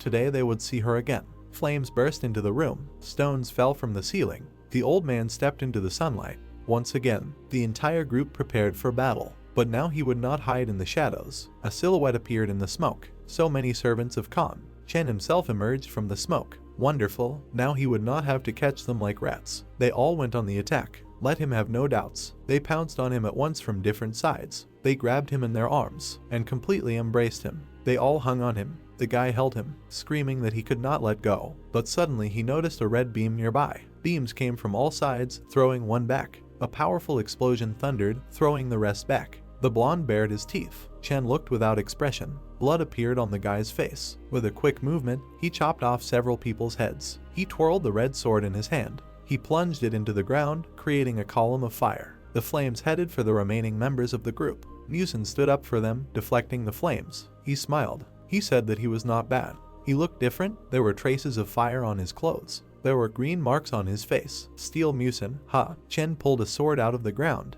It seemed that he was important in the Khan army. He suddenly approached the steel one. Now a pathetic fugitive was in front of him. He dealt several blows, but he blocked them. He began to speak, holding back the onslaught. They did not want to mess with savages, but soon they would be reunited with the son of the true king. The attacker's eyes lit up, so he knew where to look for the key. The sword with his calves hit his elbow. Musen blocked every blow. Where is it? His leg slipped. The veins on his face tensed. He was being pressed by brute force. The ground trembled under his feet. A stone barrier appeared between them. A huge wall appeared in front of Chen. Behind him was the girl who created him and another guy who attacked the enemy. He dodged the attack, saying that they were insects. The old man heard screams from behind the wall. The girl screamed that he had promised. Musen's eyes narrowed in fear. The enemy smashed the wall with one hand. He glared at the Iron Man. Burning stones lay around. The wounded girl grabbed his cloak. She said that nothing would ever go according to his plan. Then a stream of fire rushed past her. Their new king.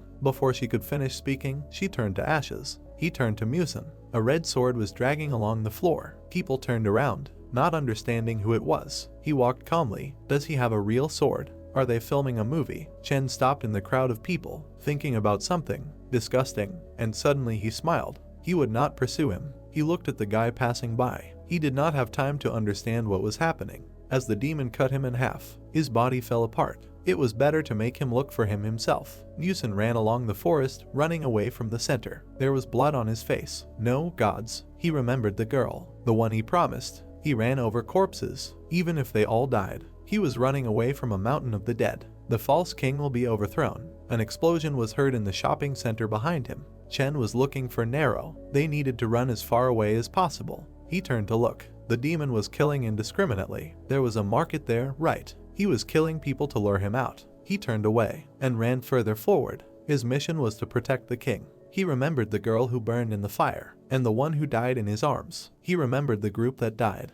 After giving hundreds of lives, fighting for an incredibly long time, they finally met the real king. He imagined Nero's face. There was no time to waste. An explosion of enormous power was heard behind him. He turned to look at it. People were injured and trying to escape. There were cries for help. There was blood and burnt bodies all around. People were lying on the ground, buildings were tilted. Human lives were worthless. He walked holding a flame in his hand, a pitiful and weak look, because of one creature sharing their blood. He remembered his childhood. There was anger on his face. His childhood was destroyed. A man was hiding under a truck, asking for help. He turned around in fear. Chen turned the car over with one hand. The guy tried to say something. The demon grabbed the sword. The guy shrank, but a green glow appeared from behind. Musin was charging a blow. He called out to him, turned iron, demanded that it stop. The demon smiled, saying that it was too late. They clashed again. Green smoke came from the grandfather. He himself became iron, using other people's lives like this. A house was burning behind the demon.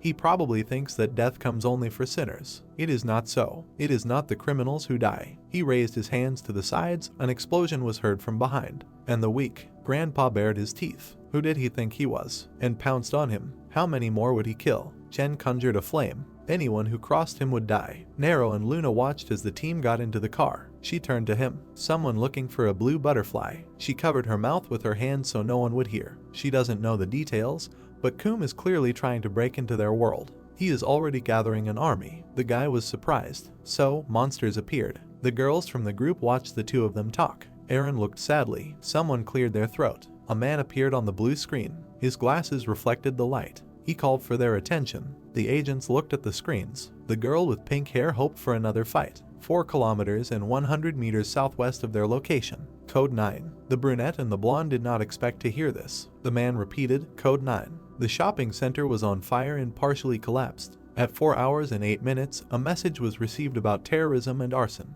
The screen showed the fight between Chen and Musin. With the help of cameras, they made sure that it was a Code 9. Nero looked shocked. All agents immediately moved to the breach point. The message disappeared. The blonde was indignant. This is incredibly dangerous. Sei hid behind her friend. They look like people, the strongest type of monster. Luna looked ahead. The guy stood in shock. It can't be. He abruptly ran towards the events. The blonde called out to him. The girl was surprised by this. Hanseong left. Where is he going? If she is in danger, he will have to save her. He joked that he was scared and decided to run away. Luna joined him. It is dangerous to be alone. They must save Musin. He remembered the old man. His gaze. The guy looked away. For him, the girl interrupted, saying that she understood. But she remembered the specialists. For M1, he is just a monster. He and the other refugees for the organization. The girl tied a rope around the edge of the building wall. She extended her hand to him. She told him to grab onto it. They must make it before M1. He nodded and grabbed her hand. The city was destroyed and burning. The demon blew up the wall and came out with a sword in his hands. Not bad. He fought well. The house was engulfed in flames. The other part of him was destroyed. The demon held the sword in front of his face. But while the sword was in this form, it could cut everything. His eyes narrowed. He pounced on the old man. The blow shattered the road. But Musin dodged. He blocked the second attack with his hand. Sparks flew from it. He held back the weapon. Useless. The sword would not harm him. But the sword still went deep into the arm and cut off the arm at the shoulder. Chen looked at what was happening without surprise. He was starting to get tired of this. Everything around was on fire. Musin lost his arm, looked at it and thought that the heat of the ball with could melt his skin. And then the blade cut off his arm, he would not be able to recover. Chen stood in front of him. He looked at him and thought that the fire warrior, the worst possible opponent, and the man said that the leg would be next. The old man squeezed the laka and thought that he was not afraid of death. He swung and shouted at him not to be so arrogant, thinking that they would use all their strength. He shouted. Even with his throat cut, he continued to fight, thinking that he had nowhere else to return to. And he struck with all his might. Chen thrust his sword forward. Then he fell to his knees and tried to parry the blow. The incredible force of the blade's cut. He said that this was the man's last flutter, thinking about how he could create such a strong gust of wind at a great distance. Then he looked at him and thought that he was like a hurricane, and said out loud that he was trying in vain. He swung the ball. The old man bent down and thought that he should come here. He walked towards him, and he thought that he needed to get closer, just a little more. Right now he would strike. He gathered all his energy. Bayonets appeared from the ground right next to the guy. He did not understand how it happened. They practically pierced him. Sharp spears stuck right out of the ground. The man looked at all this. He was pleased. But a second later, the guy appeared behind him. The man was already without a leg at that moment. He was holding his leg. Chen turned around and said that he underestimated him. He held the sword and said that now he understood why the traitor followed him. He took a step. He stood right behind him and said that this is the end. Then he ordered him to tell him where the key was. He imagined the sword right to his throat. He looked at him and added that in this case he would hit him painlessly. The old man raised his hand and said that he was a scumbag. He killed so many of their people and hunting his king. He grabbed the sword and asked why he was doing this. Chen looked at him and said that he could ask the same thing. Why was he risking his life for a bastard, a half-breed? To which he smiled. Then he raised his head and said that he was simply happy about it.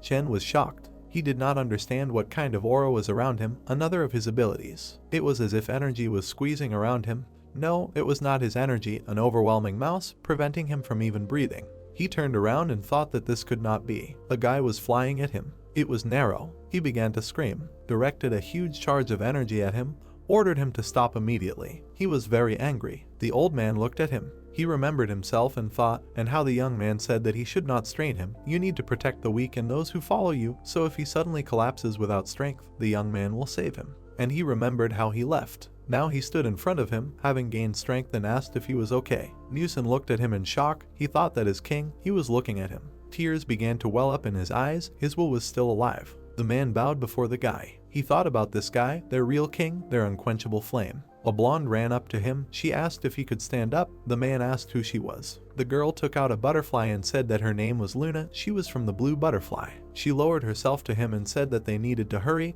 M1 agents were already approaching. Then she leaned over to him again and said that she would help, but the man did not react. Blood was flowing from his nose and mouth. The girl was in shock. Suddenly, someone began to come out of the cracks. He took a step forward, said that it was him. The general came out and said that the guy was the queen's spawn. The young man looked at him and thought that he was not like the monsters he had met before. He felt great power. The man approached him, his sword radiating dark energy. He said that he had fought in hell all his life, all for his death. Then he looked at him and said that now he could personally cut off his limbs. But the protagonist looked at him and was confident. He told him to try. The fight began. Streams flew. The man swung his ball and did not understand what it was. The protagonist looked to the side and thought that it was Luna. The general was also shocked. She suddenly changed. She grew ears and claws. It was she who controlled these others and told him to leave it to her. She could handle it herself. But the guy turned and shouted that it was dangerous. She replied that everything was so. Then extended her hand forward and said that they did not know what would happen when the agents arrived. Until that moment they needed to move the old man to another place. Then she added that this was the best thing to do. The guy returned.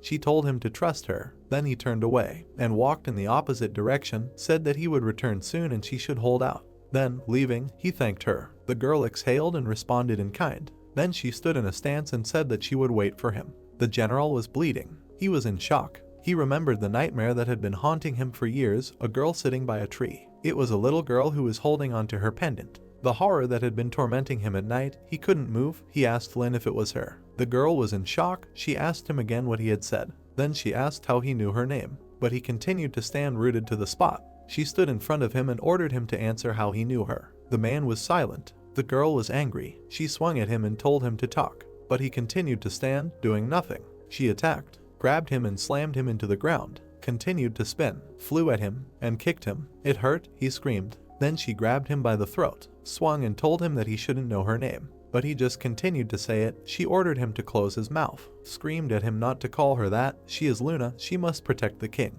And he started whispering that he wanted to become strong and not that everything was taken from him. He wanted revenge. She looked at him. The man also said that he suffered for her sake, because she died. He was blazing and crying and asking why she was alive and well, she should have died there. Then he said that she was Lynn, his little sister. Everything was engulfed in flames. Military vehicles were approaching. Someone said that visibility was limited by smoke and fire. They would have to leave from here. The man was standing on a military vehicle. She added that first of all, we need to do elimination, not rescue the group within to battle. People started to come out.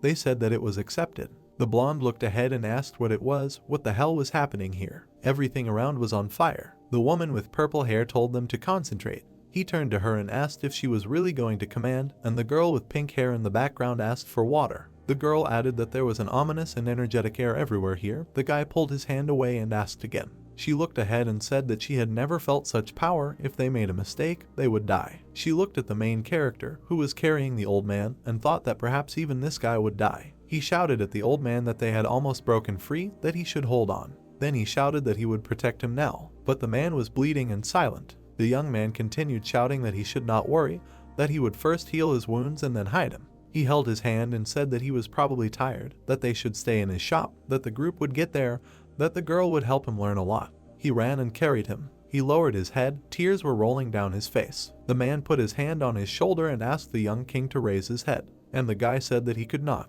Then he began to cry and said that it hurt him to watch his loved ones die. He remembered his grandmother, he remembered his best friend, and he said that it was all because of him. The old man said that they did not leave. The boy put his hand on the ground, whether a petal was flying to him. The man said that their bodies returned to the earth, but their souls remained with their loved ones. A petal fell on his hand, they were all next to him and always will be. The man looked at him and said that he must accept responsibility and move forward, this is the duty of the living. Then his hand began to shine, as if he was falling apart. He began to dissolve and said that the guardian of King Musin was leaving. Then he smiled and added that it was a real honor to meet him, and said goodbye. The young man cried hard. Everything around was on fire. The girl grabbed the general's hand, and he told her that she herself said that she would be a hindrance to him. He held her by the neck and added that she was always in the clouds and thinking about others. He lifted her off the ground and said that now she dared to come back to life for the sake of a half-breed. He looked at her with malice and said that she was so pathetic, she should have died in that forest. The girl clenched her teeth. She said that he was a coward. The man was surprised. She looked at him and said that then he should have killed her with his own hands. Why did he spare her? Then she swung her leg and hit him right in the face. She jumped back and landed back on the ground. The man stood still. She wiped her chin and said that on that day, if he was waiting for her to die, he should not have given this. And she threw him a butterfly. Then she put her hand to her chest and said that the blue butterfly saved her. When she showed the necklace, he saved her life. Then she screamed, why did he give this and leave? He just lowered his head and she kept asking what he was thinking. Then he raised his head and said that the path he had chosen had led only to suffering.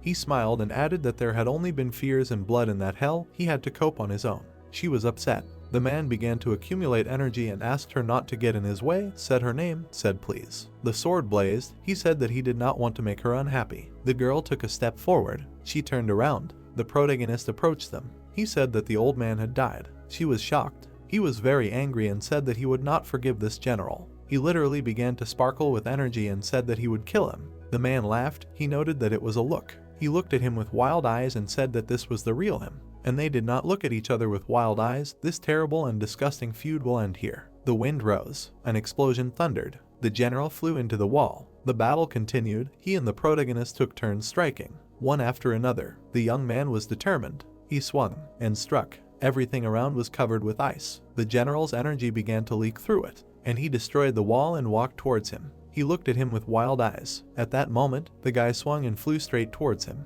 The blonde watched the explosions from the side. She saw a fierce battle. She looked there and said that here it is, Nero's real power. He is able to fight equally with the strongest demon. She clenched her fist, said that she could feel his energy from here. The guy moved forward. She said that he surpasses the general in pure power, but there is one problem. He is not inferior either, although he is fighting the king's son. The man stood in a stance. The girl said that he makes up for the difference in strength with skill and innate agility. She looked at them and said that the boy was in danger. She had to help. She imagined her brother and remembered what he said, that the path he had chosen only led to suffering. He had to cope on his own.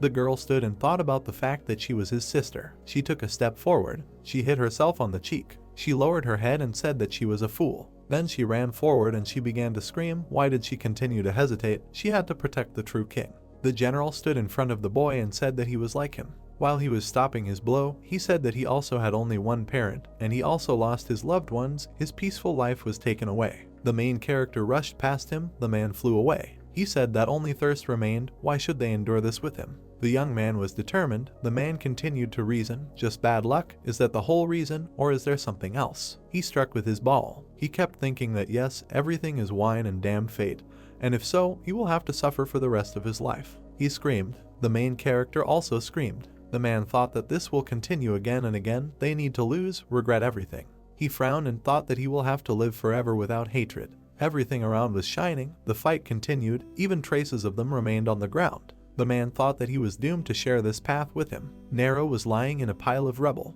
Then he raised his head and said that he must speed up, become stronger. Someone called out to him. He was surprised. It was a blonde. She ran and said that he did not lose his head. There was a dangerous enemy in front of them. Then she lowered her head and said that she was sorry that he lost someone dear, but now it was necessary to drop caution. She turned around and added that if he was killed, they would all end. The young man lowered his eyes and told her not to worry, he could handle it himself. But the girl answered negatively. She said that no matter how strong the attack was, it was useless if he could dodge it. A general emerged from the smoke. The girl added that he was still on his feet, so the guy clearly needed support. She turned around, looked at him and said that if he let him take the initiative, then he would put his life at risk. The guy looked down. Then he closed his eyes and said that he understood, asked what she was suggesting.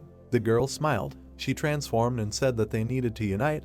They needed to hit him hard enough, then victory would be in their pocket. The guy looked at her. She asked if he could handle it. He lowered his head. Then he went to her, said that of course he could. The group ran. The girl said that there was a power source ahead, only 3, they should start the mission. They were ready to fight. The blonde said that it was like hell here. The girl with huge hands turned around and said that they were there. Then she asked if that wasn't Nero's brother, and indeed the main character ran forward. Adam looked at him in surprise. She was shocked. Then she saw Lena. The girl was in the form of a fox. The general changed weapons and thought that his sister had decided to intervene after all. He raised the sword right in front of him and thought that he would infect her. She thrust it right in front of him and called Alice to fire. The man was surprised. He looked at her and thought that he could not see or feel anything. Was this a hallucination? Suddenly he received a blow to the chest. It was the main character. He was looking straight at him. The man asked how they decided. He smiled, looked at him and said that he had struck after all. Then he said that he had not even felt it. He raised his hand. He grabbed the young man by the hand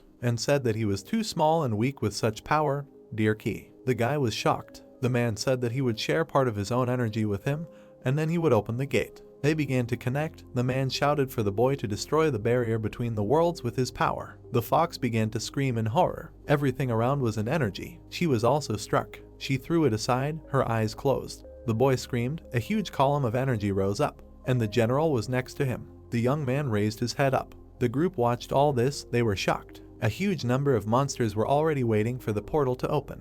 They rejoiced. Finally the gates opened. In front of them was a huge column of energy. The path to the human world was free. The general found the key. Their king flew up to them and ordered them to listen to him. He shouted that those disgusting people had held back the demons for a long time, but now they were all free. He frowned and shouted that the time had come to repay for their pain, today the demons. He raised his hand up and shouted that they would take back the world that was taken from them. Then a huge army went forward. He ordered them to advance, to kill all the people. The agent was told that there was a level 4 alarm. He repeated, level 4 alarm. They looked up and asked what was going on. The radio said that all agents must act according to the emergency instructions. He repeated, level 4 alarm. A portal was opening in front of them. Some kind of hole appeared. The whole city was engulfed in strange flames and wind. The girl raised her hand and told them to look. On the roof was the main character and the blonde in his hands. He was holding her. They noted that it was Nero. They jumped to another roof and the guys asked what was going on. They were talking among themselves. The girl asked if he really was a blonde. The guy asked again if he was serious. Their captain frowned. People looked at the sky and said that it was strange. Suddenly, monsters began to fall from there. The cars began to crackle and break. People got out of them.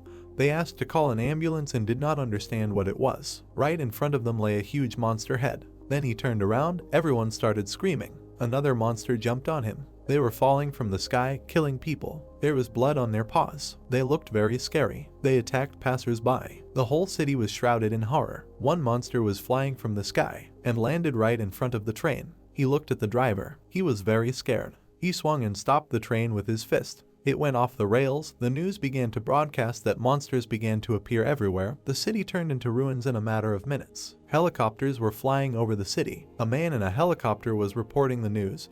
He said that a National Security Council had been created. They confirmed the invasion and assigned the highest threat level. The army deployed all forces. People were standing next to tanks. A helicopter was flying. The full extent of the destruction has not yet been determined. Another monster suddenly ate the helicopter and flew into the ground. In the background, the rest of the monsters ran forward. The man put his hand on the phone. It was the M1 control room, said that the hotline connection was established. Then he picked up the phone, introduced himself as Yinhyuk. He held the phone. They spoke to him. The man with glasses looked away. They told him that their benefactors were worried. He continued to stand by the phone and replied that he knew he would soon rectify the situation. Then he lowered his head and said that if he succeeded, please let him command all future operations. He stood in the room and was silent. He pressed the screen and said that the fact is that he cannot resist the monster with his current forces. They added that, however, the organization had been preparing for such a situation for decades. He looked at the guy's profile. He looked away and said that now we need to follow his instructions. In response, they answered that it was accepted. The blonde was lying in bed. The group was near the house. The guy had a first aid kit in his hands. He walked forward and thought that it was early and the girls were more serious than he thought. He turned the corner and thought that even a monster would have a hard time dealing with them and their situation. Then something surprised him. The bars on the windows were torn. He thought that the girl was in danger. She continued to lie in bed. A hand came over him, doing some manipulations. It was Aaron. Suddenly the first aid kit fell to the floor. He ran up to the girl and started shouting what she was doing. She stopped him. She clenched her fist. She threw it aside and shouted for him not to interfere with her. The guys ran to the wall. He frowned and told her to move away from her. What was she up to? The girl stood in front of him. He told her that next time she wouldn't get away with one push. She asked him to stop. She grabbed his hand and said that she just needed to check something. She lifted the blanket. She looked there and thought that she was not mistaken after all. The girl had a cut on her chest. She told him to look. What do you think? Is a person capable of surviving such a wound? Her entire chest was cut. The guy lowered his head. The woman said that any of them would have died by now. Then she came up to him and said that a monster could survive even worse. The less she looked like a human, the more she could endure. The guy raised his head and told her not to talk nonsense. But she raised her hand and said that he really did not understand. Luna monster. And the young man covered her and said that she was and would be just Luna. The girl continued to lie in bed. The guy said that they had fought together for a long time. The woman lowered her head and said that this was some kind of nonsense. He was talking nonsense here. She began to accumulate energy. She swung and screamed that any monster is their enemy. But the guy grabbed her hand. He was in the form of a demon again. The girl wondered what was wrong with his face. She jumped back and said that who he was. And the guy took a step forward and said that he had the blood of not only a man, but a monster. He imagined himself between monsters and people and said that almost all demons were trying to kill him if people became enemies too. He lowered his head and said that he did not know whose side. He raised his eyes and said that he would have to fight. The girl stood in front of him and did not understand anything.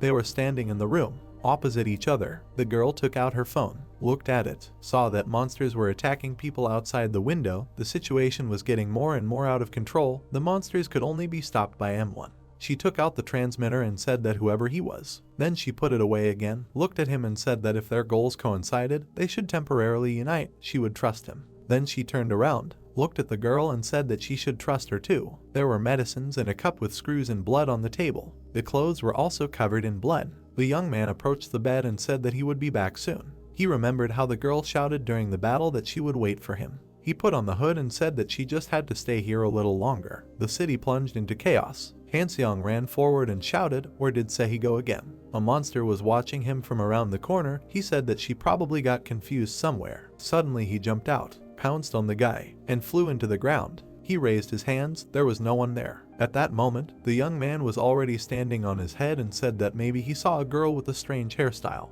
Then he struck and cut the monster in half. He stood in front of him and said that it was hard to look after this little one. The monster began to regenerate. The guy stood and shouted for the girl to answer him. He asked why the hell she left him. In the background, the monster had almost completely recovered. He suddenly covered the guy with his hand, pressed him to the ground. He thought he had screwed up, allowed himself to relax his vigilance. Well, at that moment the girl flew into him with a huge fist and said that this was the 35th. She was happy. Then she landed and thought that she had smashed everything here. They would scold her for damaging property. And the guy looked at her in shock, thought that it was good, maybe it was stupid, or maybe not. He raised his hand and started yelling at her, and she asked where he was from. Then she smiled. The guy was yelling. Can she imagine how worried he was? She was very pleased that they were worried about her. Then her face changed and said that she was not pleased. The sleek blonde guy with an ugly face. The girl began to parody him. He almost died. His face is crooked. Save me, dear girl. Monsters were approaching them. The young man thought that she did not come to save him, but simply carried out everyone in a row. 3 monsters were in front. The girl shouted that she would not help him out twice. They should ask for reinforcements. He stood next to her and replied that all the strong agents had already been sent out, and all that was left was to survive themselves.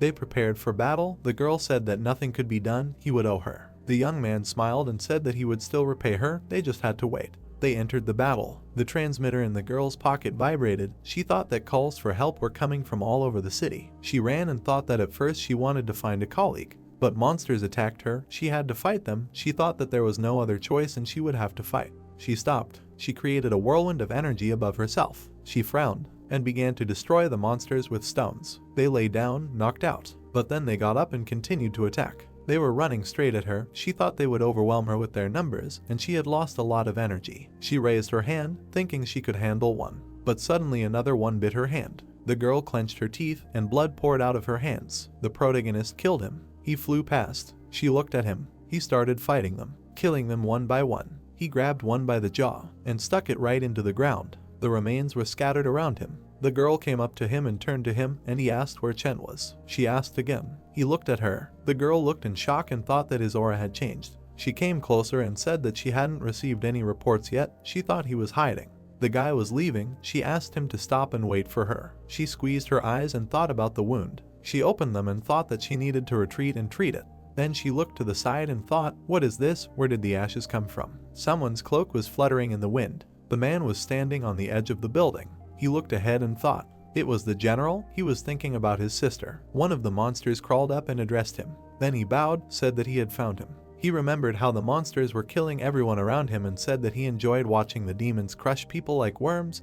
He was glad that his brother the general was also enjoying the view. The monsters were walking through the city. The man turned around, and the monster said that at the end of the war the king would reward him. Leave me, he found the key. Then he raised his head and said with a smile that he was sure that his brother and the messenger from the blue butterfly took care of. He raised his head and asked who the messenger and the blue butterfly was. The monster explained that it was a girl with scarlet threads. Then he spread his hands and said that she did not dare to resist her brother. She should be grateful that she died from one blow if she had fallen into his hands. The man asked what he would do. He smiled and asked again. The general looked at him and said he wanted to know what he was going to do to her. He spread his arms and said he would cut off all the limbs, but first he would get rid of his fingers and toes. He wanted to make her suffer. The man raised his hand, grabbed him by the throat and told him to stop, squeezed even harder and said he thought he liked the pain. He started to beat his tail on the floor. The general added that he would not refuse to experience it himself, and then he tore off his head. The decapitated body fell to the floor. He turned around and left. Then something surprised him. Monsters were flying over the city. A laboratory. There was something in the test tubes. A woman was treating a girl's hand.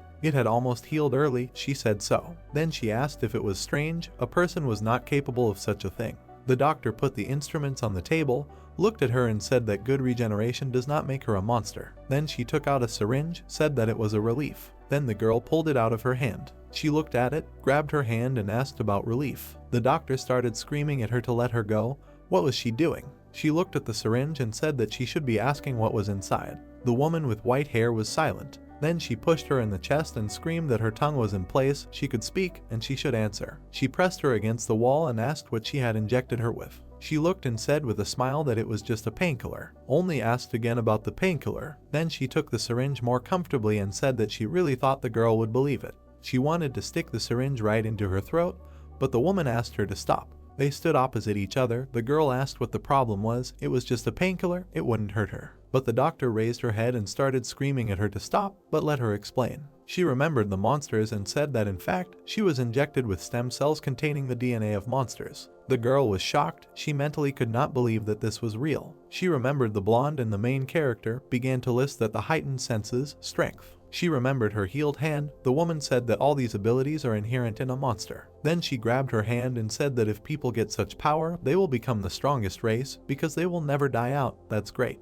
The girl looked down and asked if they really experimented on her. The woman said no, she just wanted to make her stronger. The girl was furious and shouted at the woman not to lie. Her eyes were filled with tears. They turned her into a monster. They went down the stairs. They stopped. They were standing in front of a room. The doctor explained that it was a secret area where even agents were not allowed to enter. The girl folded her arms and asked if she could enter. She should just let her in. The woman opened the room. There were flasks in front of them. There were monsters inside. The girl looked at them and thought that they were still alive. The doctor began to say that the commander was trying to create a new human species, using the power and regeneration of monsters. She raised her head and said that M1, having such a weapon, would lead humanity forward. She touched the flask with the monster and added that it was not easy, it was difficult to capture monsters alive. Why did she close her eyes and say that they still did not have enough resources? Such a large invasion was a great chance. Her hair was fluttering in the wind. She turned around and wondered where it came from. And this girl was standing right in front of her and accumulating energy. She was ready to attack. The doctor screamed, what was she doing? Aaron stood in front of her and said that they were lying when they said that it was for the sake of people, they only needed strength and power. The woman began to scream that it was not true, the commanders and she were protecting humanity. But the girl screamed and said that she had enough of deception. She aimed a blow straight at the doctor and broke the flask with the monster. The woman turned around and began to scream for her to stop. Her collection was in danger. Monsters began to crawl out. The woman stood and screamed that the girl had gone crazy. Why was she doing this? Did she know how difficult it was to collect them here? One of the monsters swung and grabbed her right by the throat. The woman began to scream what she was planning. The monsters began to attack. She asked them to let go and leave her alone. The girl just looked at this. They pulled her towards them. She screamed that she would not let this go unpunished. She would definitely punish them. Her eyes were full of horror. The girl turned around. Then she turned away and just left. And the woman began to drag the monster to her. The door in the room closed. The girl just left from there. The protagonist's apartment. The blonde opened her eyes and began to come to her senses. Aaron was sitting in front of her. She turned around and said that it worked after all. It seems she was telling the truth about the DNA of monsters. Luna sat on the bed and did not understand what was happening. The girl came up to her and told her not to move. Her early was not completely healed. She looked at her shoulder and thought that she passed out during the fight. What happened to Nero, AC Chen? Why did she look at the girl and think that she said something else about DNA? Did she really find out that the girl was a monster? Does not understand anything. She looked at her and asked what she was going to do. Will she torture her? But she folded her arms and said that she diligently took care of her and received such an attitude. The blonde turned away and asked how she could believe her. She looked at the bandages with blood and said that she found out everything. Well, the girl turned away and asked what it was about. She was just doing a favor to the main character. Then she looked ahead and said that apparently only he could save them. They were in a room. The girl added that he would help if she was safe. At this time, the group continued to fight the monsters. They looked at each other and asked the last one, or was it? The other said that it seemed so. They had a hard time. The guy looked at the brunette with his tail and said that they needed to go back. They needed to have time to report. Then his comrade raised his hand and said to look there. In front of them was a huge monster. They began to run away from it. There was a whole horde of monsters. They had to retreat. And they did not fly. There were a lot of them. The guy shouted that they needed to offend and not look back. He also added that they needed to keep their heads down. But suddenly his comrades were attacked. The main character was standing on the edge of the roof. He came closer, and he jumped right on the monsters. He stood on the ground and thought that the lives of people dear to him. He tore off the head of one of them, thinking that it meant nothing to them. He struck again. He thought that he did not understand why the demon did this. He did not want to understand and did not think that he could. He killed the monster with one blow. Their parts began to creep everywhere. He decided that he was the reason for what was happening. His eyes were burning, his fist with blue flame. With this force he would put an end to it. In front of him was a huge monster. He looked at it. He pointed his hand forward. He thought that he would achieve his happy ending. The city was burning. There was a strong explosion. The protagonist lowered his eyes and thought that it was not all over. Monsters were killed around him. He did not kill them all. The world of monsters. They are standing in front of the portal. The king looks at everything that is happening. He went down to his subjects. He came to the edge of the cliff and asked why there was no news yet. The gates had opened long ago. His subordinate came up and said that the matter was that. He bowed and added that the enemies were starting to push the monsters back little by little. The man turned around. He asked again about the enemies. His subordinate was terrified. He explained that they were up against the son of the former king. They didn't know yet, but how strong was he if he came here? He raised his hand. He grabbed the monster by the chin. He looked at him and said that he would sweep away, he says, the former king and the power of his offspring with him. Then he lifted him above himself and said that he had forgotten who was in front of him. Why was he talking such nonsense? The monster tried to say something, but his mouth was closed. The man also added that if he didn't shut up, he would make him regret it.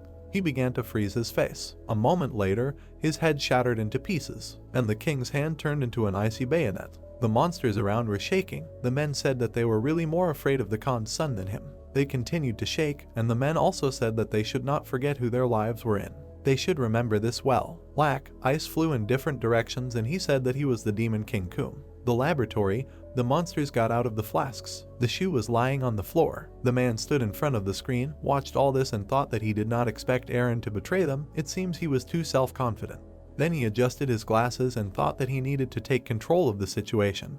There were quite a lot of agents in the combat zone. If there was a leak of information, he was screwed. And he asked out loud that one of the agents could immediately return to headquarters. He approached one of the employees. He said that the situation there was a difficult one now. It was unlikely that anyone would be able to escape, and there were quite a lot of victims. The men asked him if they were losing. The young man turned around and said no. One agent was successfully resisting hordes of monsters, and he pointed at the main character, said it was him. The man thought about it. At that moment, the guy was fighting a monster. It swung at him and grabbed his hand. The guy clenched his teeth, and energy began to accumulate in his hands, and he began to freeze the monster right through the tentacles, up to the head. A moment later, it flew into pieces, and the guy landed on the ground. He looked forward. The man moved closer to the screen. He was in shock. He thought it was icy breath. Han-seong screamed. He lowered his head. There was a whole mountain of monsters in front of them. He suggested that the girl retreat, said that he was tired and could not anymore. Then he put his hand to his forehead, and the girl raised her hand up and said that this proves her superiority.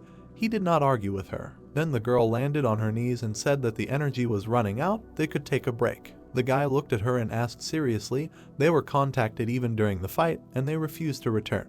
The man walked forward, and the blonde said that she should thank the gods since he was on her team. The other guys pretended to be strong, but he did not believe them. He also added that they only chatted much. The girl was surprised. She stood up and said that they had a guest. She clenched her fist and said that it was that guy, and the young man turned and asked who it was. She looked at him and said that she had seen him earlier. This is a strong monster. In front of them stood the general. The girl stood up and said that it was a Cat 9. He begins to neutralize. The blonde ran up and said that he was dangerous. The girl began to attack, but she also received a blow for a second, flew to the side, flew into the wall and smashed it. Her comrade was shocked. He turned and began to scream. Then he squeezed his knife. He got very angry and started shouting that he would finish him off. Energy began to accumulate around the general. The blonde thought that he couldn't attack right away. He needed to try to confuse him. He ran into him from behind. He tried to attack, but the man managed to dodge and said that it was a pathetic move. The young man thought that it had happened. He had definitely gone behind his back. Then the hand approached the back of his head, and he stuck his head into the ground. The girl began to come to her senses. She lowered her head and said that she had no strength left, but she needed to get up. She took a step forward. She looked up and said that things were bad. The general brought her friend up, held him by the neck and said that the games were over, they should get down to business. He began to run an electric current through the guy's neck. The young man burned before the girl's eyes. He threw a burning body nearby and told her to call the main character here, then he would kill her painlessly. She put her hand on the ground, shaking it and thinking that he was stronger than anyone she had ever fought. This man was reflected in her eyes and she thought that if she attacked. At that moment, the blonde put his hand on her and told her to run quickly. She looked at him, and before he died, he told her to leave. Her hands were shaking. She clenched her fists and said that she should run from someone who did this to him. She began to attack and screamed that she would never run away. The man grabbed her fist. He held it and looked at her. She screamed about her armor. He frowned. Then he grabbed her hand and pressed her against the wall. He tore her hand away. The girl screamed. He left and said that when a person dies, their body does not disappear. They are not at all like demons. Then she added that this is some kind of perverted way for them to boast about their death. The girl looked at the severed hand with tears in her eyes. She clenched her teeth and said that her friend would not lose to such a monster. Then she tried to attack again. He raised his hand and passed it through her stomach. The girl's eyes widened. He pulled his hand out and she fell. Her blood was everywhere. The man said that the main character has many defenders. The city was burning. The group members looked forward. The girl said that if they stayed here, their squad would be destroyed. A huge monster stood in front of them. Saliva flowed from its mouth. The captain decided that they had to fight and shouted that the civilian was still in danger. Support would arrive in 5 minutes. He turned around and shouted that they would arrive in 3 minutes. But then he got a fist in the face while shouting that if they did not hold out any longer, he flew straight into the wall. He began to cough up blood. Suddenly he saw a guy in a hood appear. He wondered who it was, perhaps a civilian. He looked up and said that it was dangerous to be here. He walked straight up to the bridge. The captain shouted for him to run. The guy looked down and asked where the general was. The captain looked at all this and did not understand what was happening, why the monster did not attack. The girl ran forward and said that he had stopped. They had a chance to escape, and the man ordered her to stop. The guy looked straight at the monster and said to call the general right now. The monster was afraid. The captain noted this. He understood that he was afraid of this guy. Then he approached him and screamed. He hit the ground and stones flew. The guy leaned on his foot. He held the monster's fist and said that if he did not call, he then changed his mind and said okay, it does not matter. Then he said that he would kill again and again, and when he killed enough, people looked at this in shock.